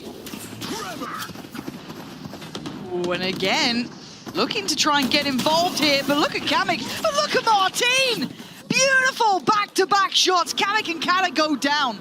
Control garnered, and the A-site looking a little harder to take than they'd want. 3v4 for Gentlemates. Click called upon potentially. Sadak only with the Guardian, but won't be overwhelmed here. That's Martin as well, but Click isolating one. They don't know about Martin. Do they still try and do they re-clear this? I feel like you don't.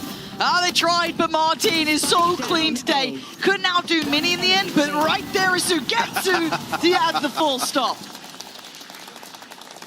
Looking a little more like that iconic Sugetsu closeout. Back-to-back for KC here. 9-7 now. Gentlemates will still have some funds to invest, but we'll see what the purchase does look like. Between Martin and Sugetsu, looking pretty crispy now in some of these rounds. We were saying there's no real standout player, but Sugetsu and Martin are really picking up that mantle, right? They're leading that. You got Martin kind of as the start, and then Sugetsu as the close. Lovely if they can keep that going. That's perfect. Still got a couple of rounds to make up here, though. And still a buy to be played with Gentlemates. Yeah, there's that Guardian in play, but the rest still looking likely. Martin again with an opener. He is starting to look deadly here. Value found once again. This time around, though, not hook, line, and sinker. Still got a tripwire outside B. Sadak still filling that space towards A long. KC happy to just stack up here on their side of garage. God, it's going to be an absolute massacre in there. Again, Sugetsu. Anyone else going to try and join in? Nah. Aves goes down. That looked weird as anything. And now 3v3. Zipan. Looking nasty. The spike coming back on over because he's overdoing this. Overly succeeding near on. They know about Martin now. Gentlemates still with a little bit of time and still a gap, actually. Sadak exploring towards B now. He's gone out of here, though. Martin's still trying to linger around. Yeah. Wants another one. Trying to get him to a 2v2. What he wants, he gets. They're trying to find a fight. Look at this plant position here. Sadak trying to get a bit of info. You ain't going to get much from that now. Reposition going to come in. Where do they opt for? Can't fall far.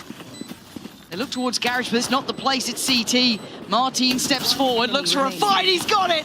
Martin is vicious today. What a beautiful round. So he was at some point still kind of trailing behind with Apeks numerically, but now, for the last few rounds, what, three two-pieces, maybe another 3K on top of that? One enemy remaining. Definitely found his footing here on Haven now. Top of the board for KC. Will force a timeout here, actually.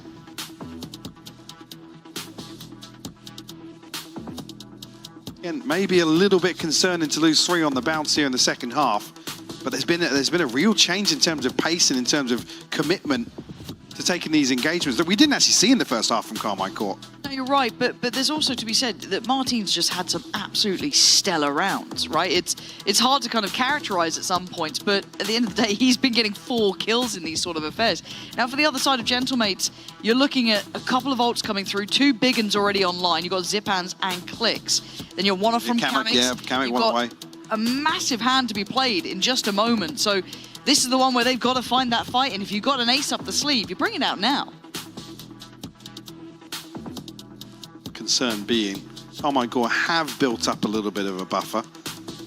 An elite down on 300, but not necessarily too concerning. Well, they'll be able to ride that through here. I mean, Aves now on the run it back, building towards the TP for Sugetsu, but again, in a retake scenario, that Aves' ultimate is really, really pivotal or valuable potentially.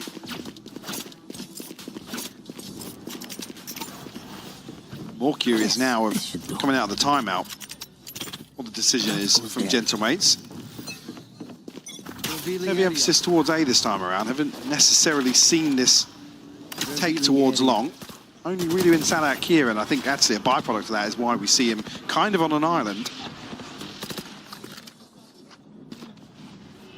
Got walkabouts on the other side of the map too, so space is there, and you can probably see that causing Sadak to sit a little bit safer, call for some support, because they have that unchallenged position down C long, but this pacing from Gentlemates isn't quick.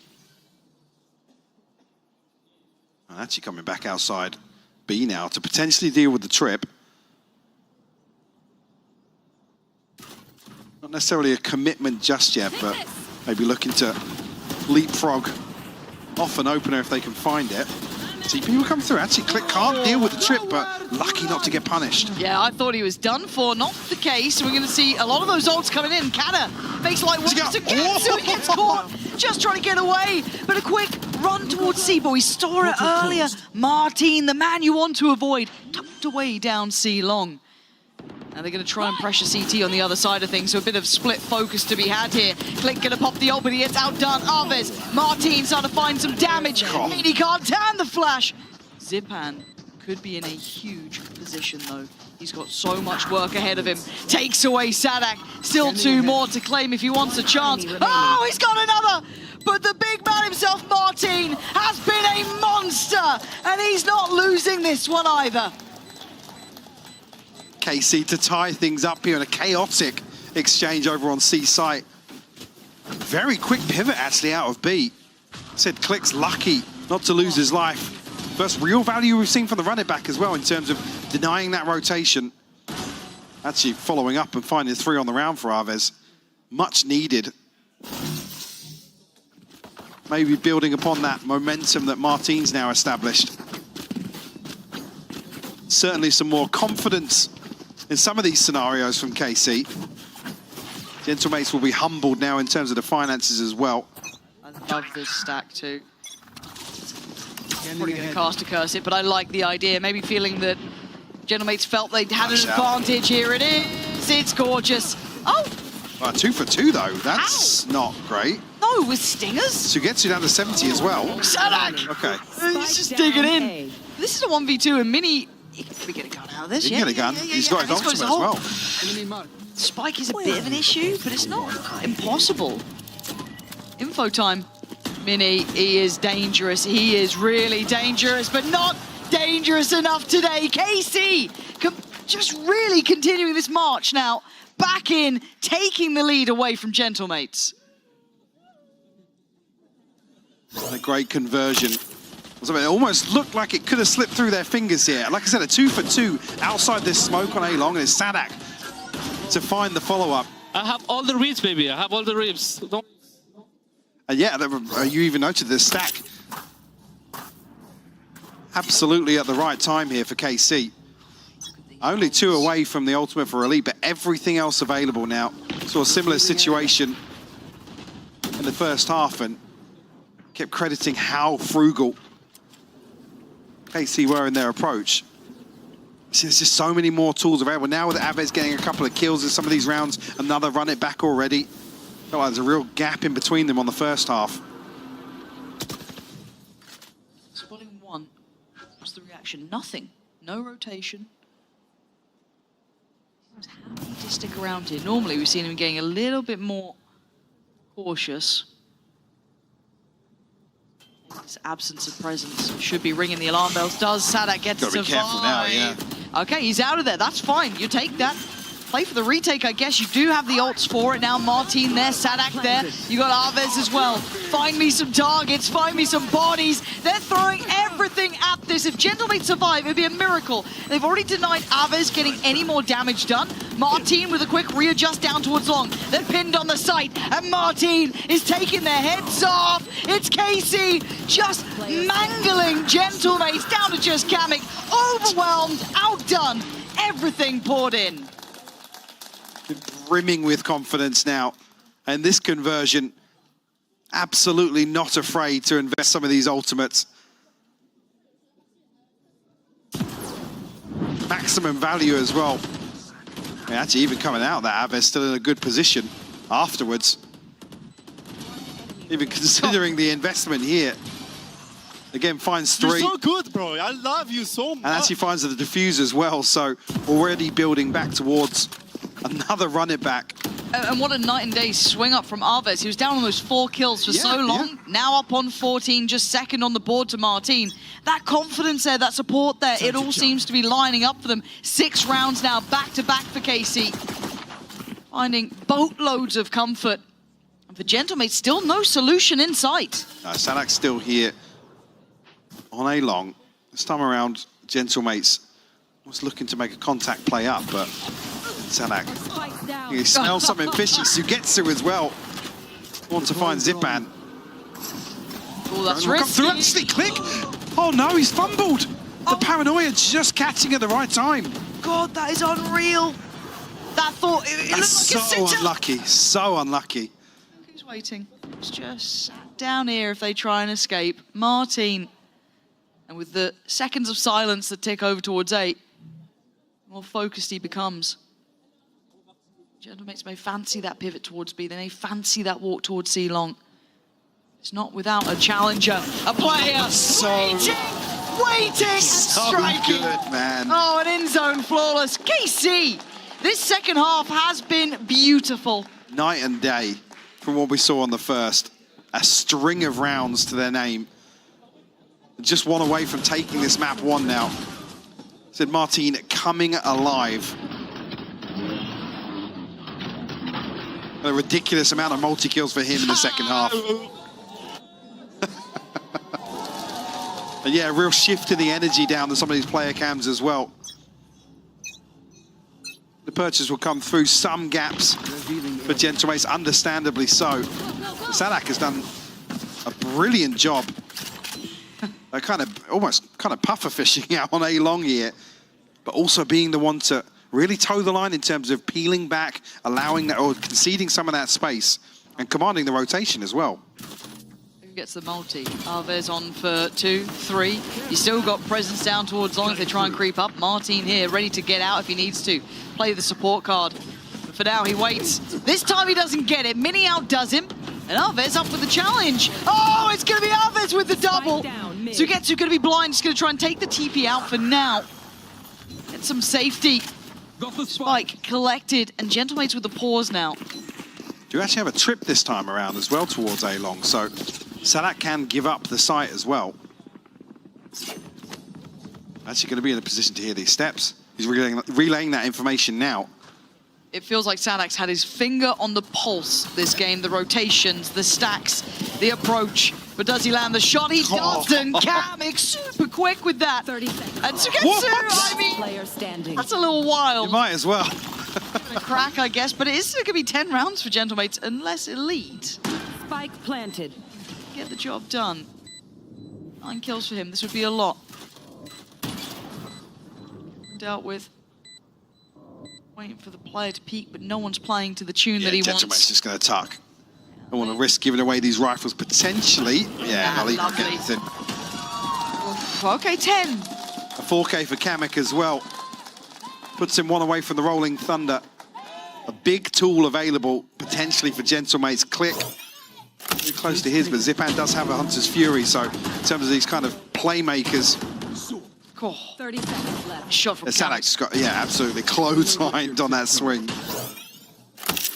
And Sugetsu may be thinking that he's going to catch a timing on somebody. Operator actually comes out for Martin now. Will be a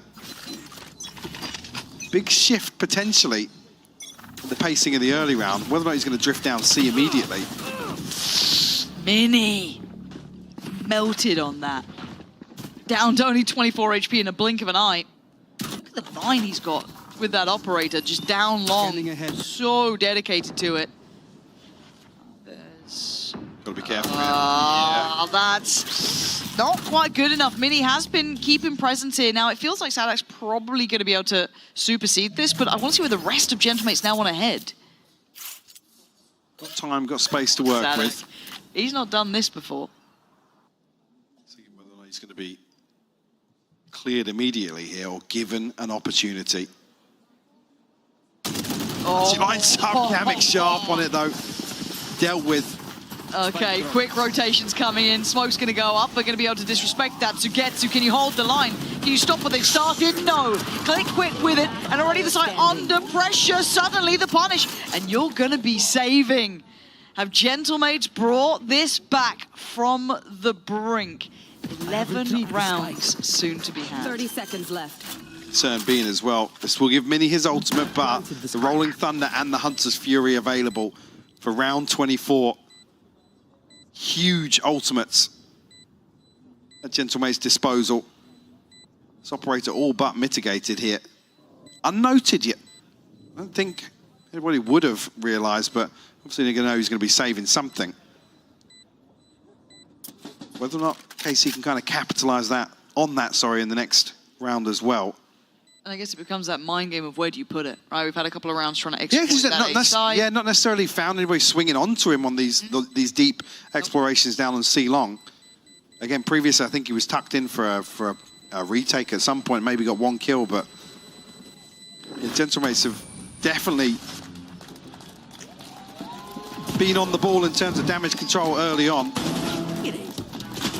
Apeks, unfortunately, whether or not it felt as if they were going to be able to dig out this lurk, but it almost feels a little solo to drift down Suez that way. You saw that?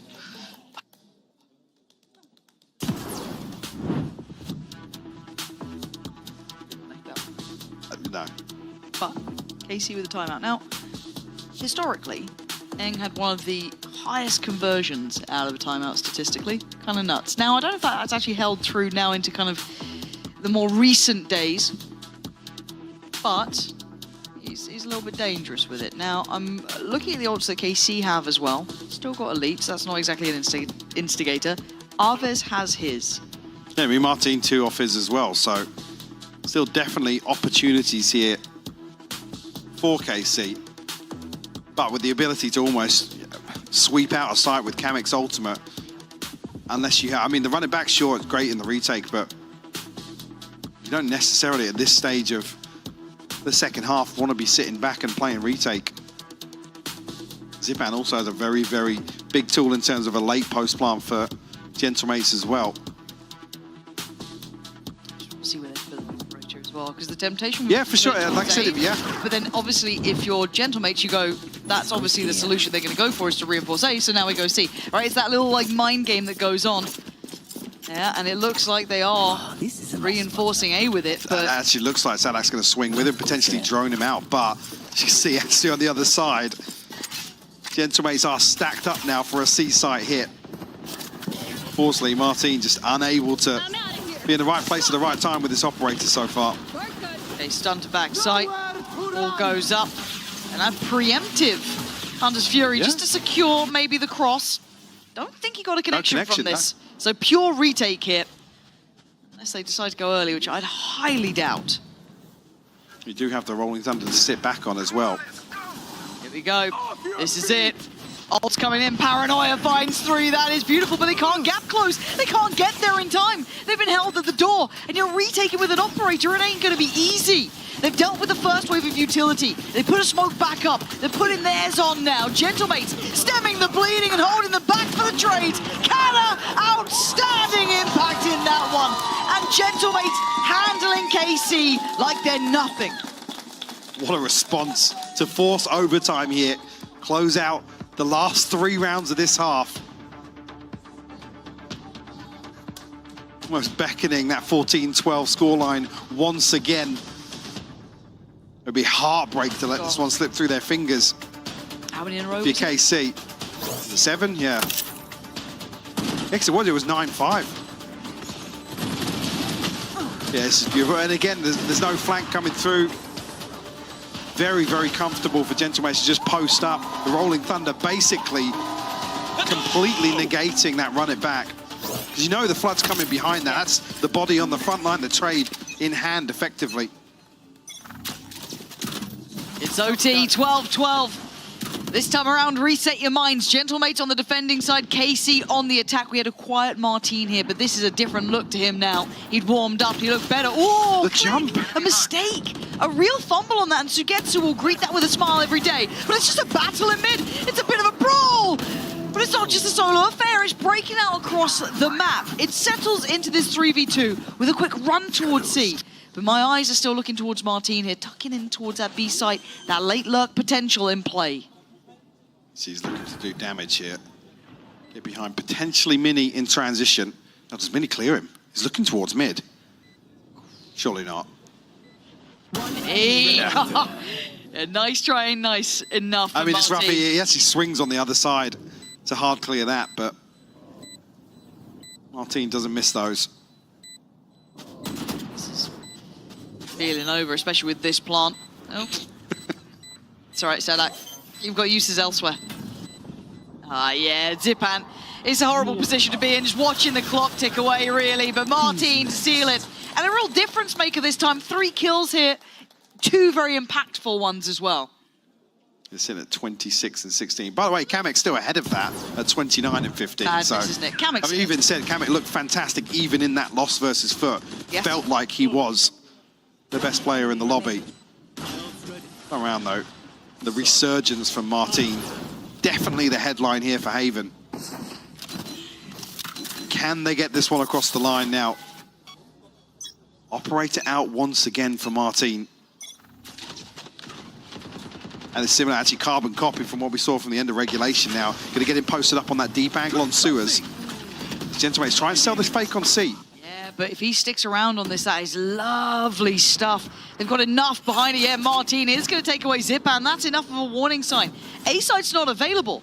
We've got to go elsewhere. It does make it harder to get towards these sites now without Zipan there to allow for it. There's still a trip to playoff here. Click.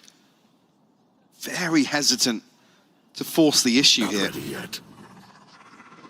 do still have Arvez to complement this hold from Elite as well. I think they are. It's kind of worked. The smoke went towards long that obviously I don't think was even noted. But there's so many bodies for KC here. The curiosity is going to get the better of them at some point. Yeah, they're already looking towards CT, right? They're like, yeah, we can hear you now. Here we go. But Kamek is so close. Oh, I thought he got away from that. Arvez, quick punish. Kamek goes down. The raid boss for Gentlemates is removed. Now Sugetsu looking to get into the board as well. Click, Mini, Kata getting a little bit of a fight back, but the numbers simply favorable. KC now on the verge. All on one. Mini has to be a monster. Nice try. But Sadak is there, composure key. And that second half, Mike, was night and day. Absolutely. The comeback from KC to really find their footing on the second half on the defense was what got them across the line. It did, and we'll be back after this.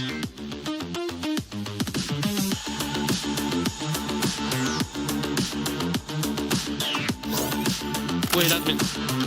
Wait, admin. Give me 1 second. I need to get the turn at midway.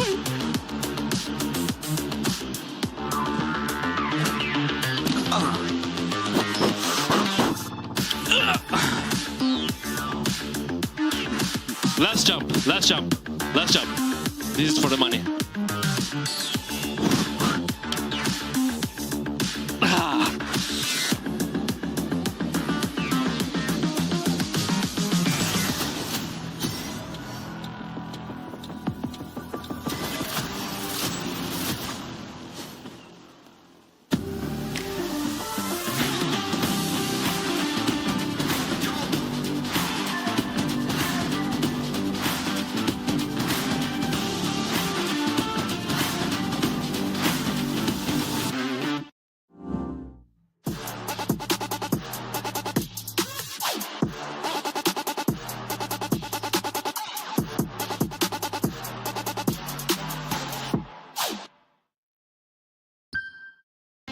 Just waiting for the defuse to come on through, the time ticking down. All you need to find is one headshot. Might just be able to clutch this one out and send them to the grand final. It's all left on Vanya's shoulders. There's one way to do it. That is the way to do it.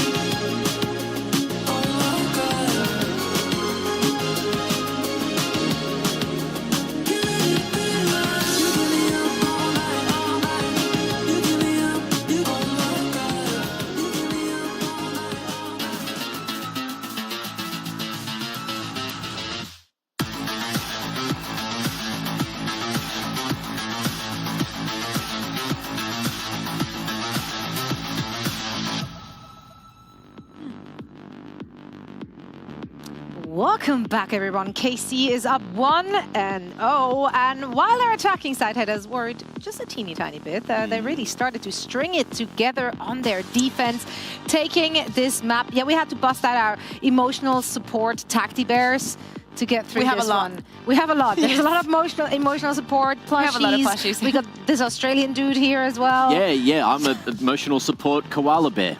That's how you get onto airplanes for free. As like some support. I haven't even tried that hack yet. I'll do it next time on the way home, I guess. But look, this guy made a bit of a difference there. It helped out, certainly helped out. Naves was able to play it to success. So glad we actually got to see the Phoenix in the end. I think this guy had a bit more success from here, but of course. But as we're seeing right here, we see the performances from the players, and even though Mates definitely put up a fight, if we think about the double duelist against the singular, we saw a clique that was struggling a lot. Took part in 10 of those engaging duels, only won a couple of them. So going 2-8 against a dynamic duo that, especially as you were saying, Zoe, on that defense came alive. Martine just being way more aggressive, definitely found their way back into the game. Not only that, before we went into this match, we were speaking about how absolutely great KC were at their map picks. Well, congratulations, because they just won their first opponent pick this year. Yay! Oh no, now they're eating bananas. Okay, we all know how that ends. Why is that? What? Banana There's is a buff, there's a though. curse. There's a curse. Is it a curse in It the is Emea? a curse, In yes. Americas, it's a buff. Oh, really? Yeah. Maybe Eat you're bringing the bananas, buff. you win Maybe your you're bringing the match. buff. Yeah, I got that potassium strength. You know, Yeah, like, I do. I know about the I'm potassium. pro-banana. And yeah, I'm pro-banana. I didn't know it was a nerf. So I guess we'll see. Look, you could be right. You are the local here. We're both. That's true. Maybe flown in, bananas work so- different on this side of the world. Yeah, We don't know. Bananas grow different everywhere. And look, before we move on about, showing how KC was so great, I just want to, props to Kamek. He did so well, had to do so much work there and just got put into some incredibly rough positions, unfortunately, for him. But look, it was a close game in the end. OT, I feel like that deserved OT. Both teams were playing stellar. Yeah, I mean, Kamek, just such a good performance all through stage 1, even in the matches he lost, right? Like, it's just like really putting out those numbers. So much worth he brings to the team. Yeah. Now, speaking of players who bring a lot of worth to the team, we want to have a little comparison here with former teammates. Used to play on Navi. Are you getting all emotional? Yeah, I'm getting so emotional because it's like back in the old days. We were seeing Zipan and Suigetsu playing together. I'm probably one of the few Navi fans that exists. So they were playing together for over 2 years and a half. So of course, seeing them going up head to head is one of the heartbreaks that we have for this year, but that we have to face moving forward. And it was lovely to see that the both of them were having good performances. I think that Zipan is really finding his footing within this team and finding a lot of value. And you can say the same for Suigetsu. He still shoots incredibly beautifully. But of course, there's going to be some body shooting. Yeah, there certainly will be. And look, while we're on the desk, I'm going to leak this one. We did have Kakuka go crazy when she realized that it was just like them both going head to head again. Like you went so loud, and it was so. Yes. You got more. You thought that was a little bit emotional. Because She got real emotional. There's so many things to talk about, and then I'm on the server, and then I look at the top right, and I see Zipan getting the kill into Su, and I'm like, there's something wrong here. There's something that should not be happening. I do love that ever so often, like, we make up those big storylines of grudge matches and former teammates. The players couldn't care less, but we get really emotional about it. Yeah. It's like, for them, it's another day in the office. For me, it's like, oh my God, I remember when I was watching them this, and then this happened. But yeah. Way back when. I remember way back Prime when. Navi. Never forget. Where'd they go? Look, let's move on to the next. This guy. This guy. Let's move on to this guy. Oh, yeah. Martine, he just doesn't miss. Check his PC. Yeah, I think that even though we are speaking about KC struggling in so many points, I love the Martine that we are seeing this year. He's been a little bit jailed, quote unquote, but not completely, on that Euro. But he's been performing better and better and better. And especially when you are changing the compositions, playing so off meta, so in your own realm of how you want to understand the game, you would understand that maybe a player like him would struggle a little bit more, but he's been shining even when they've been losing. Can I talk about how calm he looks? Like, not just in this, but during the game as well, Right. when he's getting some crazy multi-kills. He was just sitting there, just like it was all in a day's work. And like, you talk about that calm aim, like, it feels like it comes all the way through him, just because he's there, he's like barely moving his mouth, he's barely reacting, he is just so locked in. It feels like he's just in that focus zone 24/7 when he's playing Valorant. And that can be of so much value for a team too, just having a player who brings that calm presence and obviously deadly aim. Also, he has got the best facial bone structure in all of Valorant. I stick to that. Seriously though, like, He does. He does. Looks Like, Maxine, 100%. Actually, like, this is a model's face. Like, yeah, gorgeous. What's it called? Guasha? He's probably getting on that for sure. What are you saying? I think he's just young, Mac. I think that we're just don't know. Maybe we've had too many. There's a lot of candy around here. It's We've just been the pumping that. jawline and everything.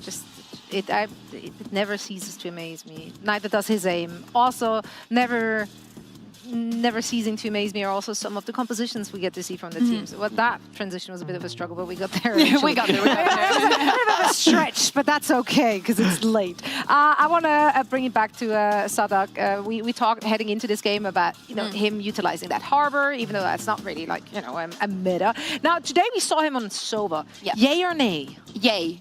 Of course, yay. I think that them firstly moving away from the harbor in a map.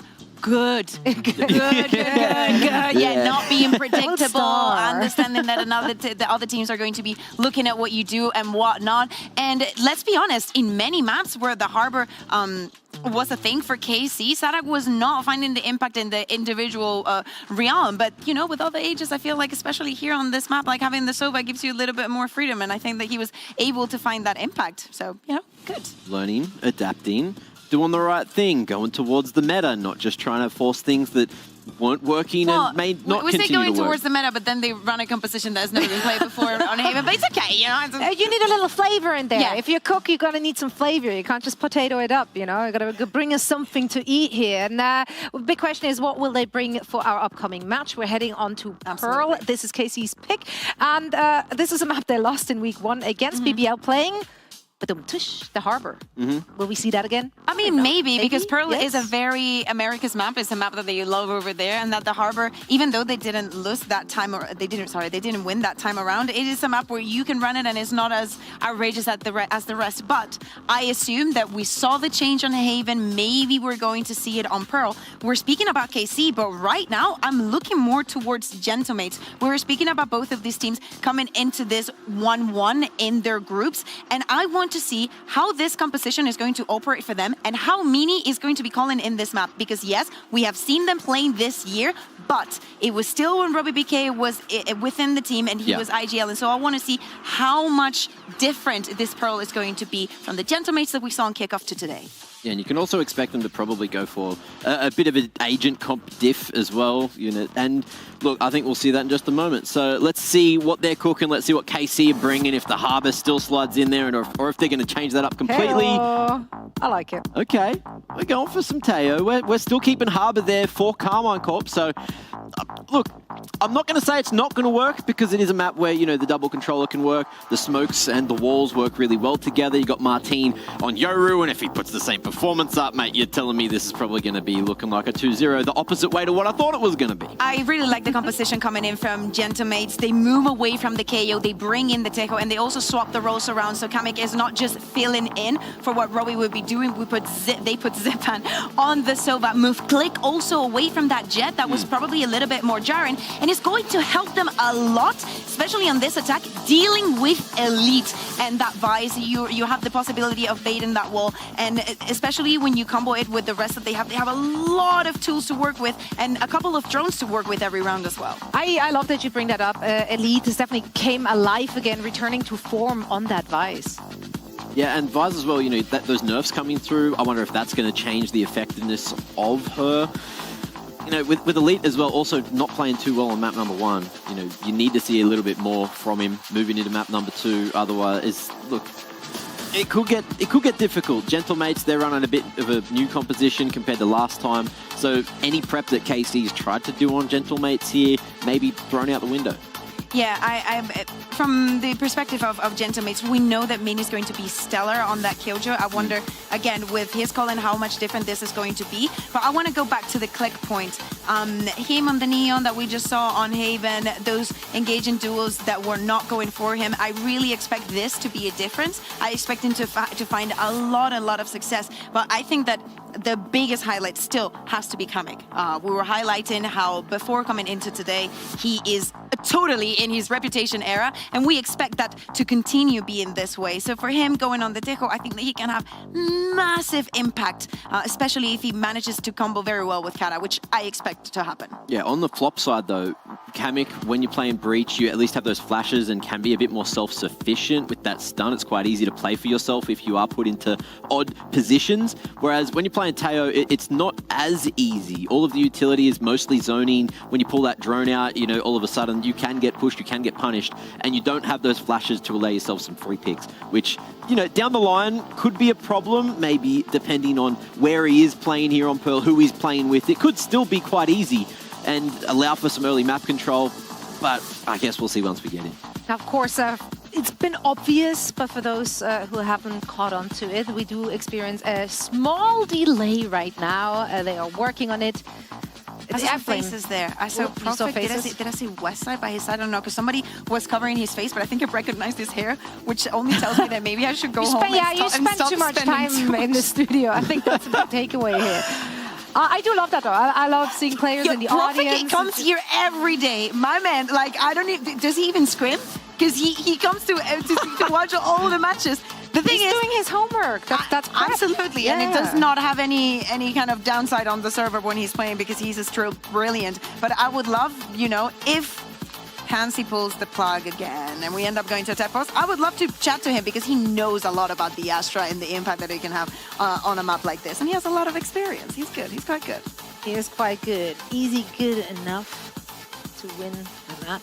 Both of them are. That's why it went to OT on map number 1. That's right. Yeah. Question answered. If you too want to answer the question, please vote in chat right now. What do you think chat is going to go with that? Obviously, both of these franchises with French fans means they have a lot. Where's the split, though? Which Frenchie is the better Frenchie? I think KC, just because of the fact that they won the first map, and it's well, not only the fact that they won the first map, and you know it's KC, they're very loved. I could say the same for Mates, but we also need to think about the nuances of that map. They're bringing in the new composition, the fact that they lost both of the pistols, so you start every half with a two-round deficit, and they still managed to close it out, even with Mates bringing it to OT. They found the mental resilience to close it very quickly.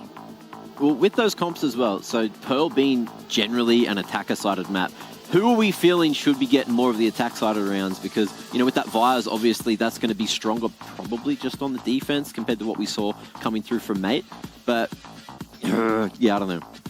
I'm a little lost on that. I think it depends. I think it depends. Of course, both of the teams come with a plan. I think that I want to see a little bit of the aggression that we were seeing from KC when they move on to the defense, and how much they can capitalize off of that, how ready and how prepared mates are going to be, because in many of those occasions, they weren't ready when we saw it on Haven. It could happen the same on Pearl. Yeah, I mean, it looked like KC on Haven, they needed some time to warm up, because obviously their composition should have been favored on attack. This is where we should have seen them succeed and excel. That's why the second half was so worrisome. Oh, Runner's there as well. And it's Westside. Yeah, Runner, Prophet, Westside. I see you guys. Hello. Hi. Welcome. Love to have you in the studio. See, it was his hair.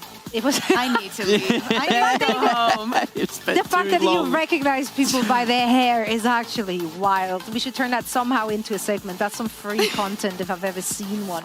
Can you recognize players and talented people by just like body parts, I guess? I've seen that used. I've seen that used as a quiz before. I'd recognize you by your hands, I think. Oh my God. No particular reason. That's a weird champ if I've ever heard one. Anyway.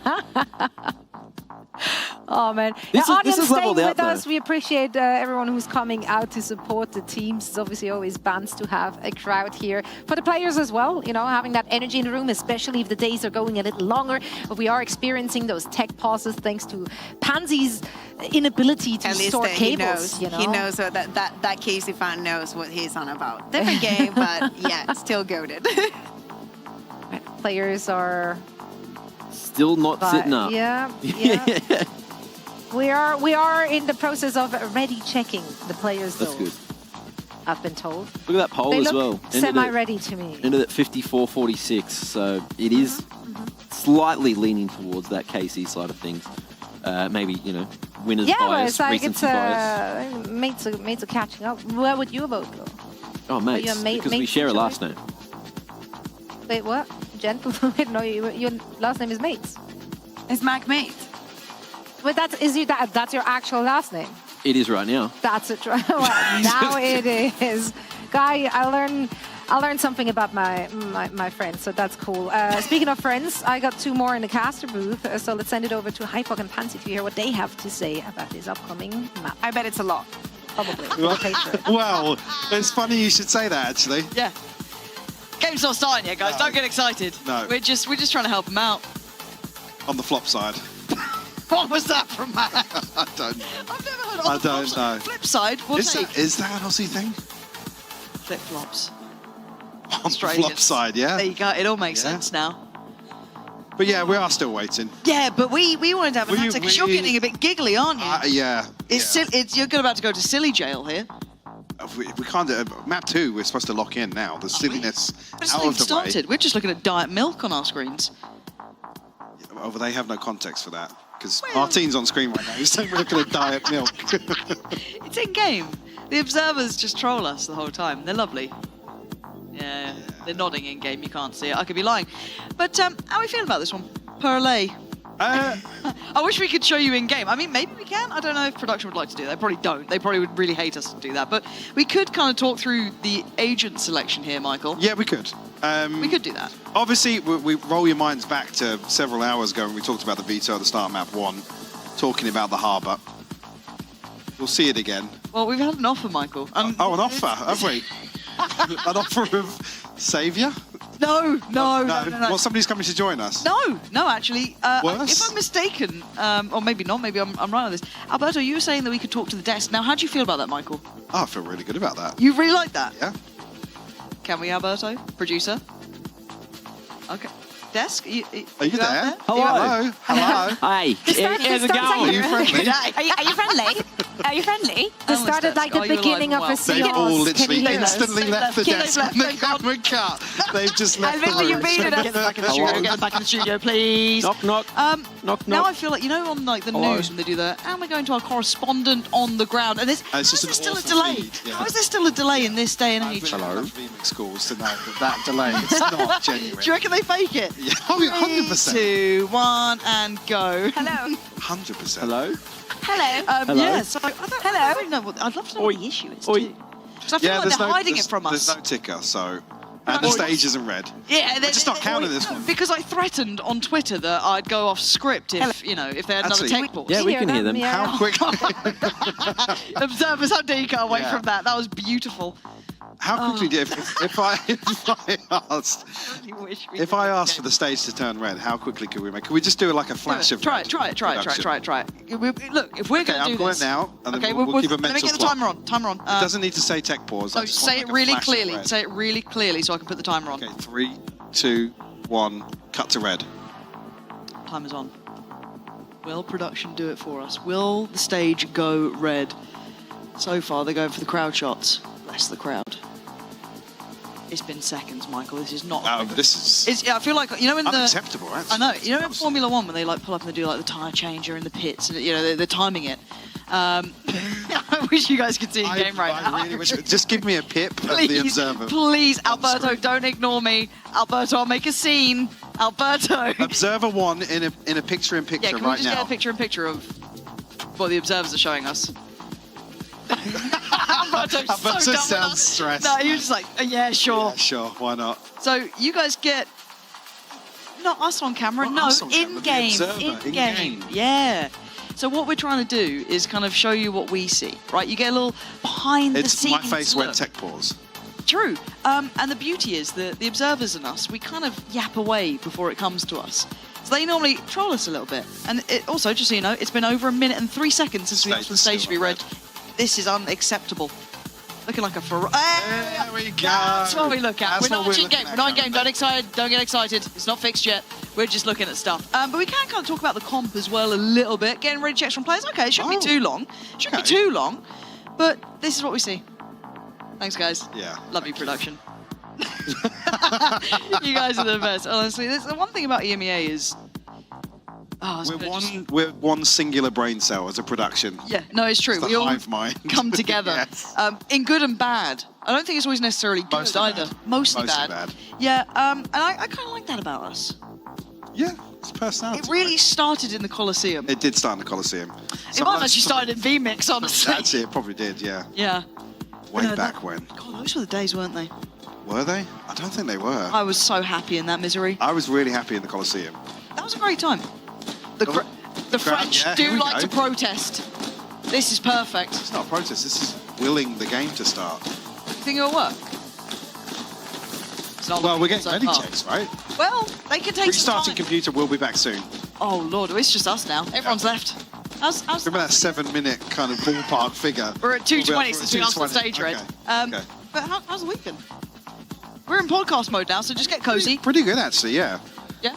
I mean, we can give some VCT lore now. Oh, God, yeah. Do you want to? About my voice nearly going on day one this week. I don't think you can give the reason why, though.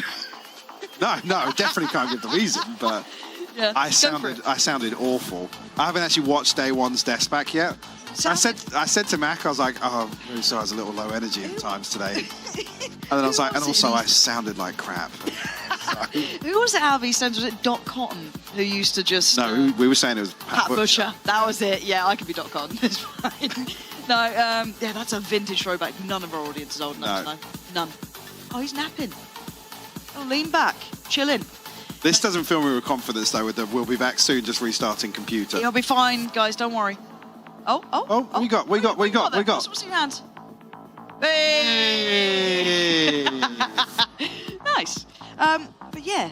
There's not enough beers, actually. Well, that's what I'm thinking. Audience. That's what I'm thinking. Normally there's a beer snake going around. Security hate it when I say that. They always take it off you. Like, don't do that. We might have to crack the beers out, though, boys. At what point do you think it becomes acceptable? It's 10 to 10. It's fine. 10. Let's say 10. What time does NA start? Who cares? If Foster's not playing, I've never paid attention. Oh, but Sentinels. Ah, brilliant. But I think if it gets to 10 and we haven't started... Now, we're getting updates. We are getting updates that someone's just rejoining the lobby now. It actually should start working in the right direction. But if it does get to 10, contractually, I will get a beverage. Have you written that in, have you? Me and my lawyers. Okay. Yeah, they're on my side. Have your people talk to mine as well? Yeah, we'll get it. We'll get it aligned. We'll get it aligned. Oh, tic-tac. Oh. Wait. Oh. Go on, Mike. You take it. Where are we going? Middle right. Middle right. Middle right? He's playing with the audience. He doesn't want to play with us. Oh, he doesn't want to play with us. Good luck. Good luck. Twitch chat, where do you want to go? Oh, okay. Hang on. Whoa. Okay, so we've got a centre cross. That's bold. That's very bold. It's a classic manoeuvre. It's classic. Okay, do we have the response coming in? Oh, we've gone for the top rope. Top right here. Okay. I mean, there's... What's the response? There's obviously... You're the play-by-play. Yeah, obviously.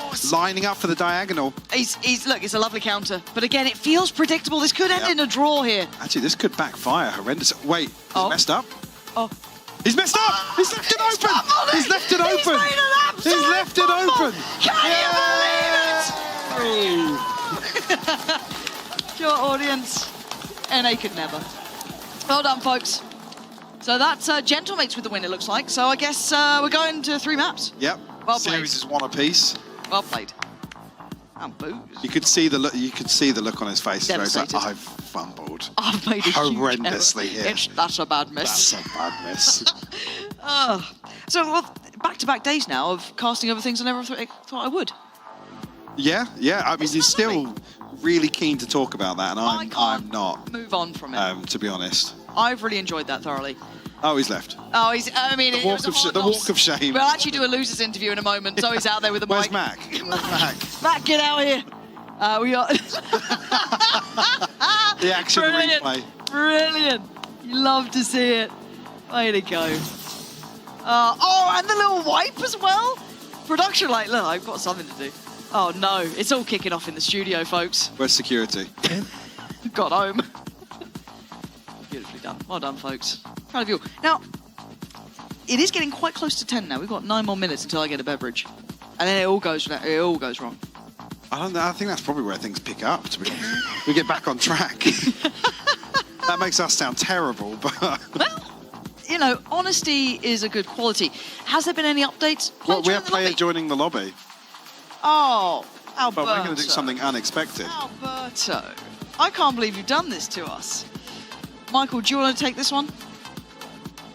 Back over to the desk.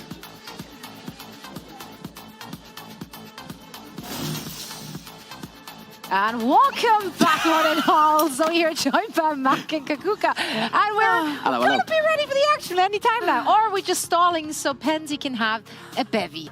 We're doing it for the homie. So, can we play paper, scissors, rock? Sorry, how do you say scissors, it? rock, paper, scissors. How do you say it? Paper, scissors, rock. Okay, Scissors, rock, paper, it's rock, paper, scissors. It can be whatever we want it to be. Do you do it at the? Do you say rock, paper, scissors, on go? the third, so not go. You say rock, paper, scissors. And whoever loses delivers the bevy to Pansy, okay? Okay. Okay. Ready? Well, then I want to lose. All right, so rock, paper, scissors. Okay. And no throwing, Okay, right, please. ready? Thank you. Rock, paper, scissors. Oh. I get to get the beverage to Lauren. I won something today. Let's go. I want to. Wait, I feel like there's no clear loser. There was no losing. I'm a little confused. Do I go and do it now? What time is it? 52. Okay. It's almost. It's almost 8 minutes, Lauren. I got you. I know exactly what you want to have, so don't worry, girl. What's the ladies' drink of choice? No, I cannot say it. Can we talk about that fumble in tic-tac-toe? Yes. Yeah, that was epic. Did his brain turn off? Sorry, I didn't mean to punch down. I know we're not supposed to do that, but... Come on! It was like turn number 3. Yeah, but like you pointed it out. Like Yeah, it with was that the start, opener. you cannot win. The opener with was the just opener, you already- cannot win. You should always start in the center and never go for the ones on the sides. You always have to do corners, but it's okay. I can give you a TLDR of how to play tic-tac. Yeah, we tried to get a telestration ready to like break it all down for you, but Show you the moment it went wrong. yeah. And the moment of realization too. He'd done the move and goes. Like, He was being part of something so cool, and then.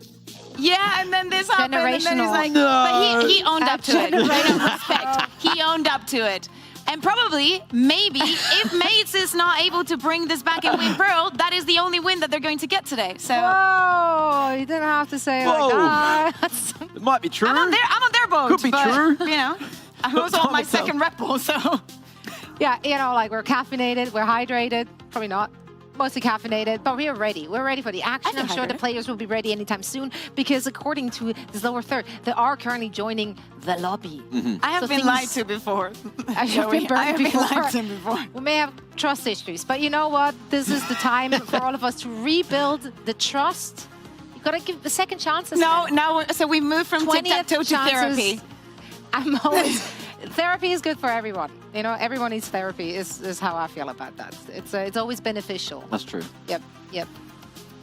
Very good. That's now, it. Go- I've got one question. I got one question as well because I might have an answer. I'm sure there are locals watching in Twitch There are chat. locals in Berlin, and that this is is my correct. first time in Berlin. So just tell me what I should go and see before I leave. I'm leaving tomorrow. Well, the Riot Games Arena is on the top I've of my already, list. yeah, we've done that. I'm glad you've got that been one. a Crossed off. gem. Beautiful. really Thanks good. for having me. But also for the rest of Berlin, there's a lot of Berlin. It's a big city. What That's should true. what I should know I a lot of good prioritize before I jet back or start swimming to Australia? It depends. It depends on what you like. Like there's the island of museums. There's a lot of very good museums all put together, and the area is lovely. The Palace of Charlottenburg is also very nice. So it's a very nice walk, especially when the weather is nice outside. It's absolutely beautiful. Is there a good place to tan, like to sunbathe? Yeah, For you personally, there's a couple no. of very good parks, and by the river, like you're gonna find a very, very cool spots. Okay. Yeah, but he'll immediately turn into a lobster. Have you seen the complexion? Like, you don't look like someone who tans well. Anyway, we can discuss this in a quick break, and hopefully when we're back, we're ready with all the action for map 2.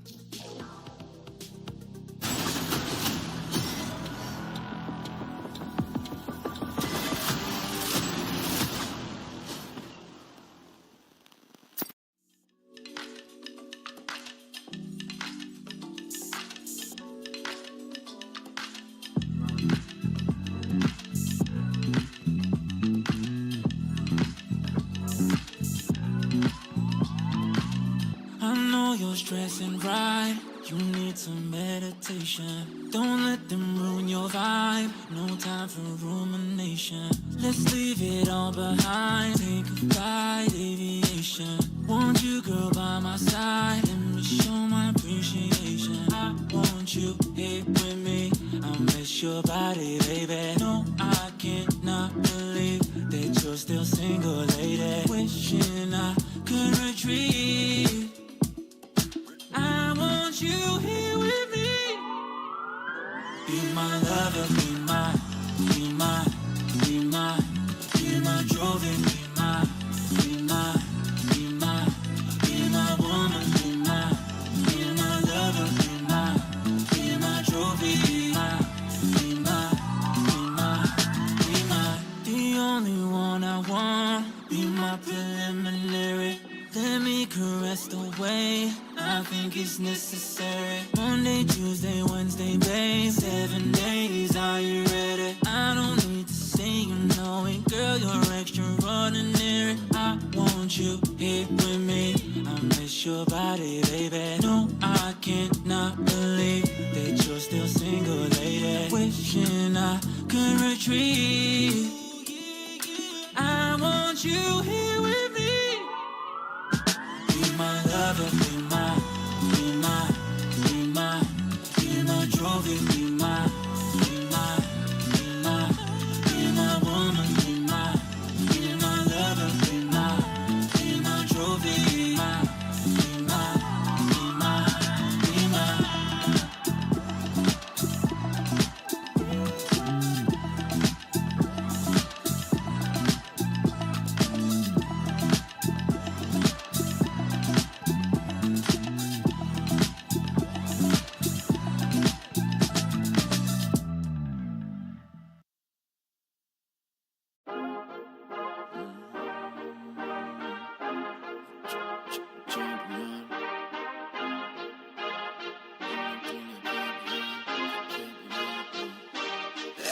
Like a champion,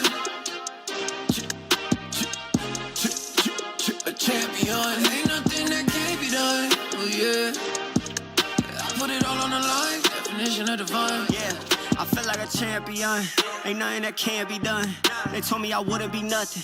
Came on now, second to none.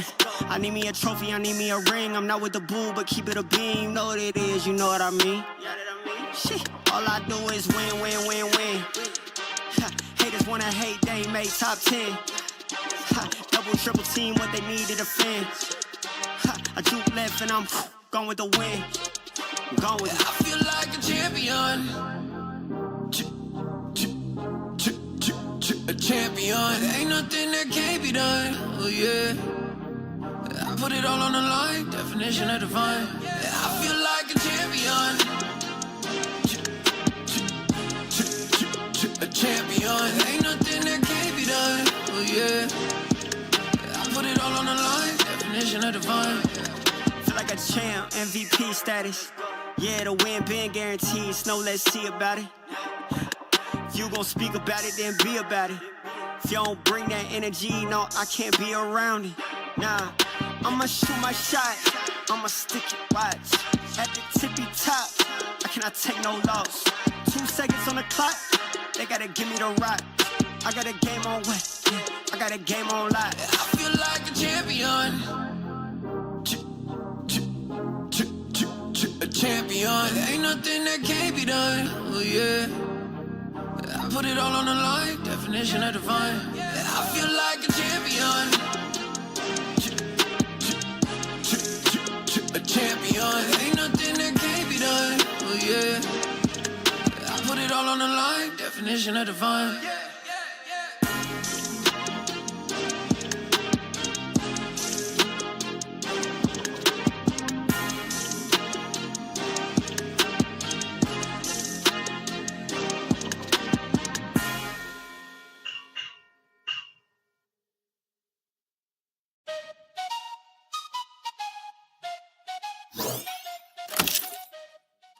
Welcome back, everybody. Yes, we are still waiting, but I have some guests here with me that have apparently come to watch the matches. I'm going to start with you, Profik. Well, it's Runner, Profik, and then Westside. I'm going to start with you, Profik. I've seen you watching and coming to the studio a lot of times. Can you tell me the reason why? I mean, it's not a lot. I'm just supporting my friends. I'm here for Mini, for my boy, so gentlemates will win, and that's it, you know. I won against KC, so now it's time for my boy Mini. I mean, you guys already also won in the tic-tac-toe, so that's a good thing. What about you, Westside? Who's your money on? I mean, I'm here with the same reason as Profik. I'm supporting my friend Mini from my league from tier 2, so Gentlemates is winning here. Okay, Gentlemates winning. Well, they will have to perform a comeback for that to happen. Runner, I'm going to ask you about what do you think their chances are to doing that on Pearl against KC? I think they're taking this map easily. There will be a third map. It's gonna be late day today, so sorry to everyone, but third map, it's gonna be a hard map.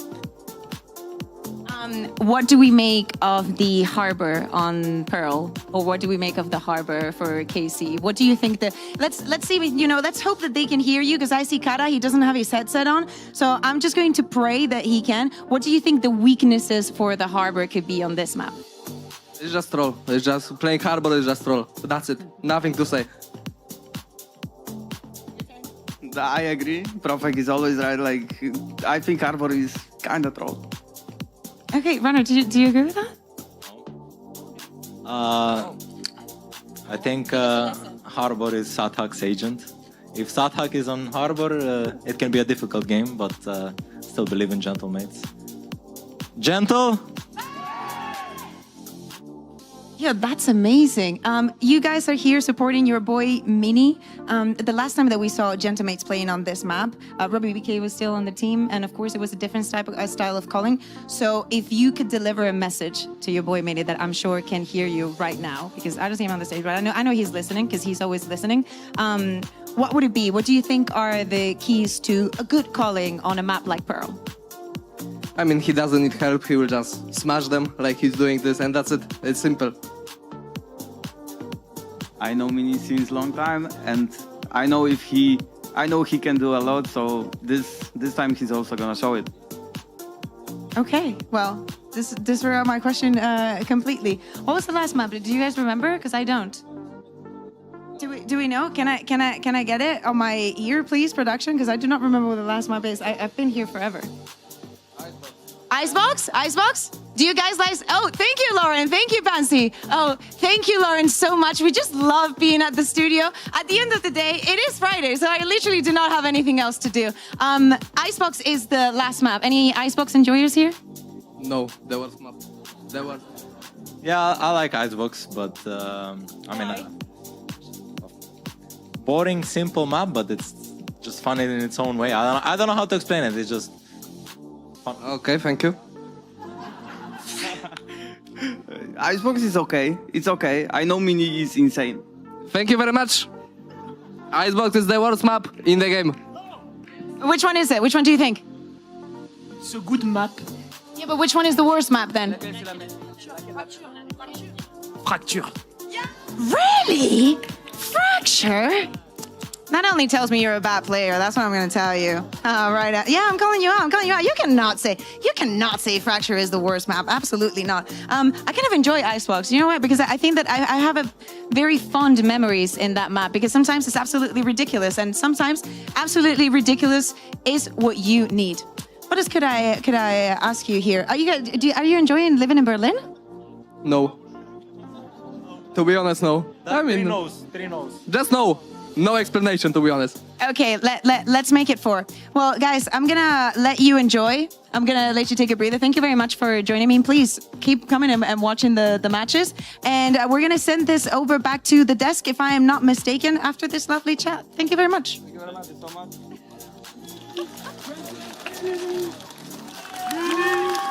Okay, yeah, raving endorsements for Berlin. So there you have it. That's why you should come to Berlin, and this is what you need to see. The Riot Thank you, guys. Arena is, that's why they come to watch every game. Right. They just don't want to be outside. This is the best place to be in Berlin. Exactly. Right. Like, this is the best Berlin has to offer. Might have already seen the best of it. I agree, though. Like, I've been having an absolute blast in here. Tech pauses, sure, they can be annoying. I don't think I can, especially if this keeps happening. People. It does feel, however, that this match started an eternity ago, maybe 1 or 2 lifetimes. I'm not quite sure. I didn't keep track of it, keep count of it. Yeah. So maybe walk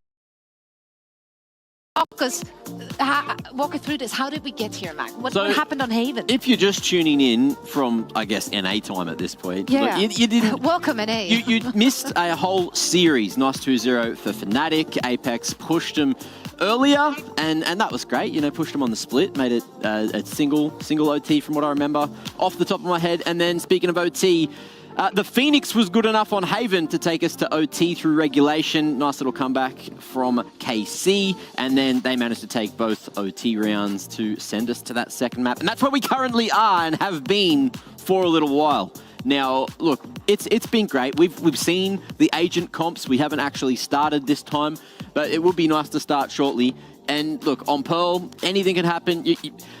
Also, before we break this one down, I just want to break down Giant X. You know, I got some incredible insight there. Giant X, they're struggling to get wins on the board. You know, they are looking good, you know, map to map.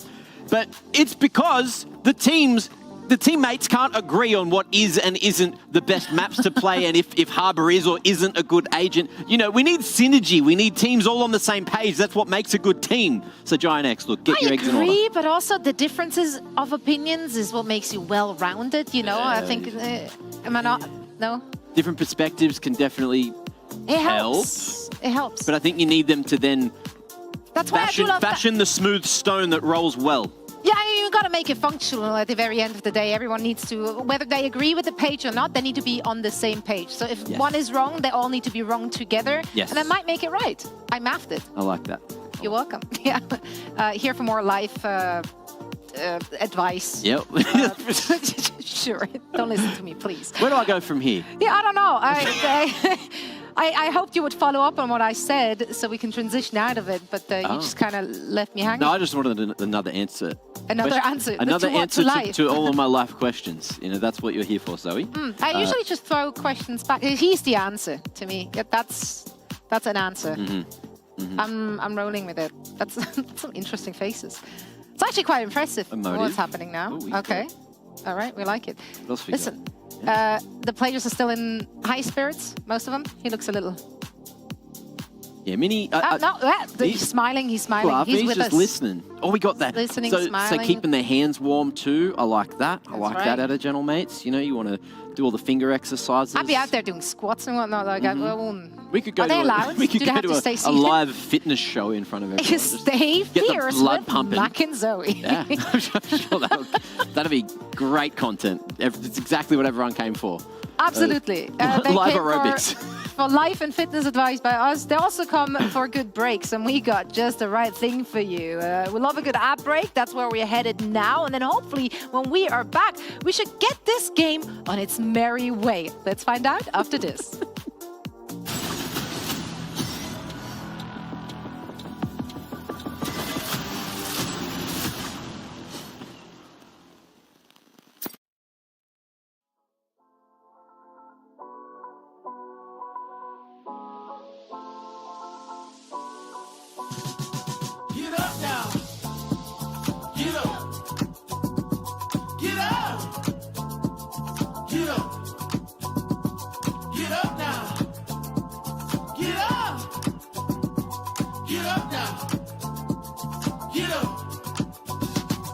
Yeah, get on your feet and move to the beat. Pour up some drinks and then we repeat. Yeah, chasing my purpose, need a release. Yeah, my life's a beach, I'm lost in the breeze. Do this with ease, don't play with my dreams. Yeah, it's so together, it's not what it seems. Heart of a tiger, life of a king. Yeah, chasing my bag, my feet in the cream. Running these laps, not losing my steam. I'm feeling good, it's like what I need. Don't intervene with my energy. Yeah, I'm in her scope like Jimmy Iovine. Yeah, no Superman, but I'm feeling supreme. It's not a movie, but I'm making a scene. Yeah, I can tell you how to live your life, but you just gotta get up. Get up. Get up. Get up. Get up now. Get up. Get up now. Get up. We just gotta live our life, we paying a price. Piece of the pie, I need me a slice. Yeah, rolling the dice, the scariest spice. Sticky like rice, the tricky reprise. Yeah, love will suffice, I suffer in silence. All alone, I'm lost on the island. Let's spread peace and less of the violence. Sebastian Bach on yachts playing violence. Yeah, the flowers violet, give me my rose. This for my city, all for my bros. Did it alone, so far in my zone. So raise your glass, let's all have a toast. I can show you how to get like me, live your life till you die. Yeah, look, I can tell you how to live your life, but you just gotta get up now. Get up. Get up. Get up. Get up now. Get up. Get up now. Get up. Get up.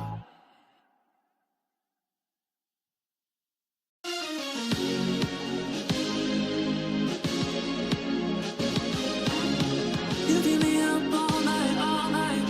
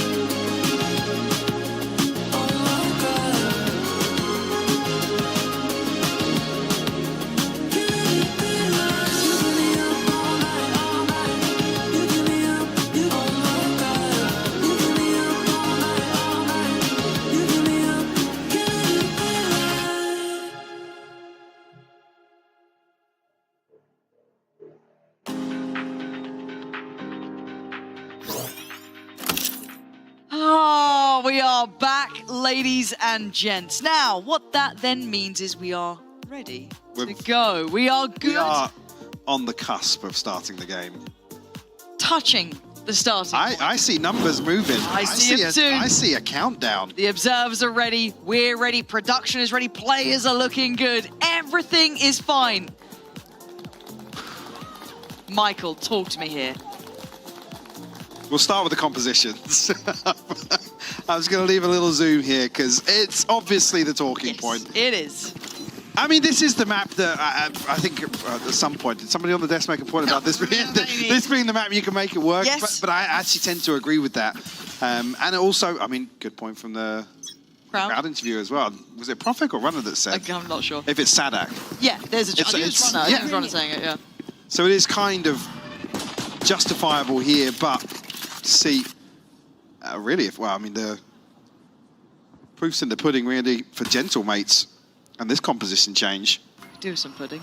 They have. Hungry. I've just got food on the brain. It looks like a very standard approach towards that B site. See if Elite can stall anything out. Ooh, he's trying to find a little cubby. He's fine. But sadly, lose out on Sadak. Nice flash, though. Swing back in. Looking for some support coming in from Arvez. Couldn't connect towards Kata. So Gentlemates do win out, at least for the site side. Zip out with the backstab as well. Beautiful timing on that. Does eventually get traded down, but they're trying to find some space, and Kata's up for it. But Martin picking up where he left off. It's great from Martin. He starts with a 3K here in the pistol, picking up where he left off from Haven. You had a big question, really, with this big break in between. Can they carry that momentum across the confidence that they were demonstrating in the second half? Oh, no. Close out previously. Michael, no. I don't know. No. I asked a long time ago for the stage to go red. Go, guys. You can't be serious. That can't be real. That can't be real. It's all gone wrong, guys. We had 45 seconds of unfiltered Michael, Valorant gameplay. Break down exactly what Harbour did that round, please. Oh. If only I had the time to really... I'm on the floor. It's an in-ear issue. Well, I'm having in-eye issues. I've got in-between ear issues. I think we're going in. Maybe. Get a tic-tac-toe going again, quick. We're going back to game. Okay, everything's changed. We're back in. No, I don't care. Stage has changed colour. That's it. That's it. All right, back in. Oof. God, give me 2 rounds. Please. Right. Back in the game. 3, 2, 1. Back in the room. How's you back in the room? Right. Well invested, actually, here for... God bless you for trying. Nice purchase. Delightful. Look at these. Yes. Mike is on a mission. We've actually tasked him with using the telestrator as much as humanly possible. So do look forward to that as the water drops. We once again go back towards A with Classiques. Actually, agree to admit, you can see, I think it's Arvez down on Link. We can see any overstep just yet from Gentlemates. Maybe anticipating a little bit of aggression. Water's back. Come through, yeah, I mean. That's the harbour, Mike. That's the harbour right there. That's the tech. techers. We'll be leaning heavily into that sort of thing, hoping the Gentlemates apply the same lack of respect, I guess, as some of the buy rounds. But Elite to clean things up. It's an in-zone flawless here for round 2. As I spin 180 to look at the stage. It better stay purple, don't you dare change. He looked a bit unhappy then. I saw Sadak not looking pleased. It's fine. Well, I mean, my heart goes out to everyone on stage. An iconic No, how dare you include this in the replay package? You're horrible. You horrible bullies. Maybe that's why they weren't looking very happy. I can't believe they've done that to Weird us. we didn't get the audio on that one. Strange. Bonus against Dubai, Michael. How are we feeling? Martin already 2 away from his ultimate. Oh, he's got 2 potential targets as well. Let alone the ult orb sat there. Water's in. But this is a fairly invested stack here. Well, not necessarily committed just yet. The drone, yeah, will find. Actually, still gets a kill though. Canna not waiting for full confirmation there. Will be punished on the back of it. That's not good enough. That is a complete breakdown in communication. Oh, splash. What are you using, Michael? 3v5. This bonus round looking pretty good now. On the flop side of that, still a 3v5 doable here for Gentlemates. As the plant comes through, it'll be Kamek potentially to find Setup, but actually baited there for a little bit of damage coming in from behind. Click. It looks like Elite's got your number. You can get the fight, but they're going to turn around to get to... Are you going to get flashed from this? Forced off the angle, maybe a chance, but the diffuse already going. So I think this one's kind of done for. Yeah, 3-0. To a flying start here on the second map. Oh, we can't let this happen now. We were talking about the last French derby that we casted. Don't. It didn't end well for us. No, I got the understanding of what Sideshow felt when he brought out the term melons for the first time. The crowd was. Well, you weren't the one that mocked the language. You did it. It wasn't even Yeah, that's what me. I'm saying. It wasn't even me. Bai's not looking great. So just the one rifle carried across. It's that one right there. One. Oh, it's gone. It's gone. let's remove that number real quick. Arvez to remove it from the hands of Click. Actually, though, Kamek will find a response. Felt a little bit. Yeah, as much as we need to focus back up, it's a little bit more important for them. Maybe overstaying their welcome here, Arvez, with a quick response coming out from the Sheriff. Zipan is going to then pick up that lost weapon earlier, but they still need to approach the site. At least found one ahead of this utility being burnt up as well. That's a dream come true, isn't it, really? He can still bank on the utility, just needs to get out of there, doesn't need to go down for this, and they're still going to be at... Oh, Kamek! That's nice. But the raid boss has arrived. No, dear. Oh, dear.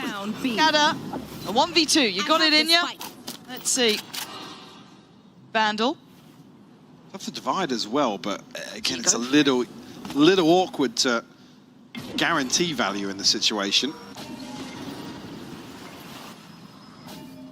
Trying to do what he can, but you can see the paranoia, right? He's checking towards Long, he's looking towards Link, he's looking everywhere. He doesn't know where they reside. He has no information. Tough to make that educated guess, but with 20 seconds, he's gonna have to commit. Yeah, KC just almost making him sweat a little bit to reconsider, but actually maybe even a little bit aggressive here as Sugetsu, the one to clean things up. 4 in a row here for KC. I think Gentlemates just need to sharpen up here a little bit as well. Just get themselves woken back up here, get focused back on the server. Something we said a little bit for Arvez, they're outstaying his welcome. There it is. I mean, it gets a little dicey when Kamek finds another kill with the Sheriff, but can't fault him too much there. Obviously, still have that I guess that safety net. Safety net to fall back on with the utility from Elite. Yes. Noting already. Martin saying a 10 and 1. Stop it. Yes. Don't know where that went. Even Kamek a little confused. There's an angel lining up. I don't, man. That's brutal. But it is. A 3-2 split here, trying to test the waters a little bit. We'll see them on the same page now. That early attempt towards B has certainly drawn the eye. Yeah, Kada catching a few strays there. Down to 51. Now Gentlemates look to regroup just outside double doors. Cool down. Potentially trying to sell something towards Art here. So KC got to be careful. Still 2 members here to try and contest this. Sugetsu, though, forced off the angle early. But I also like that they dealt with the ward towards B. Like, that to me is huge at this point. Like, that should allow them some pretty late access, which they're going to be banking on now. But do they get past Elite? Going to be noted in position. Sadak's still going to swing on it. Finds Zipan and goes back in for more. Elite now takes the attention. Nice little push and pull. And it's a beautiful sight hold. Very well composed in this mini. Mini's played out of this already. Wow. Someone loved that. Yeah. French stream. Yeah. What's going on over there? 10 seconds left. Chuckles, loving it. I know he's going to be given a chance to find a kill here, but KC on the hunt. I need to see a timeout for Gentlemates here. They need to get by the it way, back. is just looking as flawless as he was in map 1, the second half of map 1 at least. Can't fault that.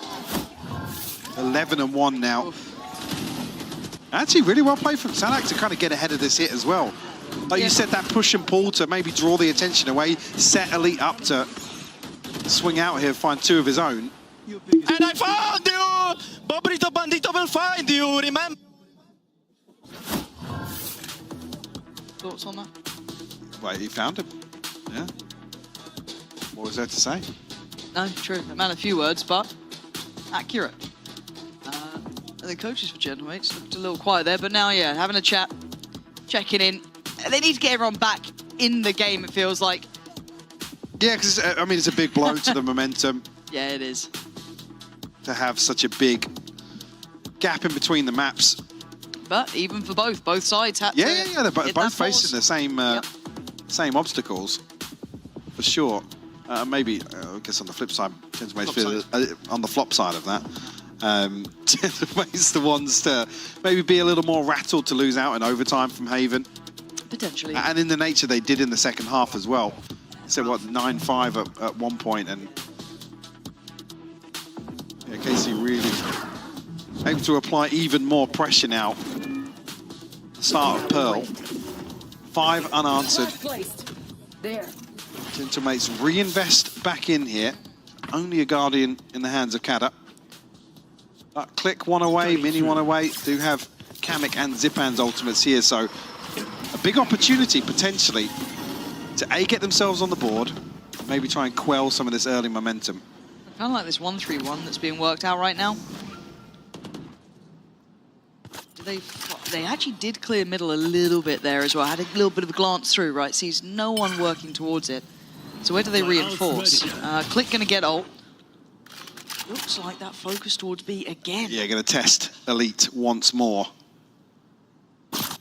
Who has Sadak here for support on top of that, but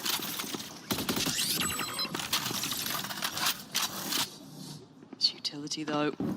yeah, I think Elite spotted everything there.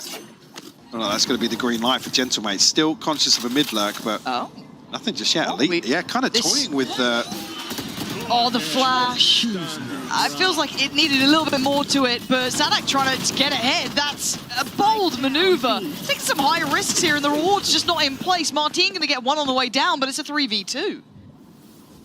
Spike not yet planted it in a bit of a tricky spot now, actually. 30 seconds left. Kamek tagged up, down to 21 HP. Arvez and Sugetsu looking to try and recover. Still got a Prowler as well for Arvez. Kamek trying to be the one to do it. You can see the hesitation, the caution. They are nervous Further damage about done this. as well. Spot on. Still that Prowler there. Not going to have the time really to wait for the Haunt to come in, but Sugetsu toying again, still trying to show some presence. Kada isolated. Now the Prowler's going. Going to be handled. Forced off the angle, but they've got to make that next step.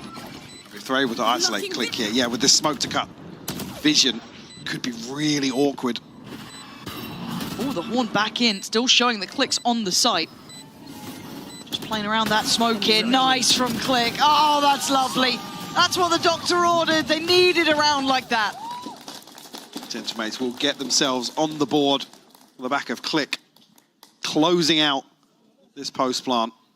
A little bit awkward there when you see the HP bars, but you're happy to maybe throw one person ahead aggressively. Sadak actually caught with the reveal here. I didn't even see that. After Elite fell. Again, you can't really fault it, but getting ahead of the utility, it's worked well previous rounds. Maybe Elite just trying to toy with the expectations. So let's just make sure we note this. Operator in play for Martin. Didn't get to see too much of it really, actually, in map 1, even though he was in a very good spot, looked very good at it. Didn't get it played out too much, but now you can kind of switch things up, right? You can kind of leave him posted towards that B-long line and enforce the rest of the map. That's the response here to Elite. Potentially getting a little antsy ahead of that setup in the where he was feeling himself. There's a wide open A site other than this utility. Focus point here being towards mid. Interesting about the wall. Obviously, they don't quite know about it yet. Maybe they could theory it, but it will cost them time if they go too late. Do have the lockdown, so they've got methods to get around it. Yeah, it should be able to mitigate a lot of this on the back of the lockdown. Now, does that Prowler kind of make them think that it could still be this B hit? You can see that Martine's getting curious. There's the lockdown. What's the choice here? See, no Teho to break it. So respect it for now. See the pour on through towards Pit. Trying to catch somebody with that gravity well as well on top. Okay, they get through okay. And Zipan's on top here. Doesn't find a thing. It's a big investment here. But it's a full 5v5 here in the post-plant. Martine going to try and pave the way. That's two seen. I think maybe just one on the side. Kada gonna have to respect it. Oh, he's caught. Alves just straight through the wall there. Kada got the late load. And they're just not stopping. Why would they? Finally forced off this, and the spam's just not quite enough. That's right under their noses, Mike. Mini and Zipan just forced to watch this one pass them by. The Carmine core just, it felt like there was absolutely no pressure whatsoever in the post plant. Again, an unfortunate catch here onto Kada. But then as Click and Kamek fall, it almost feels just a foregone conclusion. Like I said, that half defuse comes through so early on as well. So even in that situation, what, 2v4, potentially fighting back in. KC will immediately respond. Still funds here available for Gentlemates, but we noted that investment in the previous round. Kada one away from the divide, that's as good as it gets in terms of tools. Another switch up if you look at the utility placement here. See as well, now look at the space that Martine is commanding over on the B side. This is getting tougher and tougher for Gentlemates to get a comfortable read on this round by round. The wall previously towards A main, we've seen it down towards B long, now posted towards Art. And the adjustment coming through with the fact that, as you highlighted, Martine gets freedom. Now, this is the first time that we're going to see this sort of look. Sadak going to be challenged in a new way. There's a lot of bodies behind this. Sprays in. I think he got a decent shot towards Mini, who's left on 1 HP. Blooming 1 HP. Unconfirmed damage, but damage nonetheless. You see the awareness, though, from KC. Even, I was going to say, Elite Sugetsu to hold down the fort on A. This rotation is pretty telling here. Mike, the second that no one flooded through towards long, as soon as they had the likes of Martine taking that space, it all became too clear, too obvious. Carmine Core in full control. 7-1 now, the scoreline. The funds dwindling. The guy who lost at tic-tac-toe. Oh, right, okay, I didn't. Yeah, sorry. I was looking to draw something. Oh, be my guest, lovely. Elite with a beautiful 3K on this round. So the switch over to B. Sorry, from B. Now with Martine over with the operator. To be honest, guys, I think they are a tiny bit lost. Tiny bit? Well, maybe that's it. Well, that's what they're taking away. I mean, you can see the hesitation in some of these rounds from Gentlemates. You haven't really seen much in the form of set pieces other than that snowball round with the ultimates being invested, but I said they almost played themselves out of that round. Really had to commit to some of those engagements. I guess on the back of Click, again, there's not much for him to do swinging out of Art after Kada gets caught with 9 HP, but... And I just want to add to this, I feel like when you've got at least Teho in this and you've got Zipan playing this over, we're still not, you know, Sova droning or using any sort of drones towards B to keep someone like Martine humbled, to keep that space. They don't know about the operator. The assumption is there, but... Sure. But the knowledge is not there, and they've been able to... You saw those rotations before. They're able to lean so heavily on the information. There's been none of that being removed here. I'd love to see a little bit more of a worked-out default from Gentlemates, utilizing that, making sure they take back some of that B space, show some presence early. Because, again, you've got KC banking on that wall time and time again, banking on Martine's space, and going straight in on the Outlaw now. Just Sheriffs. The Gentlemates. Said do have the divide, but it's gonna be hard to justify here. KC happy to now actually double stack in towards us. So you get to an Elite really playing into this space now. You see, actually, it's just basically a 2-2 split to hold into mid from KC. Martin's still positioned over towards B. The Prowler catching just makes you feel so confident in that setup, right, Mike? Trying to play it in with the owl drone. Still got a player behind the box who's gone completely unchecked. Hang on, yeah. Okay, but they'll hit that shot. Fair enough, you're down to now a 4v3, man to the good. It's gonna be awkward though for Kada potentially. That's a tricky spot. On the light shield as well. He's got help coming, but Kamek already using his drone. This is all on Martin to feel it out. He's got the awareness that somebody's crossed behind this as well. Our drone's burnt as well. This is all going to be on them. Working up here. Steps going to be heard. Patience. He's still going to find his man. Get out, yeah. Gets out. Beautiful. Now Sadak can fill that space in. He's got ult. That's going to then set up some more opportunities. But handled. Click with a single focus in mind. Get that backside comfort. And now plant on the horizon. It's going to be a little awkward. Aves looking for something ahead of the plant coming in. That could be a He's actually nearly caught, yeah. But did actually catch, yeah. Struggling on that, though. Couldn't pry the player out of the backside. That Outlaw trickier to bring in now. Harder to make work. Has to step forward in unison, trying to trade in really here. Aves now behind the curve. Great shot. Kamek goes down, but Click was the integral one, and he still is. A pace safe card thrifty. 4 on the round for Click. Crucial to keep Gentlemates in here. We'll give them their second. Couple more ultimates as well, looking... Actually, just Click's coming online, sorry. We're building back into it. Yeah, a little awkward here with this exchange in art. Got to credit Gentlemates in finding that 2-for-1. But you noted with the Prowler catching, you almost feel very confident in that hold. And actually, the bait was perfect. Elite comes off the angle, kind of baits somebody to swing onto him, but there's just too many bodies on the other side of it.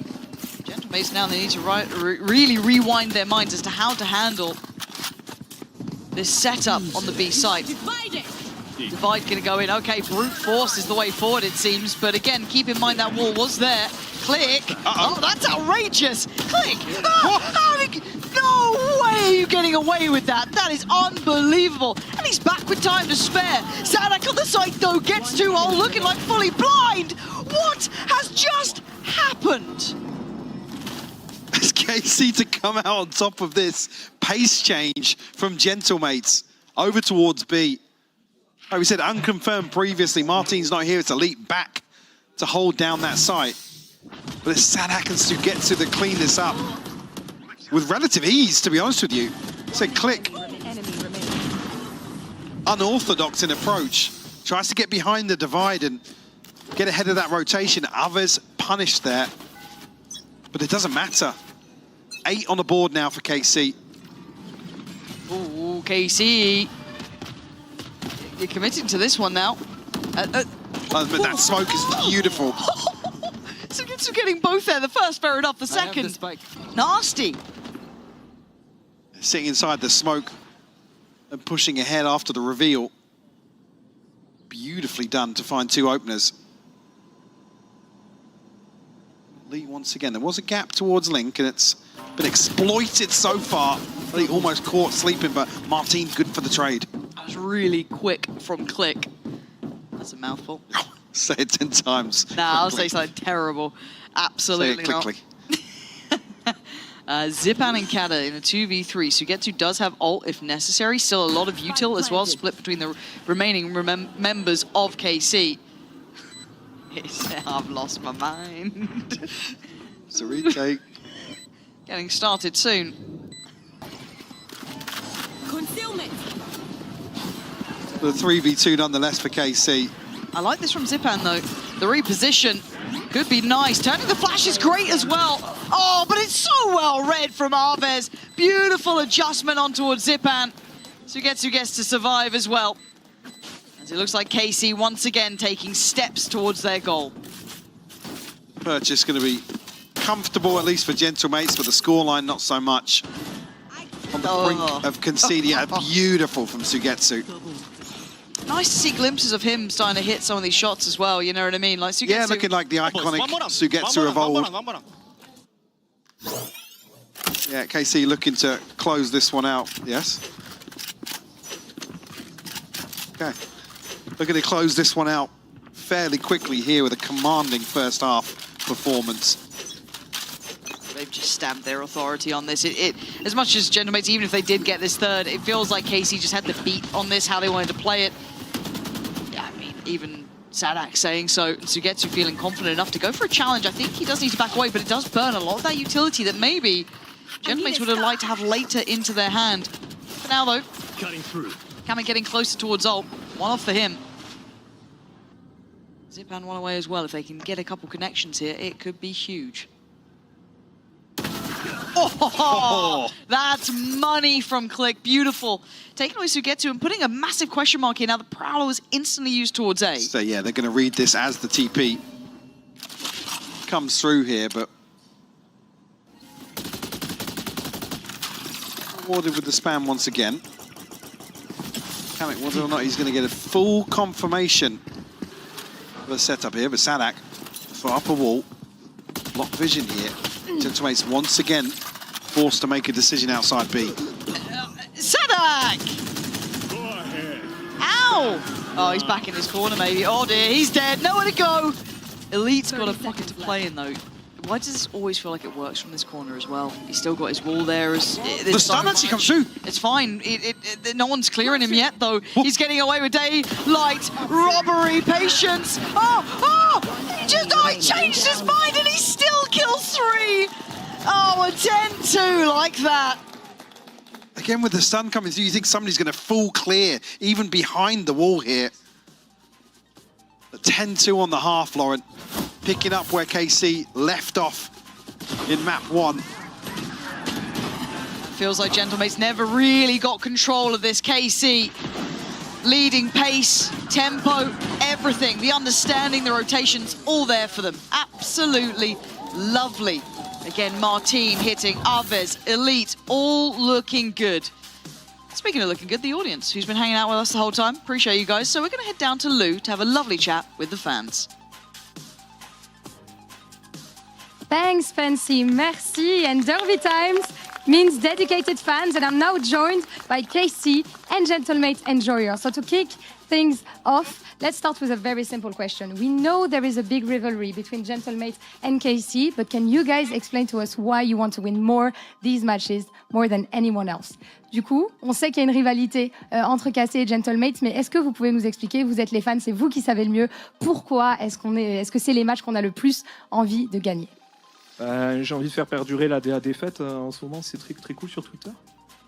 Ah, la défaite Gentlemates? Ouais, la DA elle est cool cette année là. Oui, donc ça ressemble un petit peu à de l'acharnement de ton côté. So yeah, I mean Gentlemates have not been doing that great recently on some games, so we want to, keep that streak going by winning against them. Et pour toi, du coup, comment ça se passe? Pourquoi est-ce qu'on a encore plus envie de gagner contre KC? C'est vrai qu'on a une petite série de défaites. Hier, ils ont gagné sur League of Legends contre nous aussi. Donc ici, si on pouvait prendre une petite victoire, ça serait quand même pas mal pour les fans de Gentlemate qui sont toujours derrière leur équipe. D'ailleurs, on est ici vraiment en nombre comparé à la KC, quoi. Ooh, okay, he's teasing here. So yeah, indeed, we haven't been doing that great. Yesterday, KC also won against us on League of Legends. So, taking a win here in Berlin would help a little bit. And we came more numerous than KC. So yeah, we really want to win. Et dernière question, qui est le GOAT dans cette équipe selon vous? Qui tu trustes à chaque fois pour carrer les games? Martin, Aves, les deux ils sont trop chauds. Martin, Aves, a nice duo, and we see that it's going a bit difficult for Gentlemates on this map of Pearl. So who do you trust in carrying the game back to the win? Pour le moment, Click est vraiment bien dans la game. J'espère qu'il sera rejoint vraiment par Kamik et Mini qui vont essayer de se réveiller. Et vraiment, ces deux-là, s'ils se réveillent, à mon avis, il y a moyen de revenir vraiment bien. Okay, so Kamik and Mini, if they could help Click into winning this game, this would be really nice. And on the side of KC, of course, the GOAT, Aves, as always, very, very strong players. And we see a very nice sportsmanship on the side of the French fans. And let's get back to the game with our casters, Pansy and Hypok. Thank you so much, Lou. Lovely to hear from the fans who've been in great spirits all night, considering we've had some highs and lows, a couple of lows, but you guys have stuck it out with us, so appreciate you for that. However, we come back in, and the reality is it's a 10-2, Mike. It is a long road back. How dare you use this observance? I see you out there. Don't think I don't see you. But Gentlemates have a long way back here. They do. To chip away at this lead. Obviously start here with the pistol, but KC actually, say whether or not they were going to force their way into art there, but no confirmation on the back of the Prowler. Maybe going to force this pivot.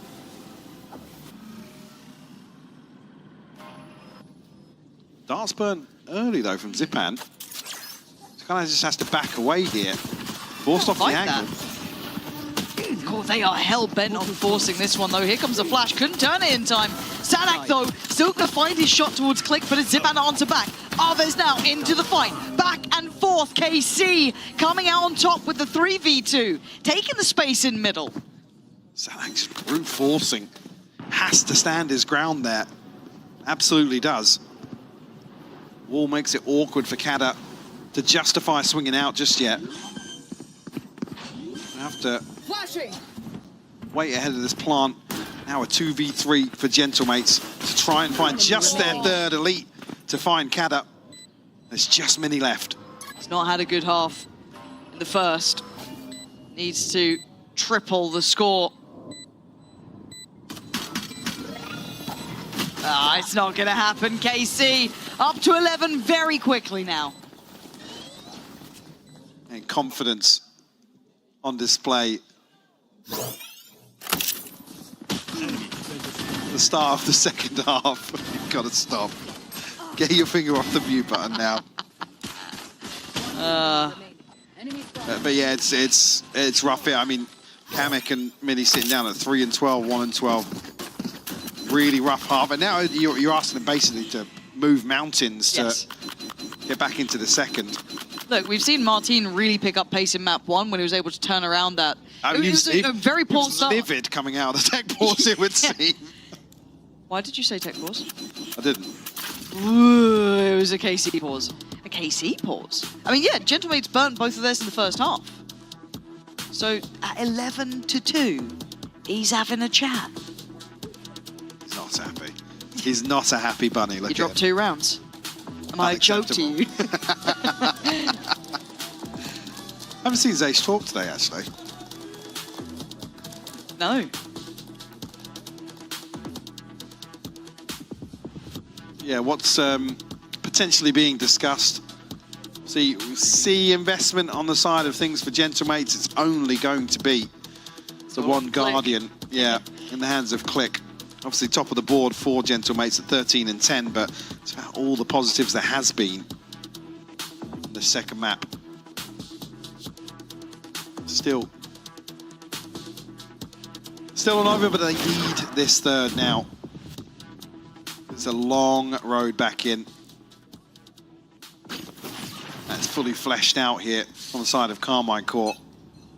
Time to jump. Covering. Not looking to slow down either. No, this is going to be high tempo. Mini has to respect it. Looking to be pushed off the site here. Forced to play from the back. This Killjoy, rather than going for the Vice, curious option, but comfort there for them. And you're looking at that one man who can stop this is Click. He's got the weapon. The rest of Sheriff, so they're not without a bit of a fight back, but it is... To swing off him, ideally. See what they can do here. KC creeping closer, but not committed yet. Click might get caught on this cross. Chavez was holding it. It's actually Mini the one to take the brunt of that damage. Which almost might indicate that the backside's free, but you feel like they're still going to do their diligence, and there goes the Guardian. Hope riding on that a little. They almost can't retrieve it as well because of how deep into elbow it's actually, but Mini considering it. Trying. Zipan, look at the pour-on of utility. There's nowhere for him to go. He's already dead. Martin! You can't just backhand Kada like that. That's cruelty.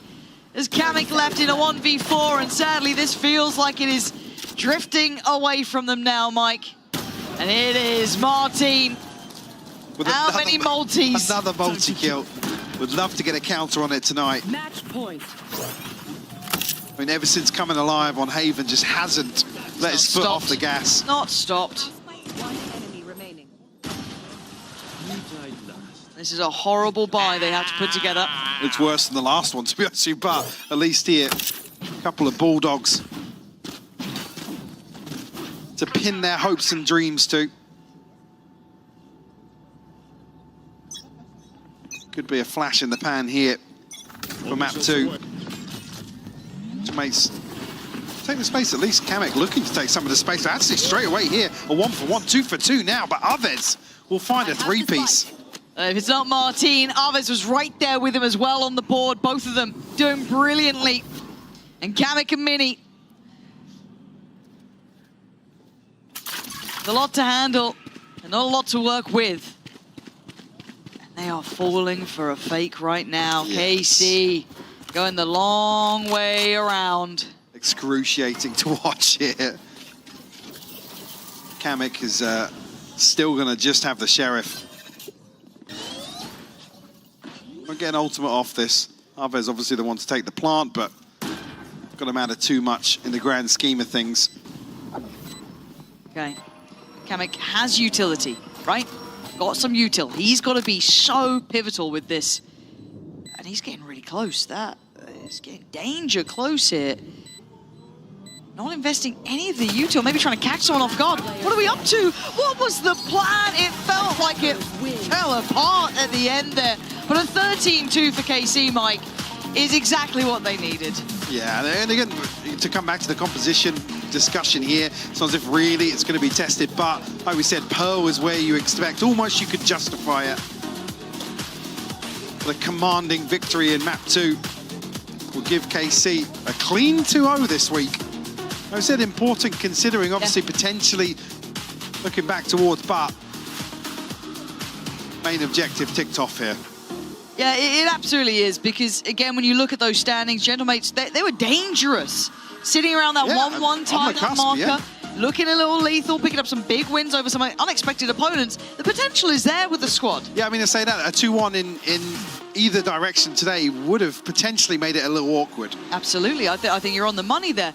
But for KC, this puts them in a bit of a better position, also solidifying a little bit of the map pool. That Haven out of nowhere certainly caught us off guard as well. Yeah, like I said, a benefit to close out into. Obviously with how the map pool currently looking and some of the compositions we've seen coming out from KC, it's definitely a sigh of relief to pull this off today. No, it's big news. It looks like they've been back and working, right? Because, again, they probably weren't happy with some of their results. They've come back out, revitalized, looking like they've got some new ideas to play with going forward. Certainly will add a little bit more for us to get into. But let's take a look at the Pace Safeguard play of the week. Big up Elite for this crisp and clean 3K. Let's have a little peek over this one. As, the patience paid off. You saw that moment where it was like, oh, nah, I don't need it. Nah, I don't need it. It's all good. Like I said again, to kind of dig his heels in, the stun comes through. You see actually considering even finding the pixel angle here. Really well played from him and was pivotal to their success as well on map 2. Constantly floating back and forth, kind of pick up the slack on either side really with Sugetsu. Sanak wasn't too impressed with it, it would seem. Maybe saw the ult come out and that was why he was questioned. No! But overall, I gotta say, it just felt like Genomates weren't really in on Pearl. It felt like they didn't have quite the read. Again, you saw the comfort that KC had of when they invested that operator. Martin picked up the line, the versatility with the Vice. It's nothing new, but it was very well done. So, a bit of a treat for those who stuck around long enough. We're gonna head down to the stage to hear from the delightful Lou, who is standing by with Sugetsu. No, I mean, first time here staying. Oh, really? Yeah. And thank you so much, guys. I'm now joined by KC Sugetsu, fresh off a 2-0 win against Gentlemates in that French derby. First of all, congratulations for your very good performance today. And the first question I wanted to ask you is, when we speak about France, we often tend to mention gastronomy. And I think in your team, you have very good chefs when it comes to cooking, comps, preparation, and also like the mental aspect. So is there anyone on your team you really want to shout out for this win, specifically today? It's everyone, I think. We like prepared everything, like everyone was on the same page. So shout out to everyone, I think, in our team. And we did see you all on the same page in indeed, and it was very nice to see. And we also saw some tech pauses, and I know how hard it can be to remain focused at all times when tech pauses can be long. So what is your tip to remain focused at any time? I mean, we have our stuff. We prepared before, I think, split one. Oh no, before kickoff even, I think. Yeah, okay. I think we prepared our what we will do on tech pauses, and we just were following it, and that's it, it worked. Okay, is it UN who's helping you Of with course, this? it's UN and Clem. Big shout out to them also. Yeah. Okay, a very nice shout out from you, Suigetsu. And we saw a little banter on the server at some point, especially on Heaven with your former teammate Zipan. So I wanted to know how much it means to you beating your former teammate after spending years together. Nothing means nothing, to be honest. It's like, you know, it's not even playoffs. It will mean something if it will be free playoff, but it's just group games. Okay. It's just game, and that's it. Okay, and step by step, indeed. And on a last serious note, we see you shining on the controller role in KC, don't get me wrong, but if Sadak and Eng let you play anything you wanted on the team, which agent would you dream playing? Iso. Of course, main character energy, right? Yeah. You would win all your ults, you think? I don't know, I never played on unofficial, but I'm sure I will win, yeah. And for the last question, we know that KC has such a huge fan base, so you must be getting a lot of messages. I wanted to know if you go through them and what's the best message you've got since joining KC? I mean, to be honest, all messages are best for me. It's like, I'm rewatching all their videos, you know, our LEC team played yesterday, I was rewatching, everyone was like... Yeah, sending hearts. Bro, it's so. I just want to go friends again. Maybe I think we will qualify. I'm I'm sure that we will qualify to champions, and we will gonna see our friends there, and it's gonna be like insane. I'm just living for this moment. Yeah, and I think you're making KC fans very proud indeed. Thank you very much for your time. Actually, I have one more. This victory was for Kameto. Yes. And French fans. And French fans, and I think they're very proud of you. Shout out to the CEO of Carmen Cope. And on these words, it's time for me to thank you for following us today. And let's see you next week for more VCT Emea.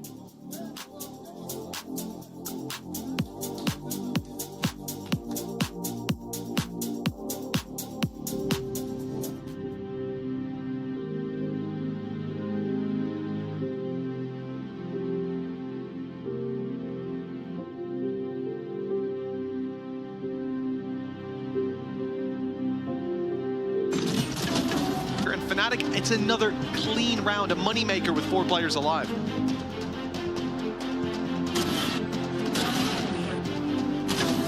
I'm like, boop, boop, boop, boop.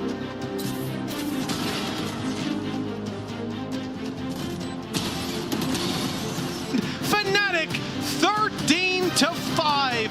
This is going to be tough for Apeks to try to rebuild from the ruins of their map pick. Relax, relax. It's good. You won. It's good.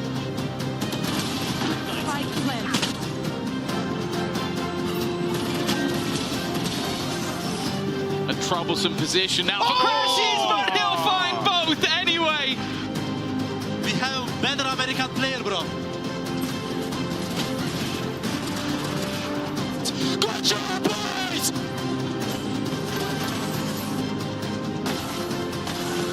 Apeks got all the way to the final hurdle and tripped. Now they have to get up and race again. He slowed them all down. That could be the perfect piece of utility as Karak comes up behind. A chance to take down one, but missed the window. And Boaster fires back to seal their fate. Good evening, everyone. It has become quite a tradition now, but when there's a French derby, the Frenchies take the stage, and today is no exception.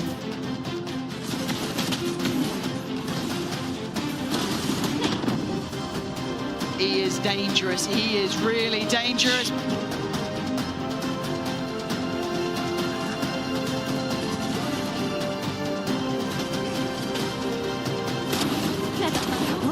But the big man himself, Martin, has been a monster, and he's not losing this one either.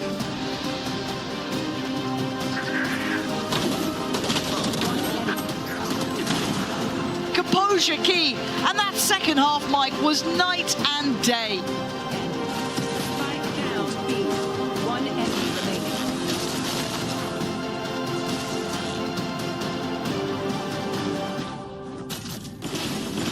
One enemy remaining.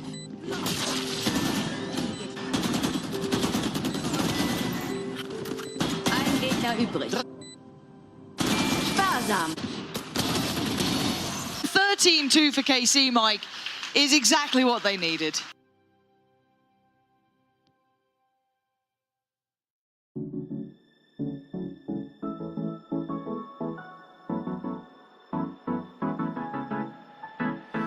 Let's do something crazy, get a bit wild today, cause we don't do this every day and we deserve it. Life is so amazing, nothing is in our way.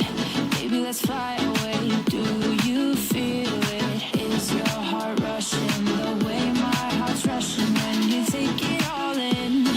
Baby, this is where we come alive. Do you feel it? Take the world by storm, just you and I. Can't believe it took so long to realize what makes us come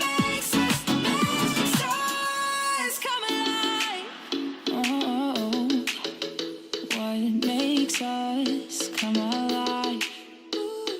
Let's break some rules. No, we don't always have to be good. Don't always have to do things that we should. We'll feed the fire. Let's see it through and let go of what's holding us back. Just light it up and we'll burn through the past and take it higher. Is your heart rushing the way my heart's rushing when you take it all in? Baby, this is where we come alive. Do you feel it? Take the world by storm, just you and I. You and I.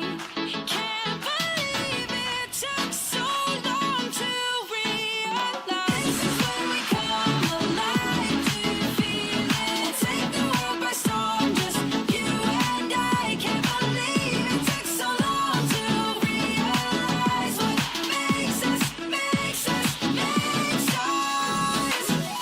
where we come alive. Do you feel it? Take the world by storm, just you and I. Can't believe it took so long to realize what makes us come alive.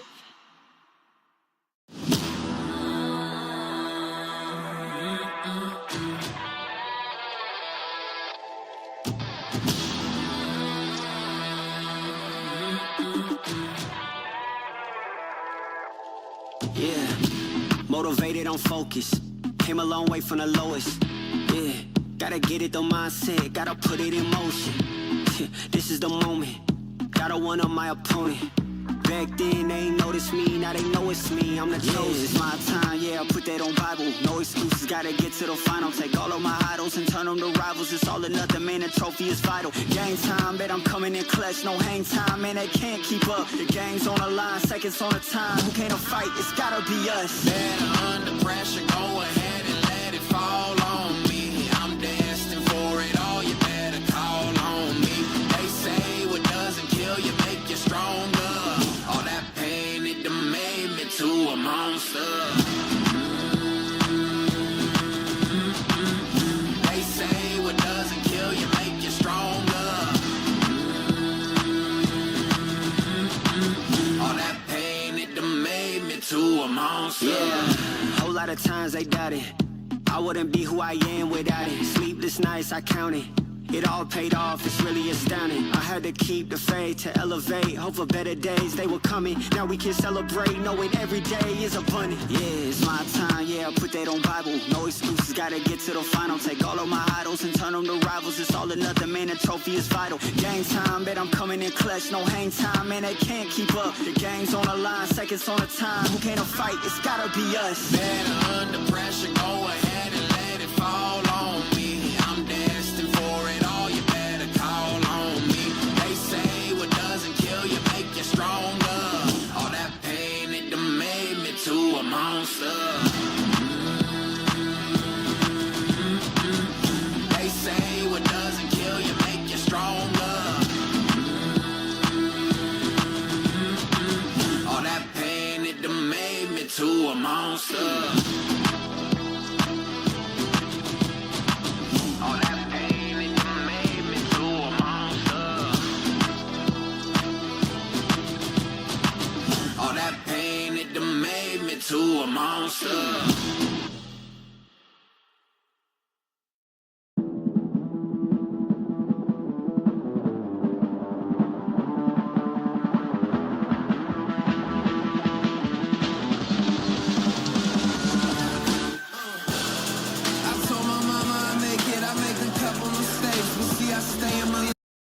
must-win for 2G in this series. Now, well, here come your agents, and we are going to see that, you know, the Tejo get locked into the Vice as well, going to be into play. And let's not forget the KO always being an impact player on the scent. There's some really nasty Vice walls you can actually put up on the B side, close to B main, that trap people if they want to send the Jet in and the rest of the team wants to flood behind them. You can get caught out. Here, 100 Thieves, though, something a little bit more classic. I like that Yoru inclusion here. So they are not going for Jet for Cryo, but he's still in a position to make impact. Look at the middle of the map. It's about getting that mid-control on the attack side and flooding through market, having a split on towards that B side. Yeah, who better to do that than a guy who could just go into another dimension and pop up on the other side, give him a little bit of info, you know? It's going to be fascinating whether or not we see 100 Thieves hold this one down, or if we see 2G manage to pick up a massive, massive win here. I believe we're going to be waiting just for a little bit longer, and then we're going to get ready to send it over to the casters. But once we do, fellas, I mean, I think that 2G have such an opening, such an opportunity here. They can do it. There's no KO here for 100 Thieves in their composition, right? It's going to be Sova Tejo, which is interesting, right? Quite often we see that 0 point thrown off route to get a bit of early information, and then not a lot of teams, not every team is still trying to use KJ on this particular map. But she's got some slight buffs lately that have made it more viable, especially with that lockdown. We're seeing some good ideas across the board from both teams, but let's go ahead and get the show on the road, shall we? And send it over to your casters for this one. They actually just rode in on penny farthings, and boy, are their legs tired. It's Brennan Sideshow. I don't know who Penny is, but I feel sorry for him. I feel sorry for him if they had to carry us on their back. Yeah.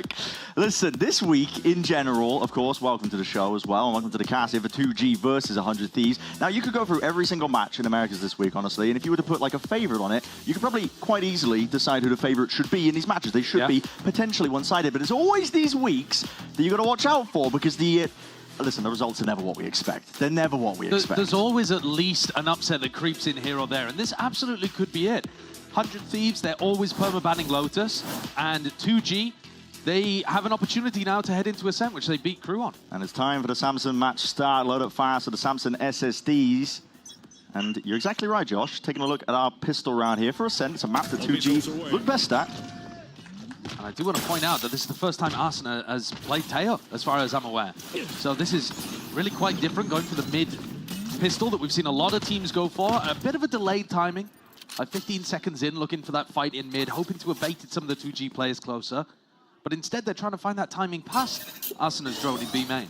Slow and steady. Flash off onto the corner. Connection to Arsena, just baiting a little bit, jiggling, gets the info. Deep knife against it though. It's going to be tagging her, suppressing her up. Flashes through into the smokes. They're getting bodies now into the fray and into the fight here. Up through stairs, going to be Certain and trying to clear up this guy. Arsena eventually. A little bit messy in the end. Still going 1-for-1 as Askia was taken out in the midst of all of this one. Now 4 players locked up onto the side here for 2G. Yes, you got the plant down. No control of B main though. They still have Paranoia. They still have Salvos. There are plenty of tools here for 2G's post plan. It's all about how they choose to use them. 100 Thieves gearing themselves up. Having to clear most of the way here. They're worried about B main to a degree, but starting to take a few pot shots now, clearing its way through. Firing forward to the Paranoia, to turret, propped up, trying to take that point. LZ, just 10 HP, and no one watching for him. Slightest of angles to play off, and walking off one another. 2G take our opener. Gabera not even having to use the salvos in the end there. 2G just play off each other.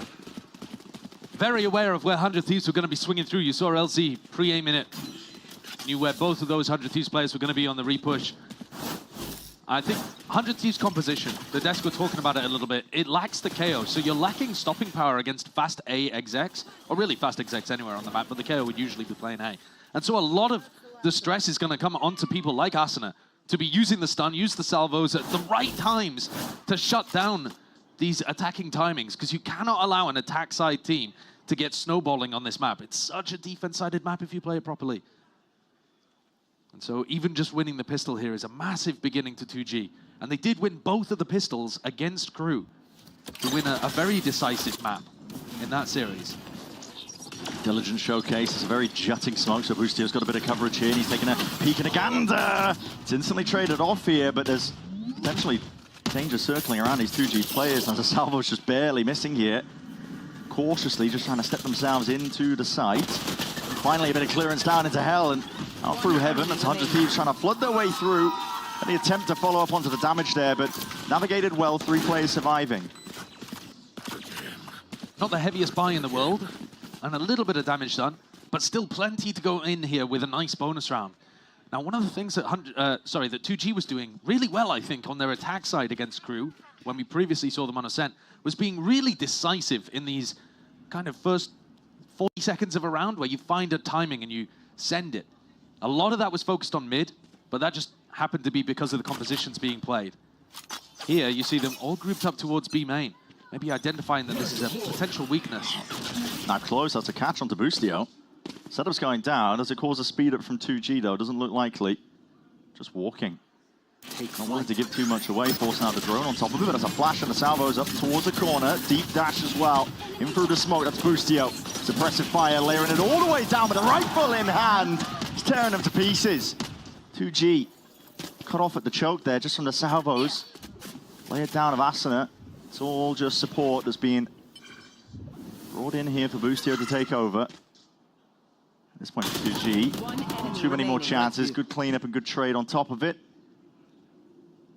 Gobert would have to go huge, I think, to try and even stand any sort of chance here. 100 Thieves got the discipline. They're holding paranoia for him, too. Yeah. I mean, he's got no hope. It's a high-low, and Yuto's going to be used as soon as he just peeks wide into the corner. Head clean off, so... Taking a look at the defensive setup there, Boostio almost getting caught. Once he got hit by that KO knife at the beginning, I was worried that 2G were going to immediately accelerate. They actually picked a really awkward timing, started going forwards just as Boostio's util was coming back up. But it's the defensive util from the 2 initiators that you pointed out. Recon Dart gets Boostio his first kill, and then salvos in the choke point completely isolate Askia and LZ. So they've got to be worried about that stuff.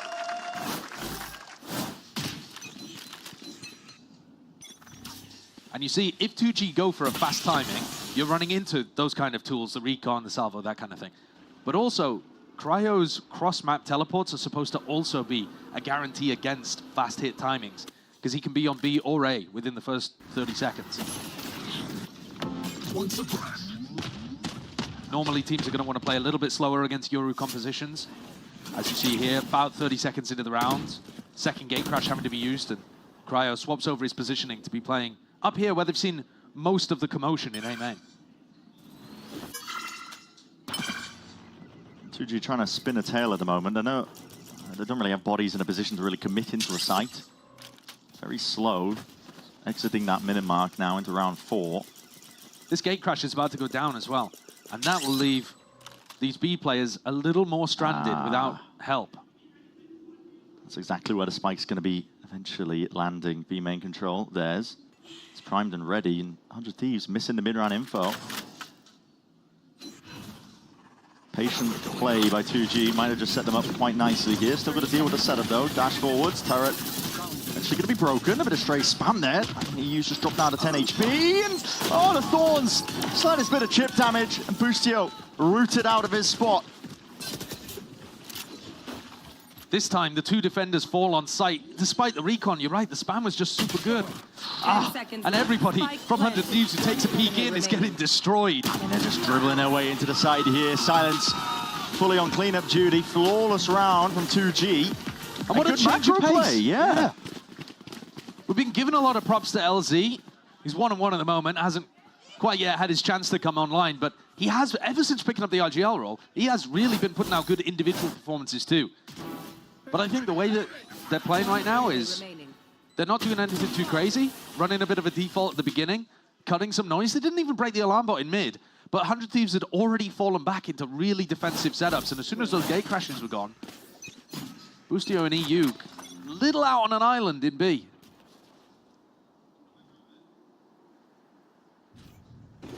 It's going to be familiar scenes, I think, from 2G. They have the option to go fast. They have the ults to do it. This drone is getting used on a very early timing. Basically every round from Asuna. He's going to have to slow that down a little more, I think, because the crucial information is not coming through until, I don't know, 45 seconds on the clock. EU doesn't even have drone this round, but okay, a bit of a re-clear now with the salvos. Too slow off the mark, and LZ still holding up top. Nice and pretty. Flash peek. And you see Cryo just ping-ponging from one site to the other, trying to figure out where he should be landing. This round, It's only the turret watching information across in mid. I mean, they have no info, do they?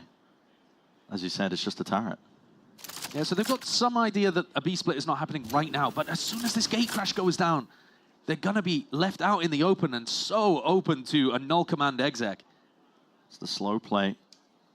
Setting up now for the B-split, and yeah, gate crash has faded. Boosty, it's a good time to use the ult. That's going to put this slow down to a crawl here, and what's the option now for 2G? You don't have A main control. You're seeking to pivot into a different direction. You're just faking it. Firing off some util, like you're trying to fake that the A presence is coming through, but now it's go time. Sending it flying forward. Still 2 players to anger. This is EU. Back against the wall, stunned up inside the smoke, and time is ticking. It's really the only win con they've got to work with, but a dash forward and a flash peeking, facing still. Turrets, at least the Nano Swarm's doing a bit of damage here. 100 Thieves attempting to flood back in. This is all 2G.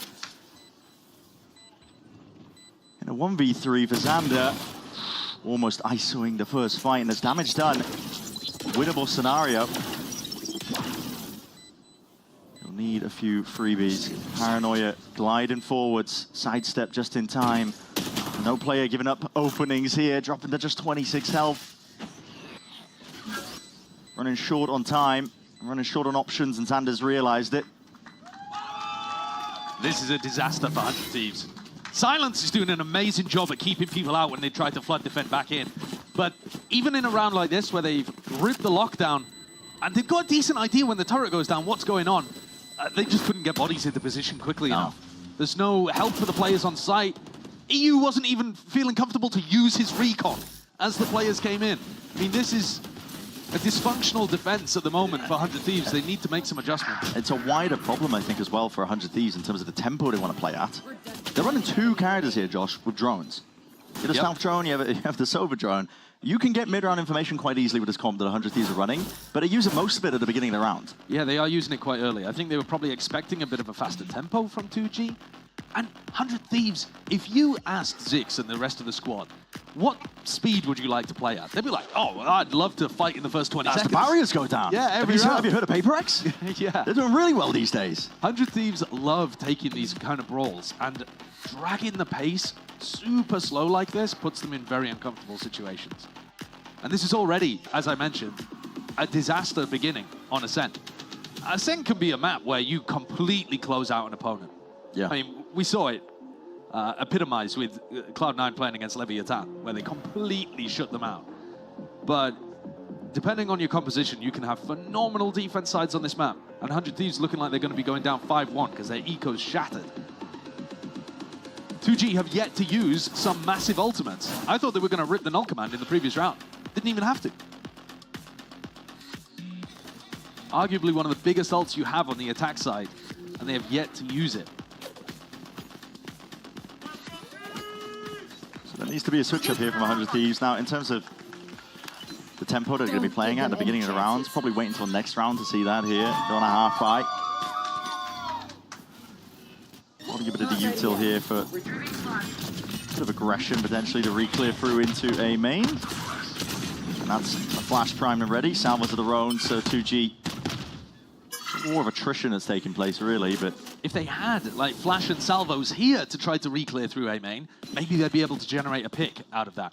But by using them at the start of the rounds, they're just kind of allowing 2G to slowly take map control. And 100 Thieves run out of tools to be able to work with them. Here's the drone used, 110 on the clock. Body blocking, don't let it in! Oh, as I spotted a corner. He was attempting to body block it, didn't want to reveal Xander's position. Spotted out though. This is a 4-player stack of 100 Thieves. Definite chances. 2G creeping up forwards here. The knife underhanded with the flash. Quick hop through. No one clearing this one into the corner. And Asuna, he bites back and bites back hard. Eventually it's going to be like clearer, but 100 Thieves have arrived in time. Askia, it's a lone warrior now, left to stand onto the side here. He knows exactly where the 2 players are. 34 seconds left, and he needs some clean kills. 100 Thieves delivering it, rattling off the bullets. Could be the round to get them back into the game. They needed something big. And this time, it was all about getting the gamble stack in the right place. And also 2G hitting on a slightly faster timing. But they managed to get 4 players stacked over towards A. Gambling that A main control this time was going to be for real.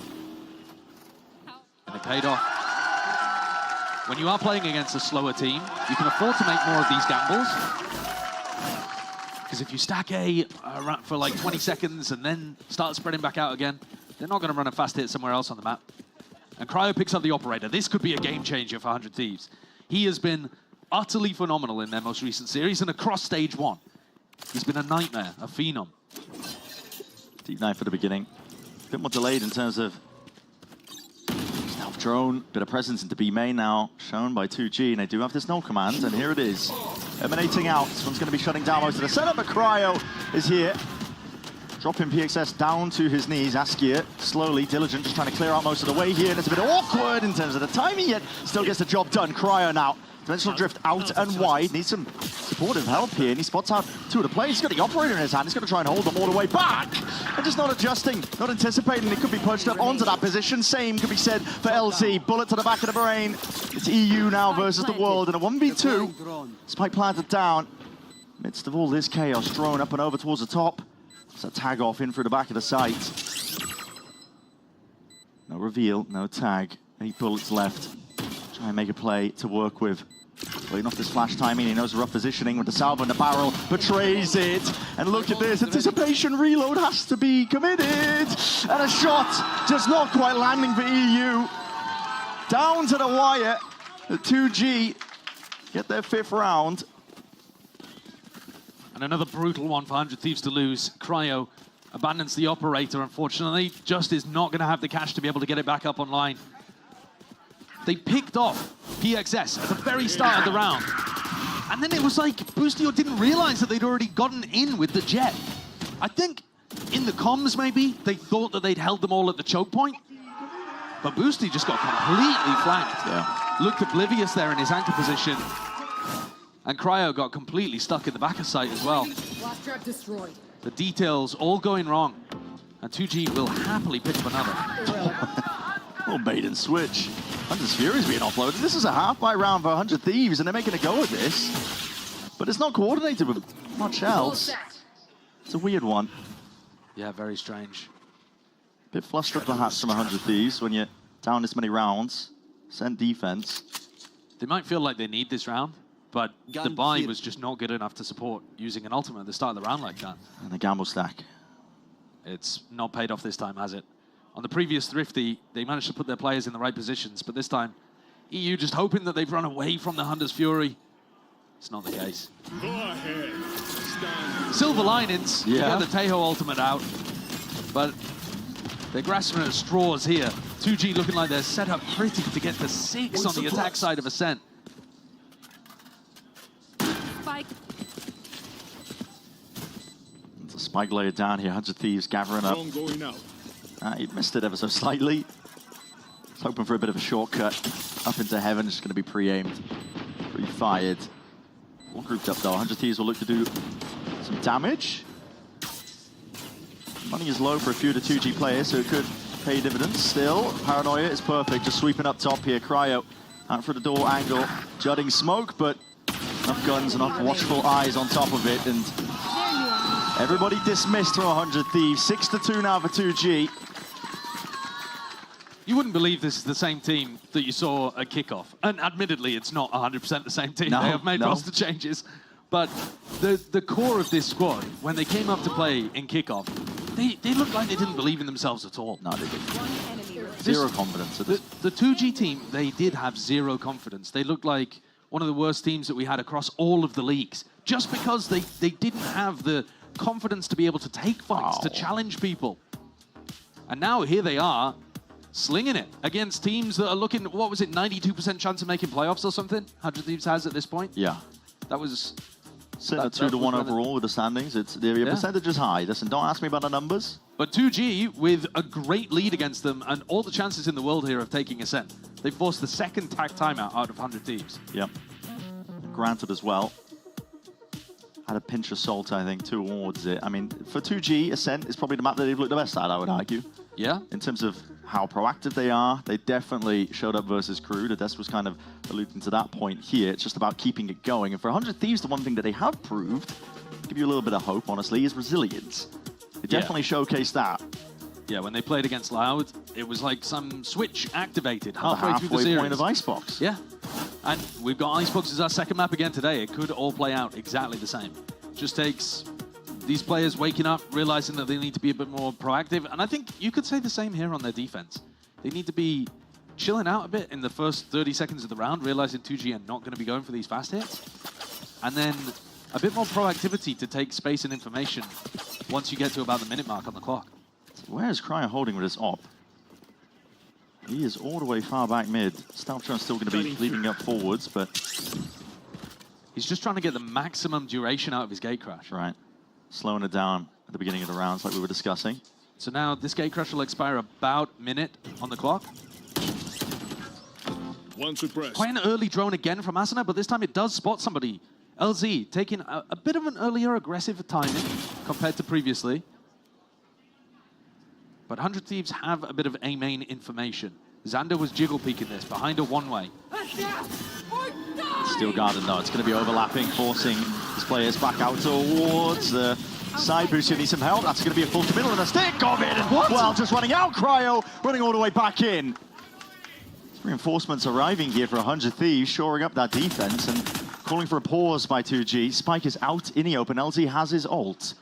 And a free kill here on EU. And yeah, it's EU's just missed that timing. Look at the rest of the side, just trying to clear this one. 100 Thieves, not ready yet. Fully committing with all 8 players. Do they realize that LZ has his ult?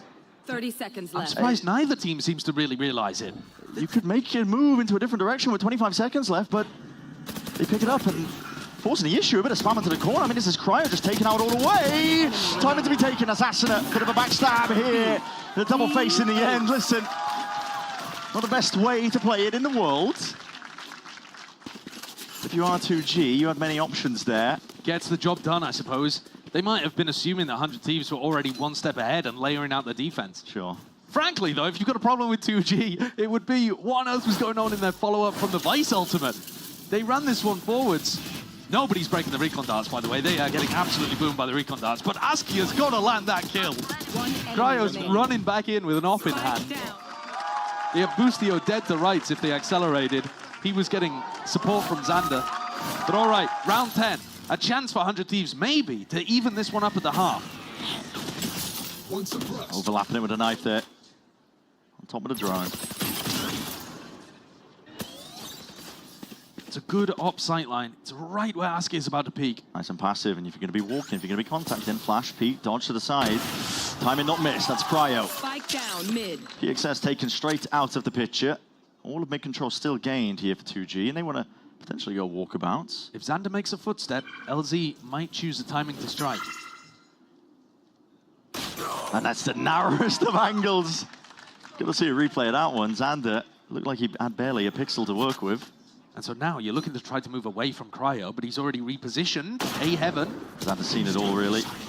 Force forwards, near-sighted, straight bullets, and here's a follow-up off from the side. Asuna, doesn't matter if you've got the weaker weaponry here. This is good for 100 Thieves. Spike drop down, out into the open, all contained. And that's the round that 100 Thieves were looking for last time they put an op in Cryo's hands. That's how their defensive rotations are supposed to work. They just haven't been able to get a read on it previously. But now, starting to ease into a little bit of a rhythm. And 2G forced to take a tactical timeout here. Yeah. That is a nasty little angle.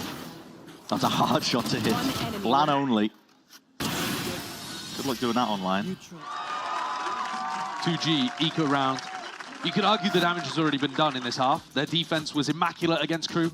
But that was, remember, with Crew running a double Sentinel attack side. Yeah. Which I think is more difficult to pull off than what 100 Thieves have got going for them on the attack.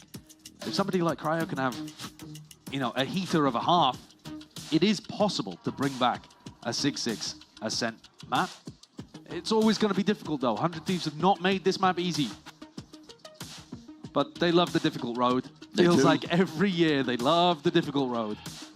The fans are used to it. It's never an easy ride being a 100 Thieves fan. It's really not.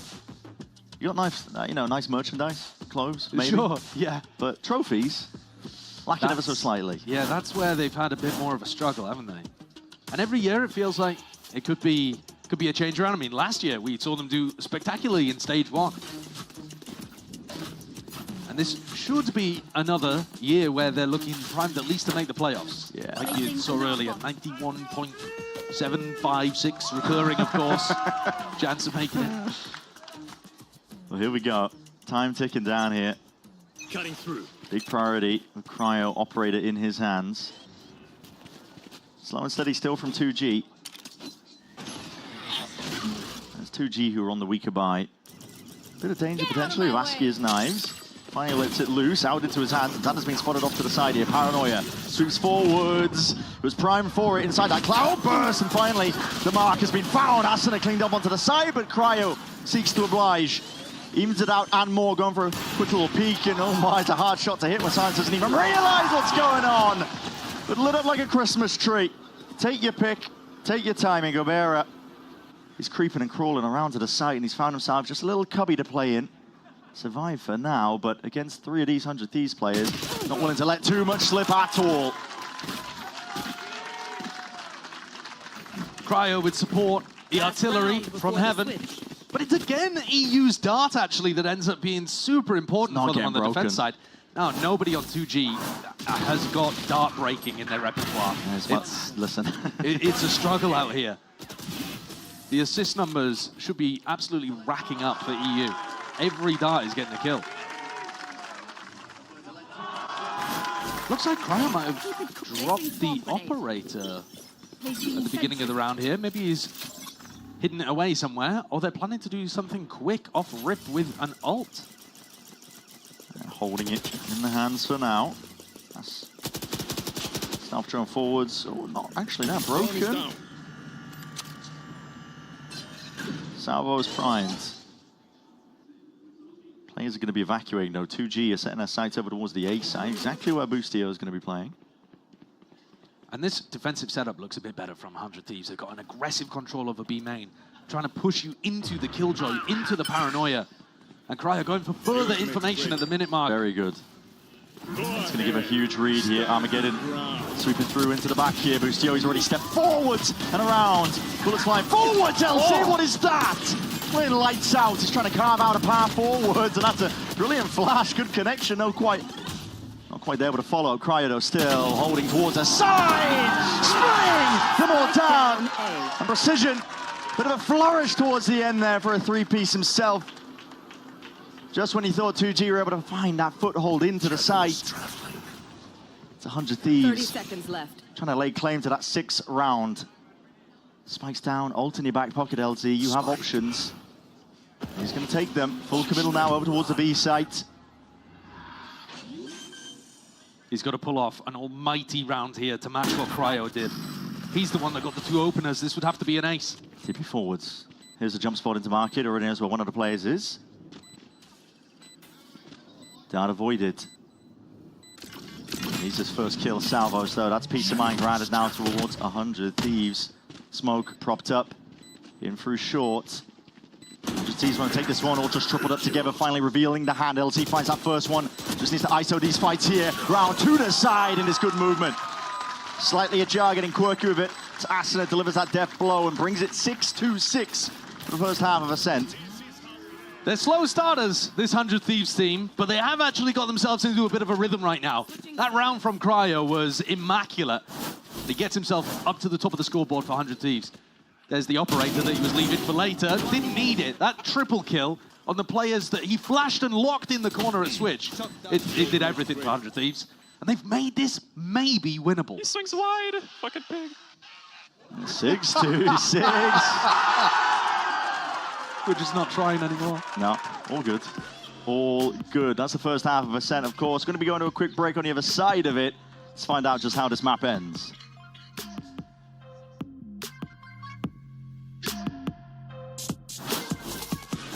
Oof, stuck paying for that old phone? Don't be. You know, at Verizon, we'll pay off your phone. And you'll get iPhone 16 on us. That's a value of up to $1,600, only on Verizon.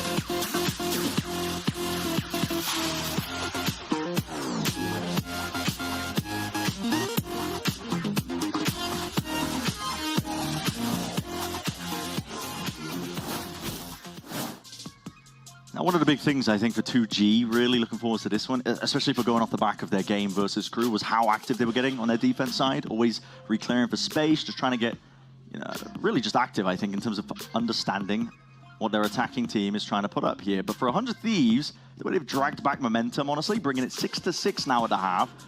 All eyes on the pistol round could be very, very important. And 2G did win both of these pistols against Crew. So not only did they get off to a good start against the double Sentinel comp, but then they completely clean swept their defense. And this could be a bit of a battle in mid. Boostio heading down with a Sheriff. 3 players waiting to receive here, trying to line it up with the firing line. Askia immediately, your head has been ripped clean off. A couple more might be rolling here into market, side by side, just trying to line it all the way up. You're anticipating a flash to be coming through. Guess what? It's Boostio. Set up to succeed.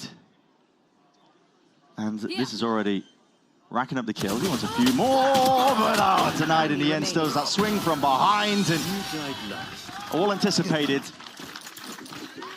That's a necessary pistol for 100 Thieves to get the ball rolling on this half. They've made it difficult for themselves. A 6-6 defense, it's not what you're looking for. But now, getting their feet underneath them and looking like they're very decisive. I'm liking the fact that Boostio is much more happy to take fights. The last couple of weeks, I really feel like it's made a big difference. Nice! Give me the deagle. He's getting the aura back. Yeah, it feels like he is.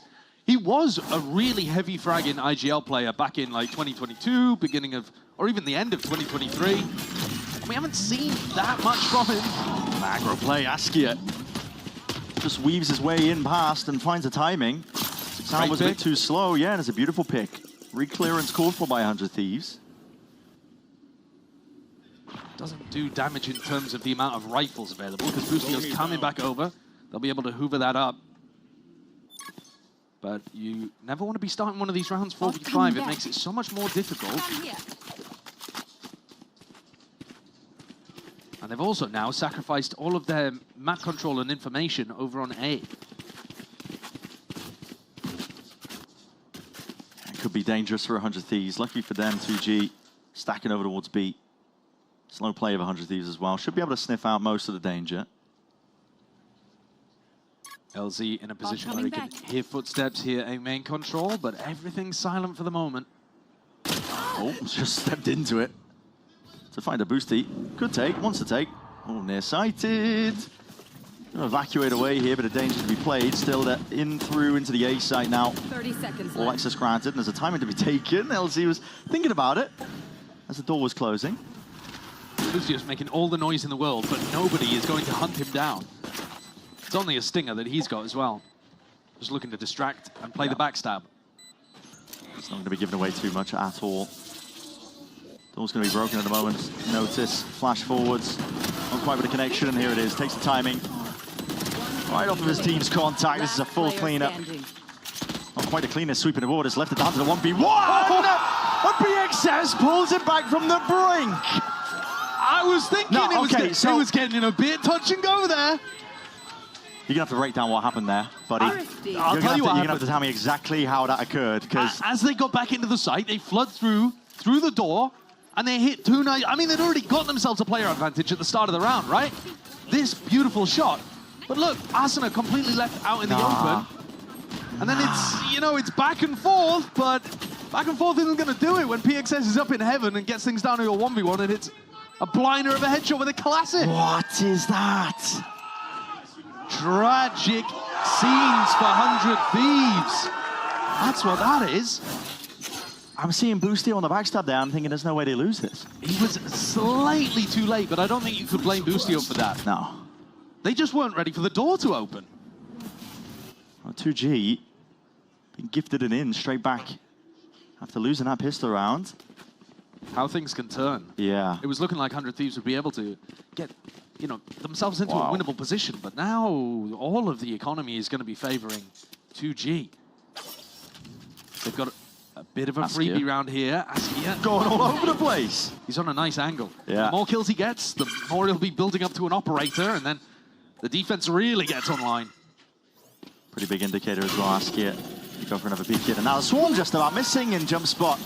Not going to be saving you, not through the wall there. Salvo's out through and wide. Askia overstaying his welcome, and Silence has been dropped in through the midst of it. 2 stray bullets just quite missing. Gamera, Salvo's primed and let loose. Now he needs a bit of help, and back up Asuna tried to take a timing pass. That's a spike drop down onto lane. Paranoia sweeping forwards. It's Cryo, he's trying to hunt for the tracers.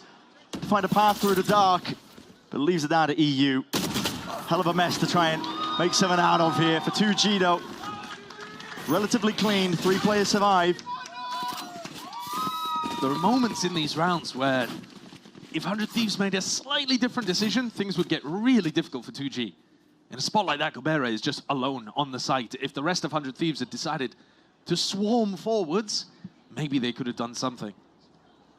Boostio, though, with his death, gets a lockdown online. Is there a play that can be made around this? If they can take B main control, then of course. But it's Askia looking to try to take an early duel who will be challenging them for this space. Thrown in his face there.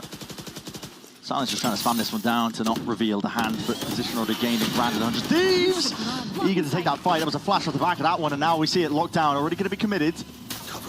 Evacuation call for 2G. Playing this one on the outskirts. Big crash. Flying forward, salvos. It's beautiful. A little bit of util. Extra spam would have gone a long way, but Askia's still alive for now. And here comes the attempt by 2G, trying to flood their way back in here. Now with that B main control, it's a bit of a problem. 100 Thieves have got this one in lock and key, and finally delivering with a bit of lead. Crossfire setup. Exchange from them, still with a massive player advantage. 2G just finding it really difficult to get past this first line of scrimmage. Finally stepping past and over, but all contained in the end. Trades barely going the way of 100 Thieves. But importantly, this time they do go 100 Thieves' way. Boostio, with only about 9 HP, was able to throw that lockdown in, and it got them all the space they needed over towards the B site. I love the way that they play triple B main and then swing back through the smoke, not just allowing themselves to get caught out in that position. They actually go and aggro, take the fight. Those are the kind of team fights, the brawls that 100 Thieves love. But this round, Eco is very much on the line. They're going for it again. Yeah, Dimensional Drift though, this is going to be carving out. An immediate path in through B main.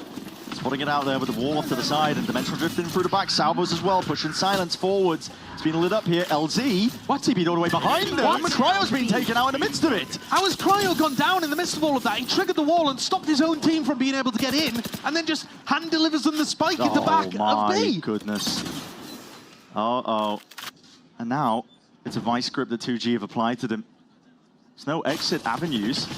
Sites locked down, spawn locked down, LZ. Not going to be regrouping and rejoining, but the whole goal here for 100 Thieves is to try to put enough pressure onto Askia and Silence that somebody else slips up. Xander does have the ult as well. Could pick up the ult if they decide to make their moves, but they want to try and carve out a path and win out this fight on through B. Salvos wait for the timing onto all of it. 2G are just winning it out, man. To B that's filled up. All in the name of 2G. Pretty picture indeed that they are painting. And for EU again, he's left as the last one. Alive and alone. No chance for him here. Money running so damn short that honestly incentivizes to hold on to this gun if he can. What a weird round from 100 Thieves. Yeah, what's going through their heads there? I mean, are they assuming that the 2G are going to be playing fully off-site? Just assuming they're going to be playing retake B and so they'll get a free plan? I really don't know. We'll have to watch that back from Cryo's POV.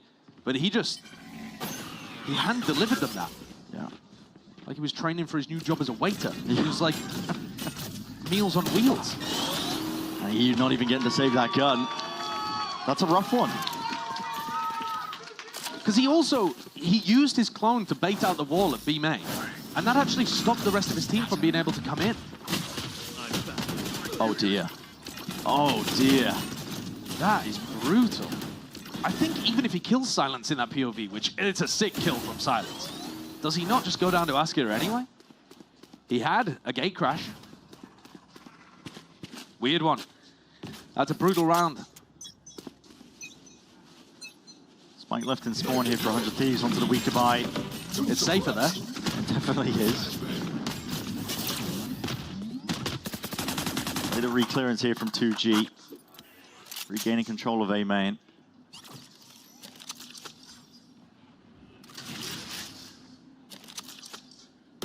be the stun. Held at the ready. Vera. Stealth drone, forwards, flying, along with the gate crash here. It's going to be quite a lot of util, potentially to overload them. Fake TP. 2G left wondering what the hell is going on. And now this spot. Gobera clears all of this back out with the drone, though, and that's going to allow Askia to start rotating around and make sure that Silence is not alone. Yeah, up for mid here, they've left a massive gap. 2G lucky to not being punished for this one here, but maneuvering their way all the way around. Here's the backup. Askia up and over with the knives in hand. What options are available for you if you are 100 Thieves? Gonna try and punch a hole through the wall up through mid. No, back to Cat is the call. LZ though, stalwart defender, and the lone soldier at that is gonna try and do the most from this spot. Finds himself two, hands over the rifle into the moment. 2v3 though, and Gobera already ready and waiting, open arms. Next round, 100 Thieves are gonna have rifles back. Round 18. The gap, pretty close still. 100 Thieves are making this one competitive, but they need to win this round if there's a chance of getting back into the game. And they're up against a Taeho ultimate, which I think is going to be really difficult to navigate. Asuna might be able to play for his own. They can play for one of these ult orbs. But at any point when there's a Taeho ult online, you just got to be so worried about taking spots like A main, right? You walk into A main, you get ready for an exec, and suddenly you're getting ulted.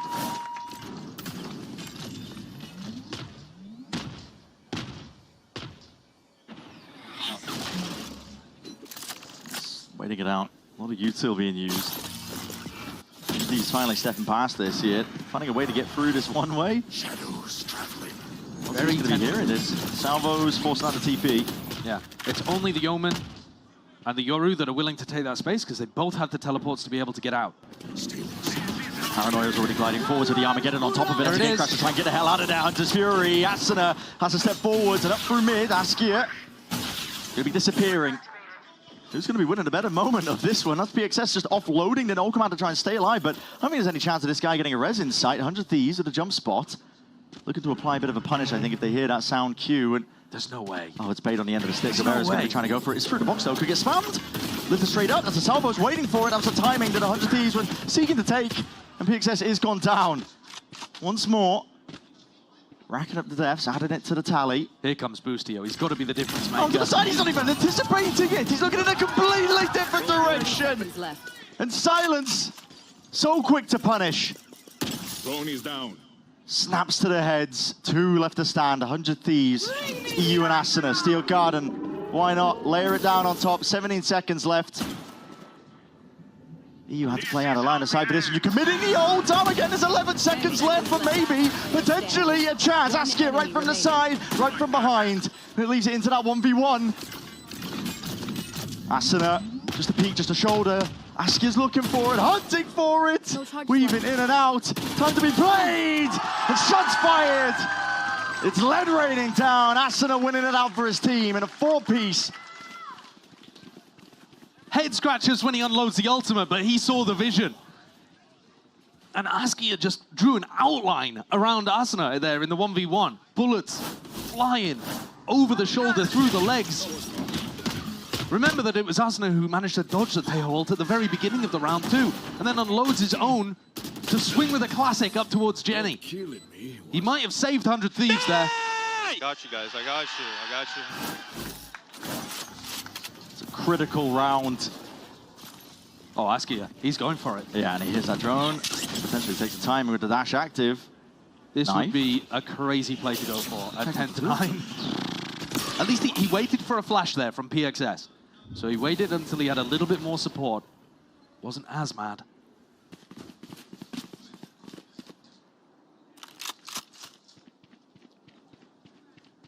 It's a strange buy here too. Yeah, it's all over the place. Silence is forced. The rest have about 1,000 in the pocket, but LZ with only a sheriff to work with. Askia about to be tested, I think. Minute mark down. Lineups for every occasion.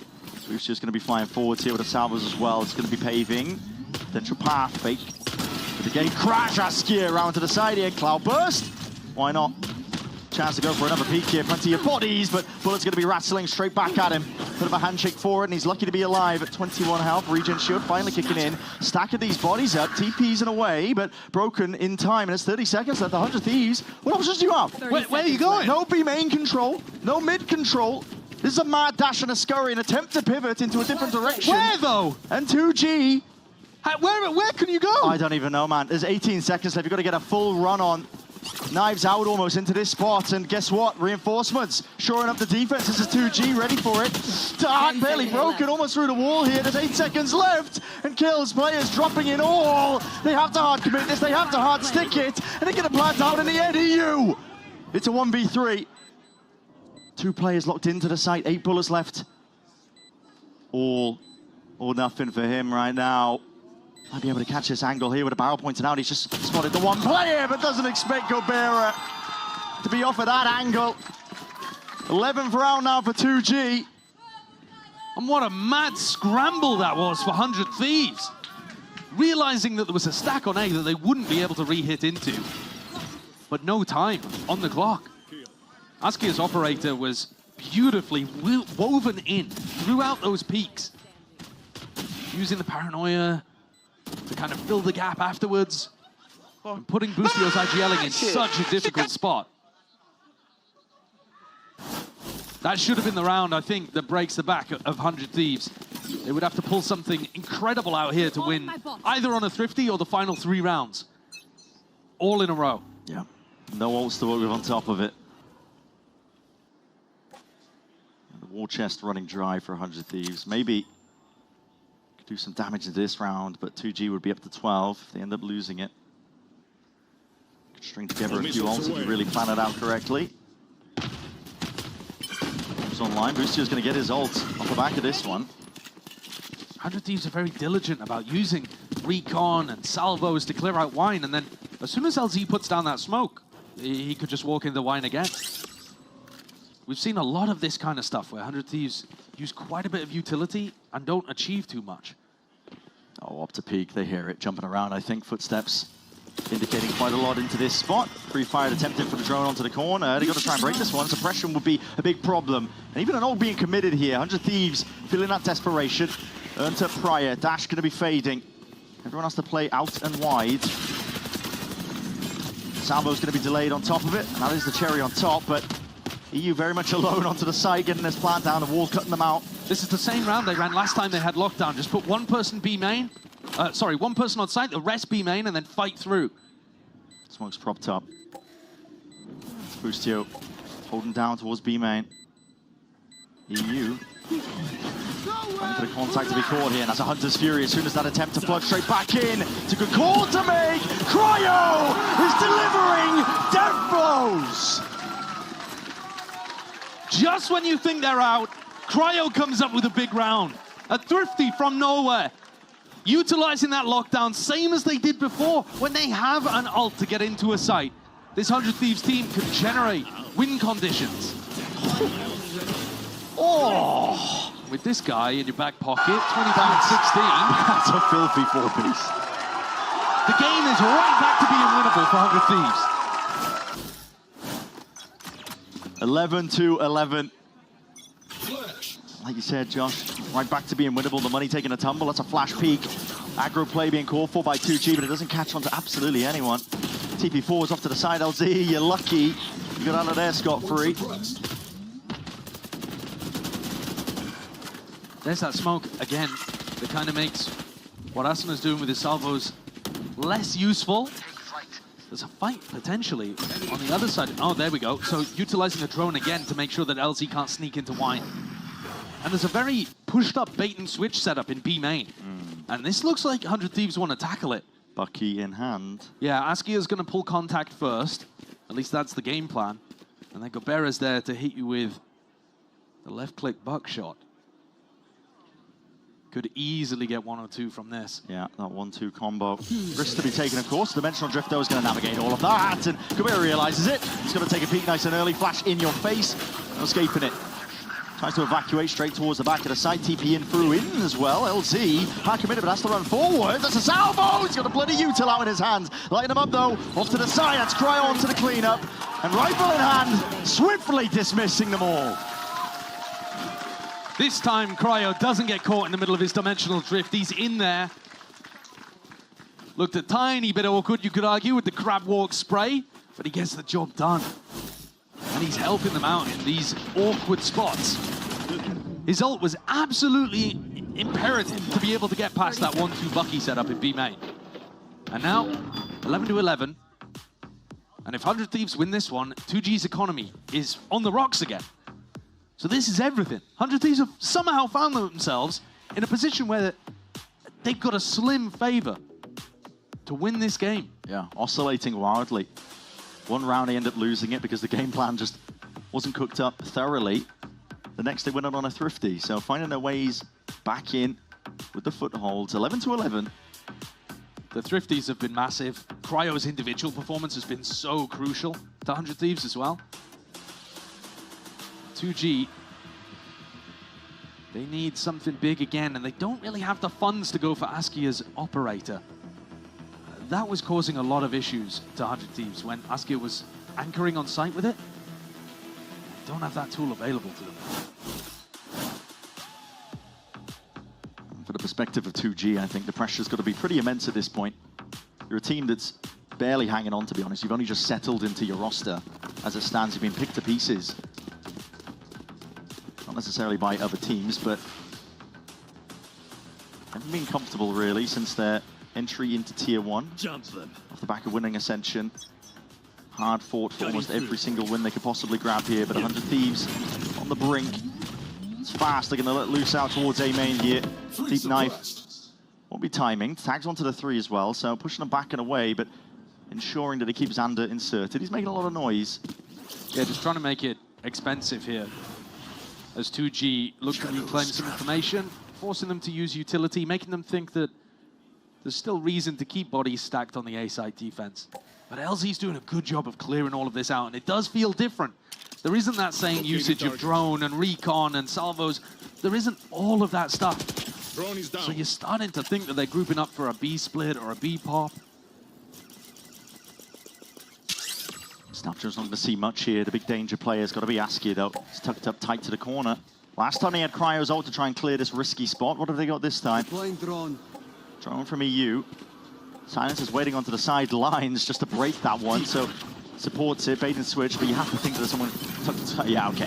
Askia is going to commit to try and get out. And now Asna could play for the ult orb, he has, so now has Teo ult online. Here comes the U-tilt, flying forwards here. Beautiful knife. Very good knife. Suppression across the board onto 4 players. They're pivoting again with 25 seconds all left. All the way up into LZ. This guy again could be the danger player. There's no way. I mean, he's still got Paranoia. Paranoia sweeping forces and Armageddon committed. No smokes out towards tree here. Backs against the wall. Paranoia down as a darkness. Just lay it down on top of it. It's 2G attempting to find a way to path and paving the victory. 100 Thieves still thriving. In the midst of all that chaos, they make the most of it. 2 mad rounds ending in polar opposite directions. This one even less time on the clock. Boostio makes a pivot. Ill-advised, I think, but what other choice did he have? 4 players suppressed in B main, but he makes the best of it and grabs 3 important kills. I don't know. Nice, boys, let's go. Oh, hell, that's what I like. He's got to 20. 2G are working with Scraps, 100 Thieves. They're the team to beat here on Ascent now. There's that resilience that's rearing its head once more. You saw it when 100 Thieves played versus Loud. Doesn't matter how dire the circumstances get, this is a team that at this point, been in this spot before. Got to close it out here though. As you mentioned as well, Josh, never been a better time for it with the buy of 2G. All grouped up towards B main. The clone to trigger that wall out. Salvo, someone's going to come to EU to get the hell out of there. It's going to take a bit of chip damage, I think, in the process. Yeah, almost half of his health gone. And now for the second wave of things. Now that the wall has been removed, the rest of your team can just try and flood all the way through. Landing those shots. Anti-flash players were critical into the middle of that. And 100 Thieves are hunting for a little bit more. These smokes have faded, dissipated. Askia steps up to that challenge. quick dismissal, beheading of it. Boostio, no blind as anything, and a quick peek in through the back. This is all set up nicely. 2G finding their way forwards and finding these kills on top of it. Asuna to 1v3, and they are rapidly approaching his position. Dragged all the way, we are going to OT. This is how 2G ended up getting their win over Loud. Got into overtime, 14-12 on map 1. I was worried here that 2G were just going to let this one slip completely. That's a nice little flash play. Silence playing out of position towards lane, making sure nobody can spot him, and then re-peeks back in. There were so many spots here where 2G let slip on their defense. They lost thrifty rounds. They lost rounds with the time ticking down to only 10 seconds left on the clock. But they rallied in the 11th hour and have sent us to OT. Cryo has picked up an operator too. Yeah. So going for that force by op, which means on the Yoru, no flashes, no clone to work with. 2 gate crashes and a dream, basically. He's taking his time with a gate crash on top of it. Just waiting for now. A fake of a fast B split. Smoke deep on mid. Drone immediately, but they didn't break the alarm bot. So they haven't really showcased a real threat here. Shadows traveling. It's a wall high committed. 2G looking like they want to end in the direction of a flash and a peek to try and coordinate. Salvo's used in response to that cat and mouse game. Who can use the least amount of util? Asuna has been using his drone on an early timing over here towards Catwalk, and now it's gone. Salvo's gone as well, but the stun is massive in this spot. Flash rebounds up towards it. Asuna is going to try and hold it down. Rooted to the spot. There's a paranoia. From his own team. Exactly. Rooted towards the back there, jumping through the air. You will not escape the ire of Asuna. Quick to hunt you down, and Xander himself steps up to that mark. Challenges to be had all over the map at this point for 2G. They've only got 2 left to stand. Make it 1, make it none. That's the kind of setup Asuna's been looking for the whole time with that cat hold. Throws out quite a bit of early utility, but keeps the stun in the back pocket, ready to throw it out and swing. He's happy to brawl. Kajisaskia dead to rights. Buying time for Xander and Cryo to reposition into high-lows on site. Nice! Good fucking Once more, the pressure put onto 2G. We are missing those. It's all good. We're only human. But this is 100 Thieves now. On the cusp of taking away this opening map and Ascent. We're talking about it as the best chance, really, for 2G, I think, to do some damage into this series. And can argue that they've let slip some portion of it. That wasn't where the shock dart was supposed to go. Straight to Cryo's back. Next one's going to be meant to delete this Thorns, but okay. Hasn't worked. Yeah, Razor Dine's still going to be there. Applying that pressure now, making their moves over towards A. PXS is dropping off Catwalk just as he's required. They faked the B-split. LZ's on a bit of an island, has to TP to try and get back here, but he's got no real help or support. Any sort of util, Paranoia still being held. Already these players are starting to split all the way into him, and the handle with the flash as well. Sliders to ankles, and Cryo, the Boostio. None the wiser, looking to the side, not expecting this one. LZ got that support that he was asking for. TP's around, Xander, an inclination as to where this player could be hiding, but it leaves it down to him. 13-13, inevitable. That's a mad play from PXS. Throws the underhand flash through there after getting 3 suppresses. Realizes he's a little bit late to the party, but he still just sends it. And now I think it's on EU to stop that from happening. EU was tucked over towards Catwalk, playing an anti-flash position, but doesn't actually swing in aggressively enough until 2 players are already dead. So he kind of missed the timing there. Left 2 of his players to die. And 100 Thieves did look a little bit oblivious in that spot. 2G have still got it. They are still giving it out there. Yeah. I don't think, again, you would have seen this team put up anywhere near as much resistance in kickoff. They didn't have that belief that when stuff got tough, they could stick it out. It's a different team. It really feels like it. they'd won a raffle to play on the stage in kickoff. Like, well, listen, that's me being polite about it. But this team, I don't know whether it's because of the roster moves or whether it's a different mentality culture shift within the squad, But this is more like what you saw from them at Ascension. For sure. And where they really believe. And I think you've got to put some respect on the name of 2G to be capable of doing that. A lot of teams place in that scenario, those circumstances where, you know, you're losing your players. Over time, you're just waiting to buy time for stage 2. I mean, we've seen it from other squads, honestly. We've seen it from Fury and MIBR in previous years. They peter out. Yeah. They peter out. They don't get anything going. This is a 2G that is still fighting tooth and nail. Cryo picks up the operator again. So another glass cannon off to work with on defense side. He's going to try to hold on to his gate crash for a little while here, I would imagine, and then post up in a passive position on A Heaven. But 2G, they have been faking a fast B split in a couple of rounds here, but they're never actually breaking the alarm bot. I wonder if they just send it on a B split. Far forwards here. There's the alarm bot. Yep, spotted that. Time to the corner already broken here. This is fast. Flash and a peek. Playing it forwards here. The pace increases. Almost unexpected here, but you're playing right into the hands of 100 Thieves. This is the kind of tempo that they really enjoy. Dash forwards and across there into market. No real ground gain for 2G. They're quite stuck and corralled for now. Launch drop down. Smoke's going to be dissipating. Leaves an opening and it leaves a gap. 100 Thieves as a Soul Defenders. Boostio doing side by side. Him and EU. This guy regaining that aura. Boostio tackling the two-piece.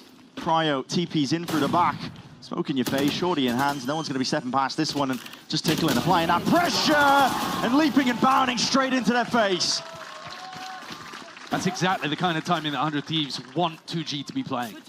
That quick pace, it suits Asana's drone timing. It suits Cryo's gate crash timing. It suits the style that 100 Thieves want to play as well. There's a reason that 2G have been taking most of the attack sides criminally slowly. Because they don't want to be doing this.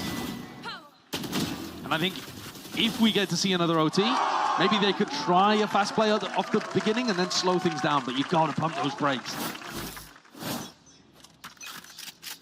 Askia himself going for the glass cannon op and looking to take an aggressive peek in B main. This is it for the map. These players is being held down here, but it's Salvador. Oh, it's just seen, I think. Farrell pointed out that's a drone going to be used to push him way away from the angle. Vice wall left to guard mid. Boostio sniffing up close to it. Thieves. Oh, the reveal. One on Dart Duty once more. Uncomfortable territory for Askia. Expecting the mid was going to be at least held down to a degree just by the wall. And Boostio is going walkabouts. Incredible timing to be taken. Death by 1,000 cuts at this point. That's what 100 Thieves are looking to deliver. Slowly walking, meandering around the map. This is Silence just walking straight into his crosshair. Boostio is having a field day at this point. Cuts up the middle of the map, and now a series of unknowns circling through the 2G players' heads.